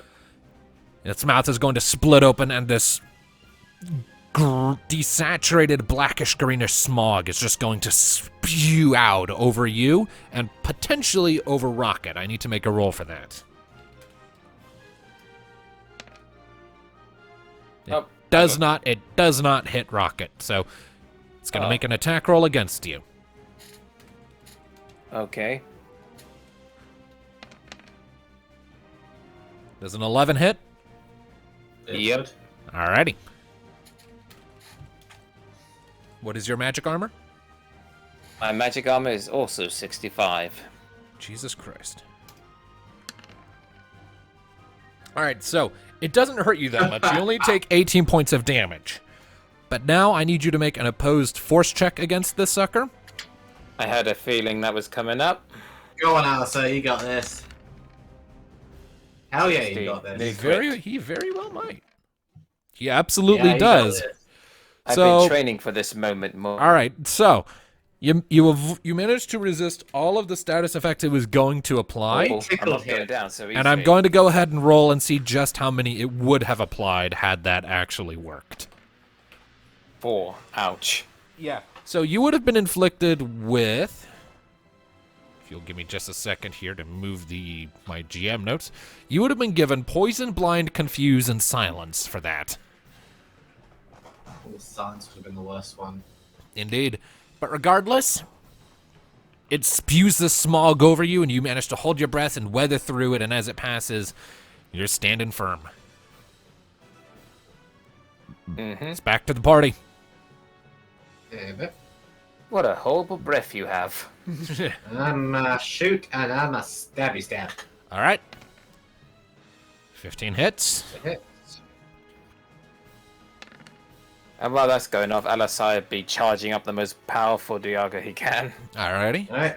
That's my shoot, and then my melee attack also hits. Yep.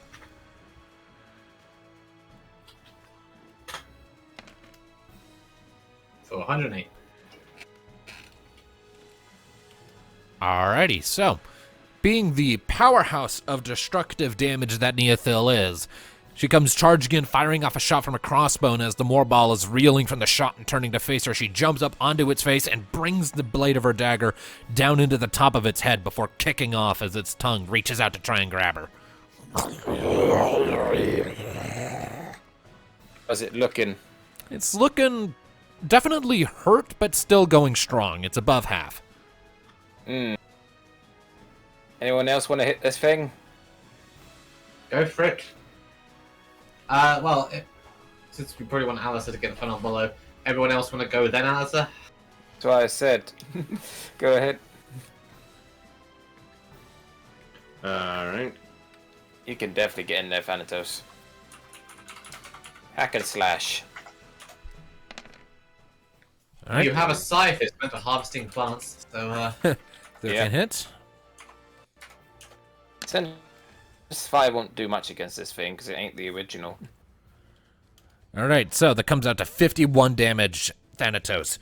You come charging in with the scythe and give a little swirling slash to one of its lower tentacles. There's a spray of greenish-black ichor and blood as it goes spraying out before dissolving into the air as twitchy mist.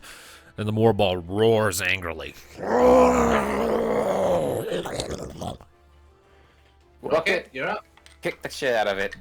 Alright. And you still have Ravager up. Ravish it. Mm-hmm. Huh, I just said ravish it. 16 will hit. Bring in the damn. The damn. The damn. I have to say it. Damn. Rocket, use Ravisher. Rocket, use karate kick. Ow, my face. Alright, 63. I'm pretty sure you just quoted Kelgor there. Alright, that comes out to 48 damage after applying the Ravager effects. So, Rocket, you come barreling in after this thing gets bonked by your two friends, and you jump up. There's a swirl of blue arcane light around your claws as you deliver the equivalent of a powerful roundhouse kick to the side of the Moorball's head, and it lurches to the side a little. Still holding strong. It's getting more hurt, but it's still holding strong, yeah. Mika, go ahead. Alright, what do you guys think? Dia Hit or with everything Comet? you got. Whatever weakens it more. Dia would be holy damage, that'll be extra. Yeah. And it would cost It's less also to cast. it's the lowest level version of the spell, isn't it? Yeah, she doesn't have Diaga yet. Try a comment, I don't have one in a while. Alright. So give me just a second. And by then, Alasai's attack should be charged up and ready to go. Alright, so Mika is going to expend 60 MP Finish it. The charge and his laser. and is going to cast Comet. First time in a while. So how many comets does she hit the sucker with? 4. Perez's unlucky number. Okay. Oh, that's still going to be her power times 3 damage. 4 times.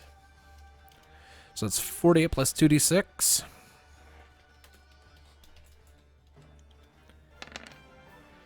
So 52 times 3. And then that thing's magic armor.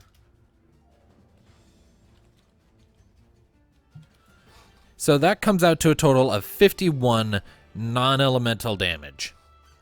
Not as much as she would have liked, but it definitely is enough to batter the sucker a fair bit. As you see these 4 rocks of flaming stone come shooting out of her book, spiral in the air, and rain down on it.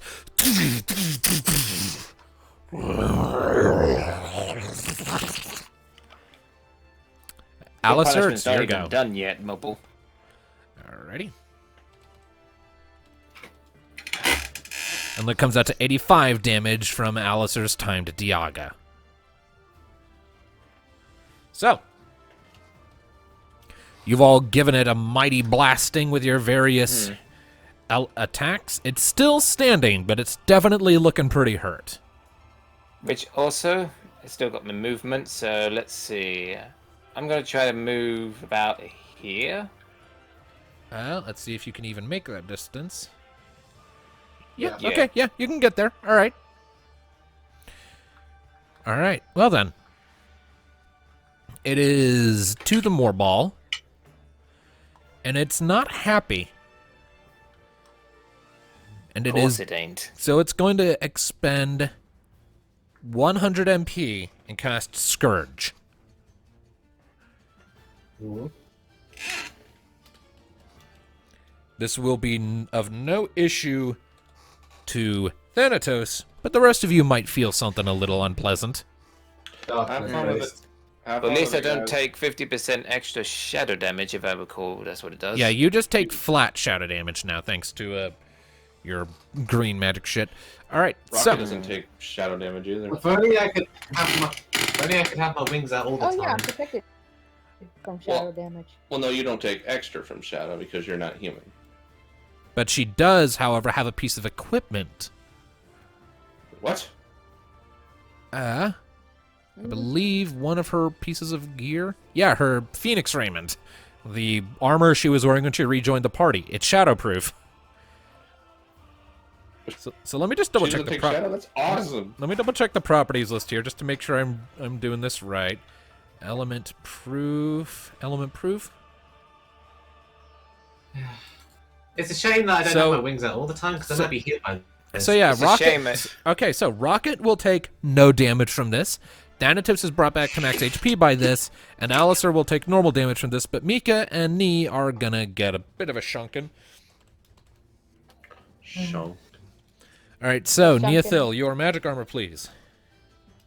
95. So both you and Mika take 112 points of shadow damage.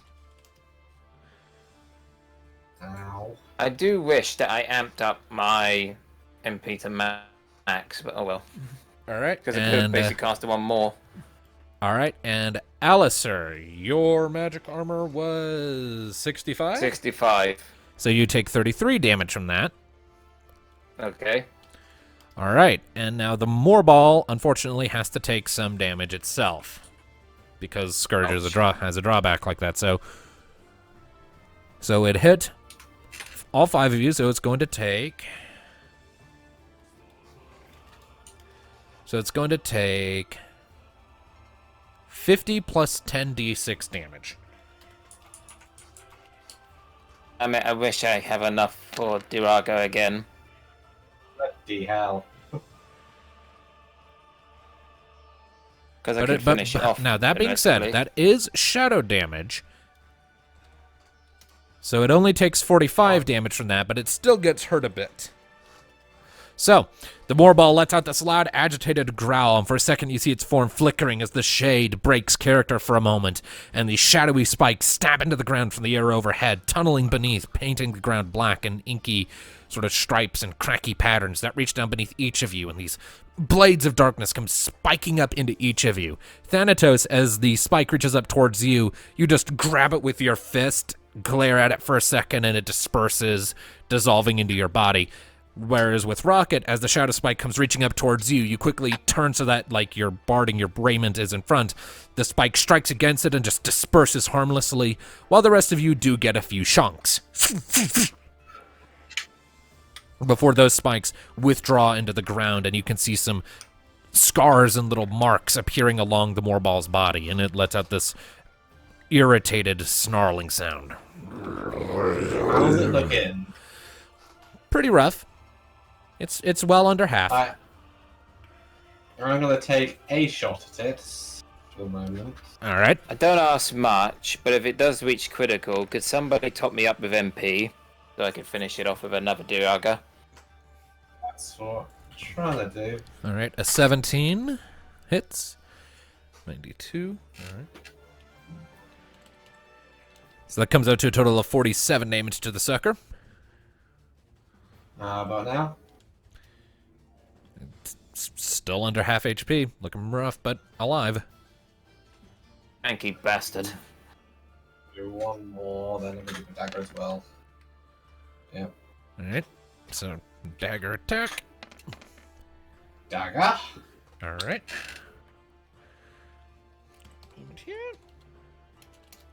It comes out to 61 damage. Alright, so another flurry of attacks from Neothil, a crossbow shot and a quick slash with the dagger right where its tentacles meet its main body. There's another spray that sags a bit, turns angrily to Neothil with another agitated roar, but its voice is decidedly weaker than before.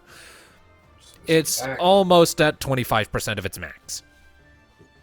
Almost at 25%. Alright. Everyone else give it a walloping this round, then Alice should be able to finish it. Yeah, but I need a little bit of MP.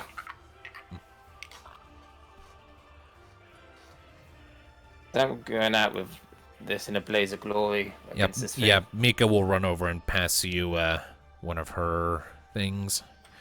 So thanks. Yeah, so Mika will give you a...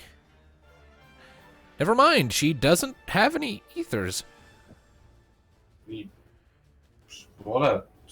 Her inventory consists of a book on blue magic, a book on black magic, an antidote, 4 eye drops, a book on time magic, 3 holy waters, 2 high potions, an elixir, a potion, a null blaze stone left over from the Ifrit dungeon. I mean, she should. We had a whole thing of stocking up every... In a partridge in a pear tree. Mika stocked up on remedies. She didn't stock up on ethers. And her final inventory slots are filled with 2 phoenix downs and a pearl necklace. So she doesn't actually have anything she can give you, so I'm gonna just nix that and put her back where she was. Okay. I mean, don't forget, you can spend a movement action instead of your standard action to use a consumable. So if you want to... So, yeah, we've been doing that for a while, where you can substitute a movement action with drinking a consumable. So you'll still have a standard action, you just won't be able to move that round without spending it as the rest of your turn. Oh, that's perfect then. I'm going to use a high ether again. Alright, just blowing through those. And pretty much amp it up to 100% this time? Yeah, you get 187 MP back. You have like, what, 7, 8 high ethers left? Mm-hmm. Alright, so you are at 244 MP. So, with that, let's go through Thanatos and Rocket first, before I do Mika. I have 8 high ethers left. Nice. That it? Yep, that's a hit. Go ahead and shunk them up, Thanatos.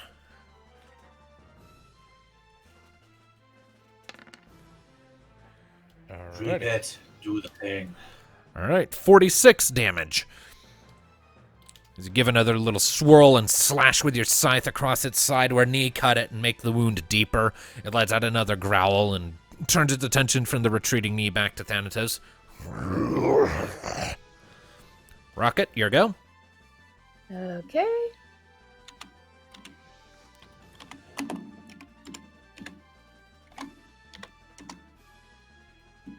$15 will hit.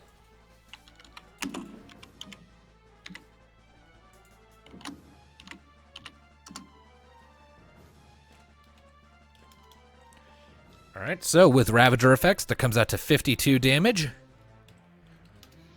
As you give it another powerful kick that sends it sliding back a couple feet. It's looking really rough. And Alistair, you're wanting to wait on Mika before you use your thing? Yep. Which All right. He's charging up one more time, as strong as he can. Alright, then Mika's just going to go in for a melee attack. She doesn't have the MP to do anything of note otherwise. So the sword in the book in her hand is going to flash to a sword, and she is going to make a melee attack.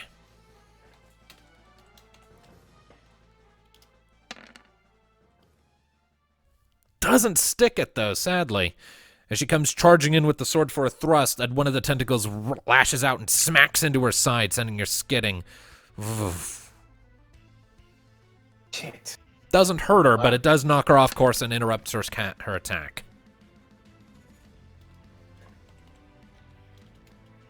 Alrighty. How's that?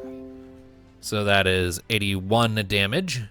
to the Moor Ball as another wave of energy from your staff strikes against it. It's looking really, really hurt, but it is still alive. Okay, next turn it's definitely down. Would it have probably died if Mika hit it? Alistair would have needed to roll really, really good for that. It's in the double digits now, though, so you can feel good about that. He's definitely dead the next round. All right, give me just a second. One more, Diaga. Give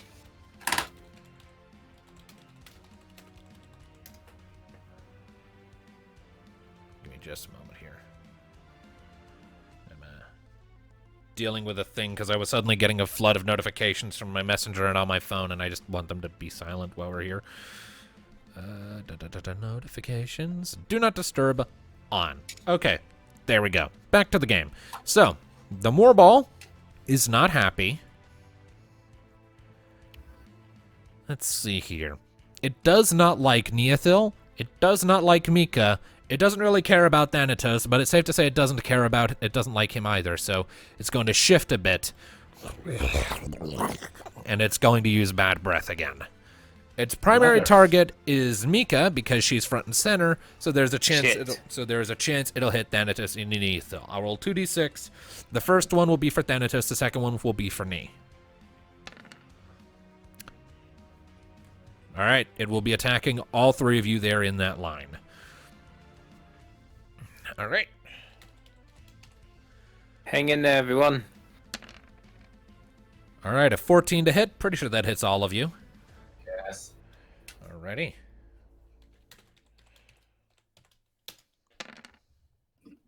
So that will be 55 damage to Nee and Mika. And I believe 65 to Thanatos. Because his magic armor's a little lower, right?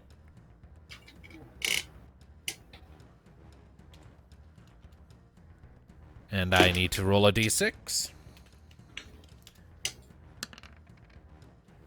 All right, and now all three of you need to make opposed force checks to resist the force status conditions he is attempting to apply. Have to beat an 11. Okay. All right. All right. So, Hold on. Mika doesn't get it.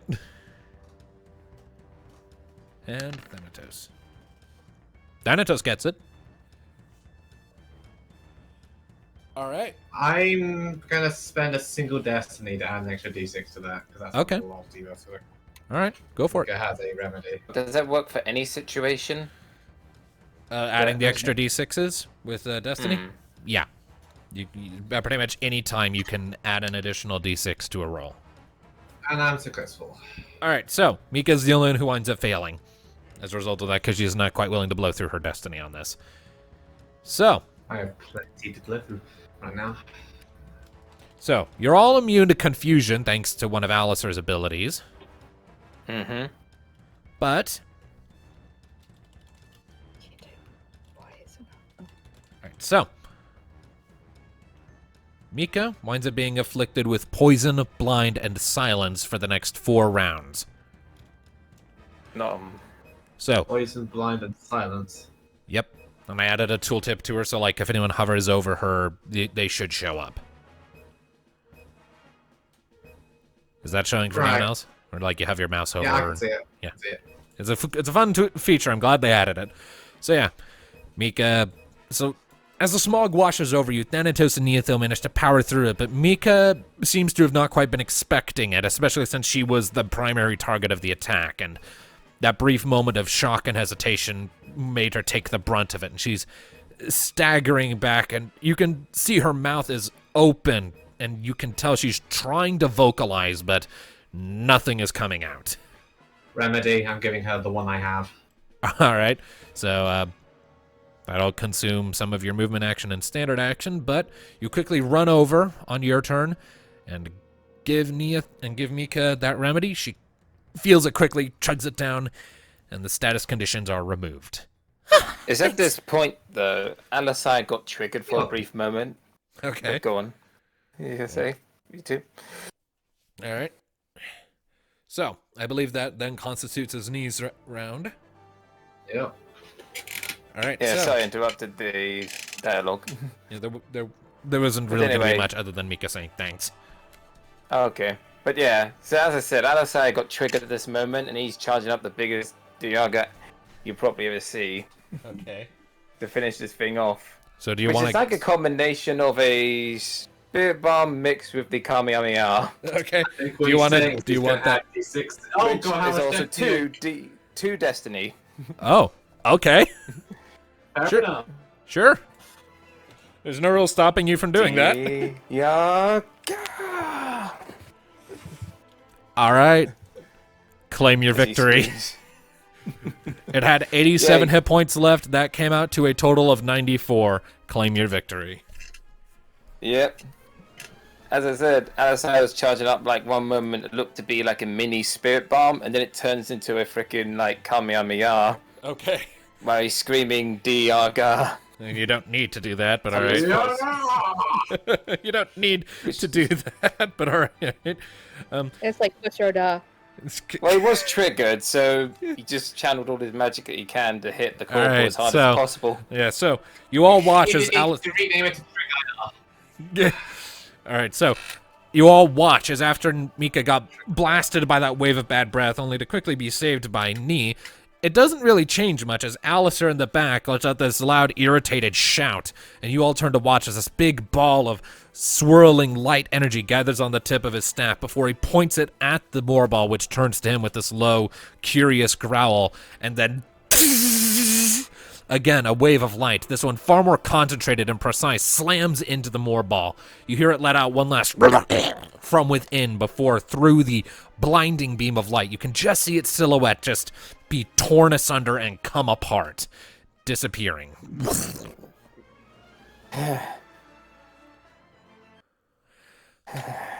All right. Yeah, you just need to do that's the real thing. Someday. But first, saving the world is the top priority.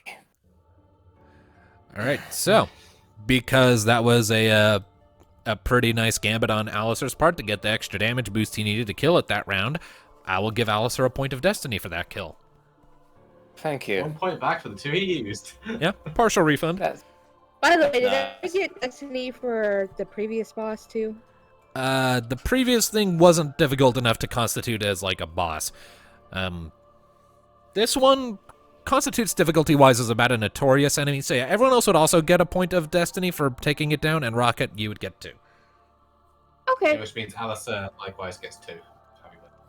He got the extra one. Yeah, so So you Alistair get is completely fully refunded, refunded for his shit. I'm back to 16. Nice. You're in sync on that one. 17. Oh, that reminds me. How do we access the calendar again?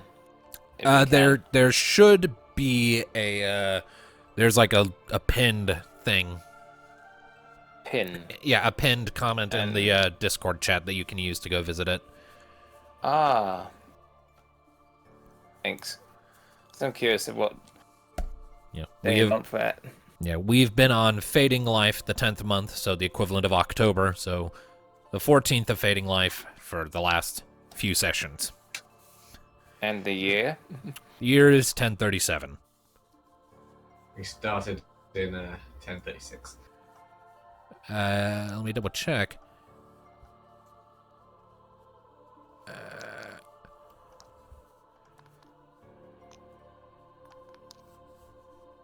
Yeah, the Anyway, the game began on the 23rd of Frost Creep, which is the 11th month, so their equivalent of November the previous year. So yeah.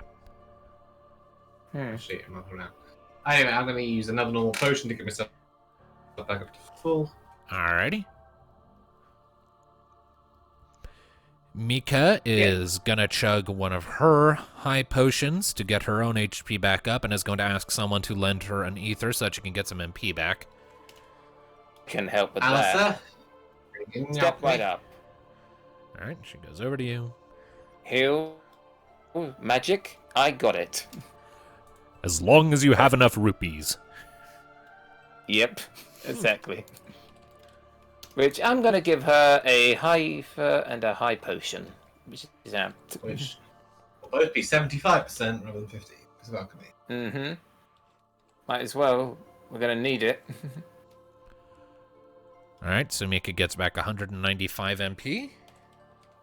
And is back to max HP. I'm thinking now, I probably could get that max amount if I just used a normal ether. Why not? So that would be 6. And just in case... Actually, I'm good on heals. I don't need one yet. So yeah, I'm just going to drink a regular ether. That's a high ether. Alright, onwards. Being maxed. Alright, so, Just do after that. defeating the Moorball and it was incinerated by a pissed-off paladin, you all look around for a second and you can see on the far east side of this clearing, the dirt path goes out from this clearing and instead heads down into a more narrow corridor of trees that comes to a stop in a Gaurion-style door heading somewhere.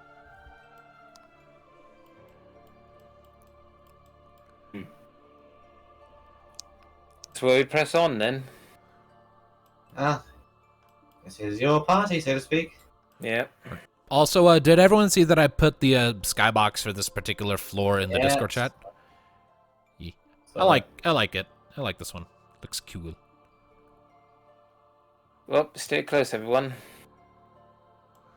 All right, so it's going to be a relatively short map compared to the others. See what else is in this place. all right, so you come up to the door and you push it open, and it gives off a similar metallic creak to the last one, but it's much smaller in size. And you are greeted to a corridor that is interesting because it resembles both the corridors back home in Garlet, but also a corridor from the Academy City. It seems to like blend between the two halfway. On the far side is an Academy City door. Okay, this is topsy-turvy.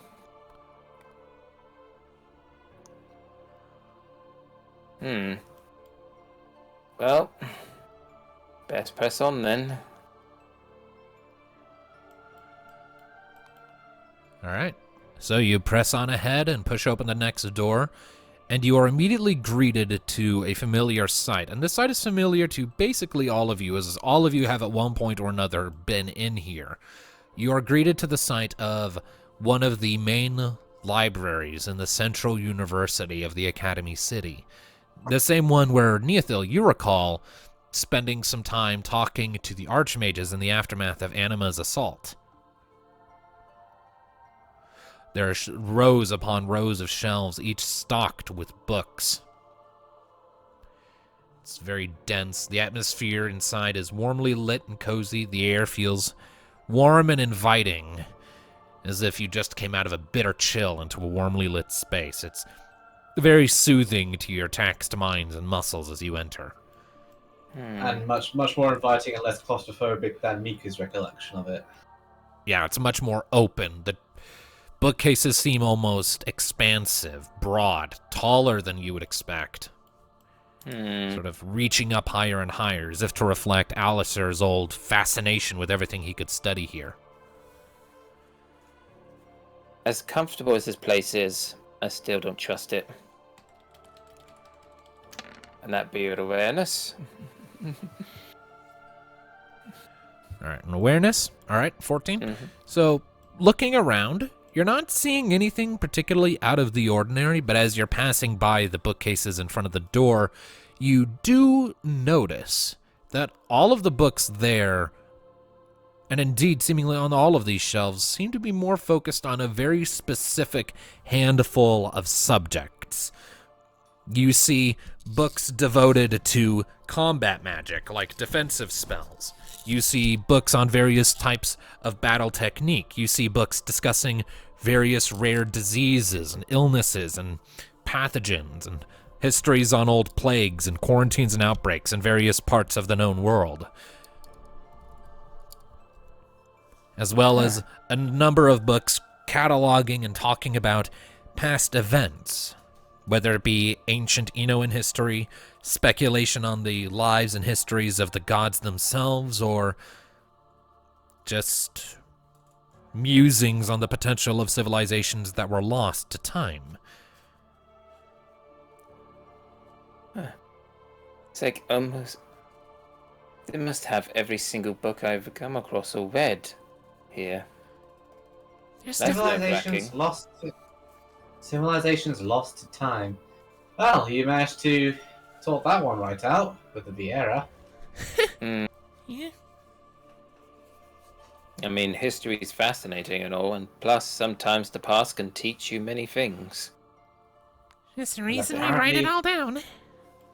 Yep. And in your case, you meet someone from the past, a lost civilization, and you gain a crush on her. As you, I mean, I suppose it is. Come on, let's be real. Who can resist the buns? Although, a book on romance can wait for me. More depressing matters.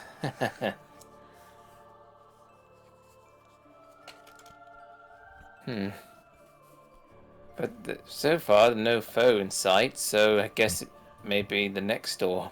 Yeah. Looking around, you do see that there is a door against the northern wall. No time to catch up with reading.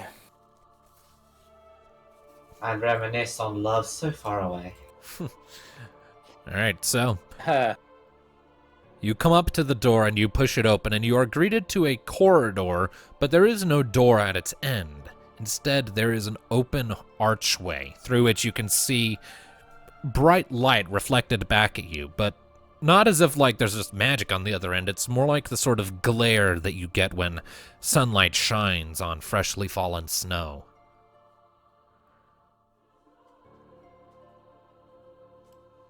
And you can hear this cool wind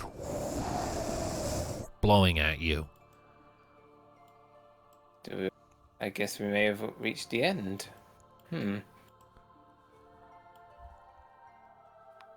As you step out through that archway, you're greeted to the sight of a large open round zone area that you immediately recall as where various practical exercises in magic were conducted at the Academy City, as well as combat exercises for your paladin training.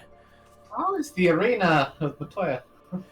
As you're looking around, you have faint recollections of one of your instructors, this very crotchety woman, old and gray, easily irritated, had an absolutely no bullshit attitude for everything around her, snapped a lot, was very grumpy, high standards, but had this sort of doting charm to her as well. And she put you through the ringer out here in this plaza more than once, pitting you against all kinds of conjured test and training figures, from Magitech golems to arcane elementals conjured specifically for the purpose of yeeting you against the wall. Oh, can we fight the Corpo again? This is from the game where there's an arena to fight something and Matoya delights in throwing a golem at you. Specifically you. Yeah. But yeah, off to the left side of this platform, you do see another path heading further out. And looks like towards the exit. Well,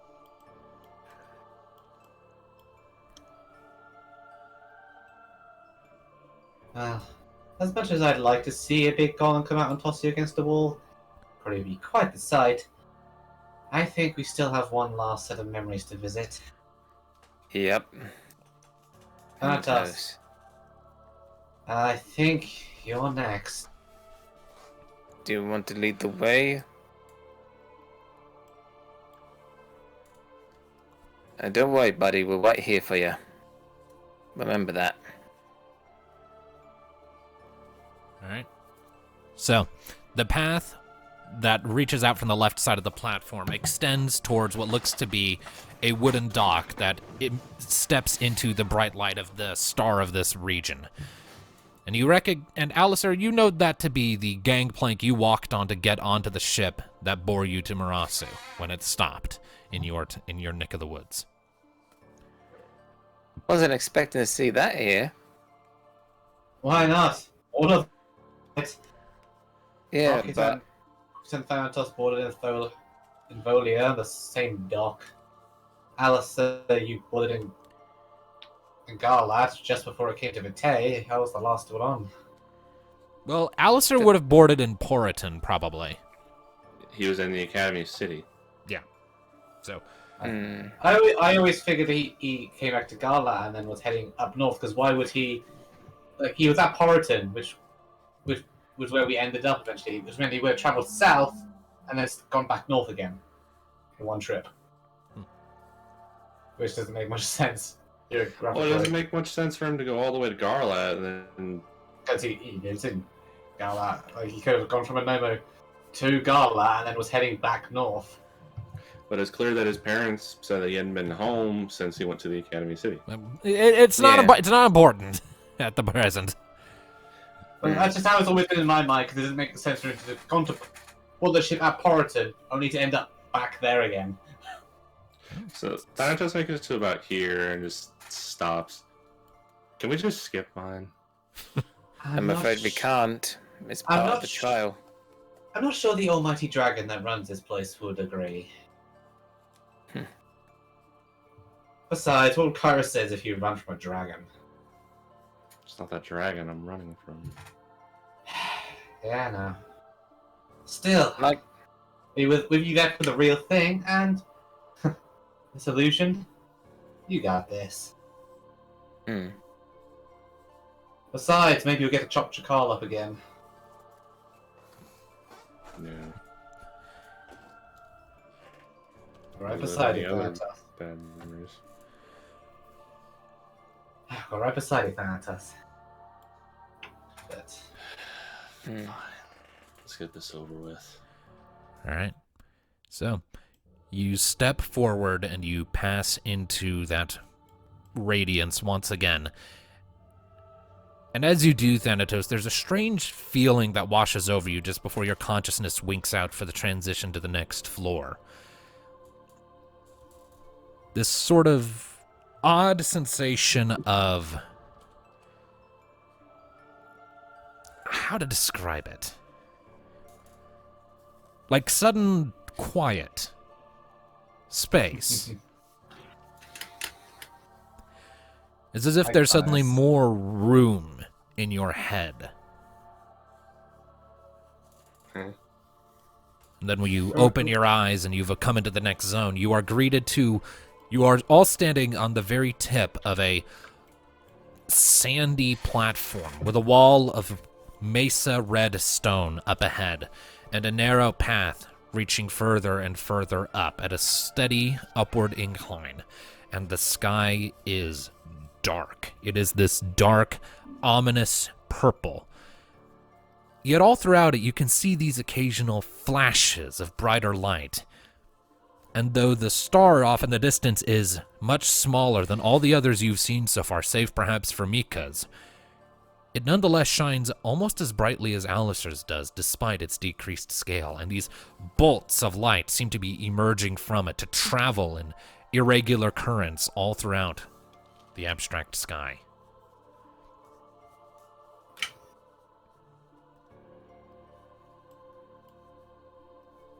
And as you're looking around for a second, you briefly glance behind yourself, Thanatos, and you see...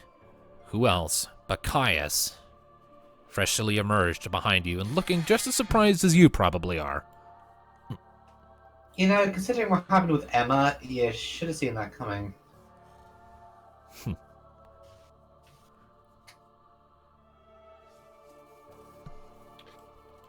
Well then, I guess this is the last one. Of course, mine will be last.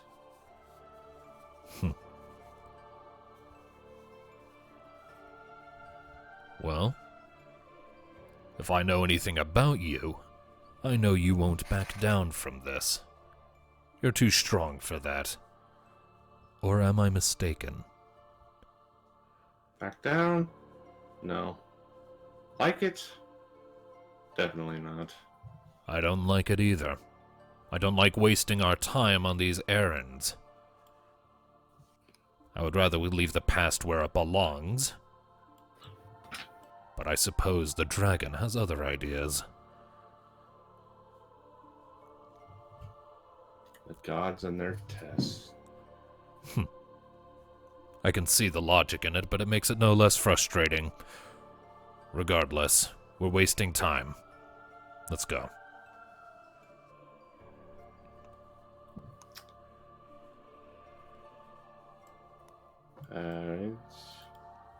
Alright.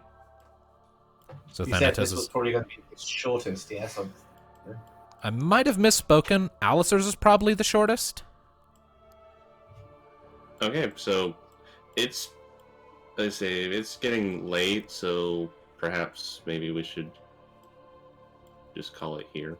You do seem kind of tired, so if everyone else is down for that, sure, we can pick this up next time. It's more about there's Yeah. 22-1 for us, and like It's a good stopping point. Yeah, so I have early work in the mornings as well. All right.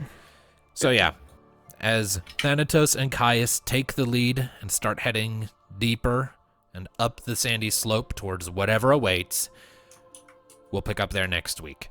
Or next time. Hopefully next week. Time is Hopefully weird. next week. All right.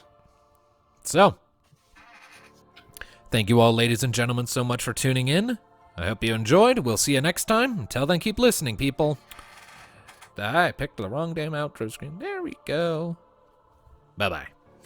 ta-da. Bye, everyone. Bye. I thought we were going to get to the final floor tonight.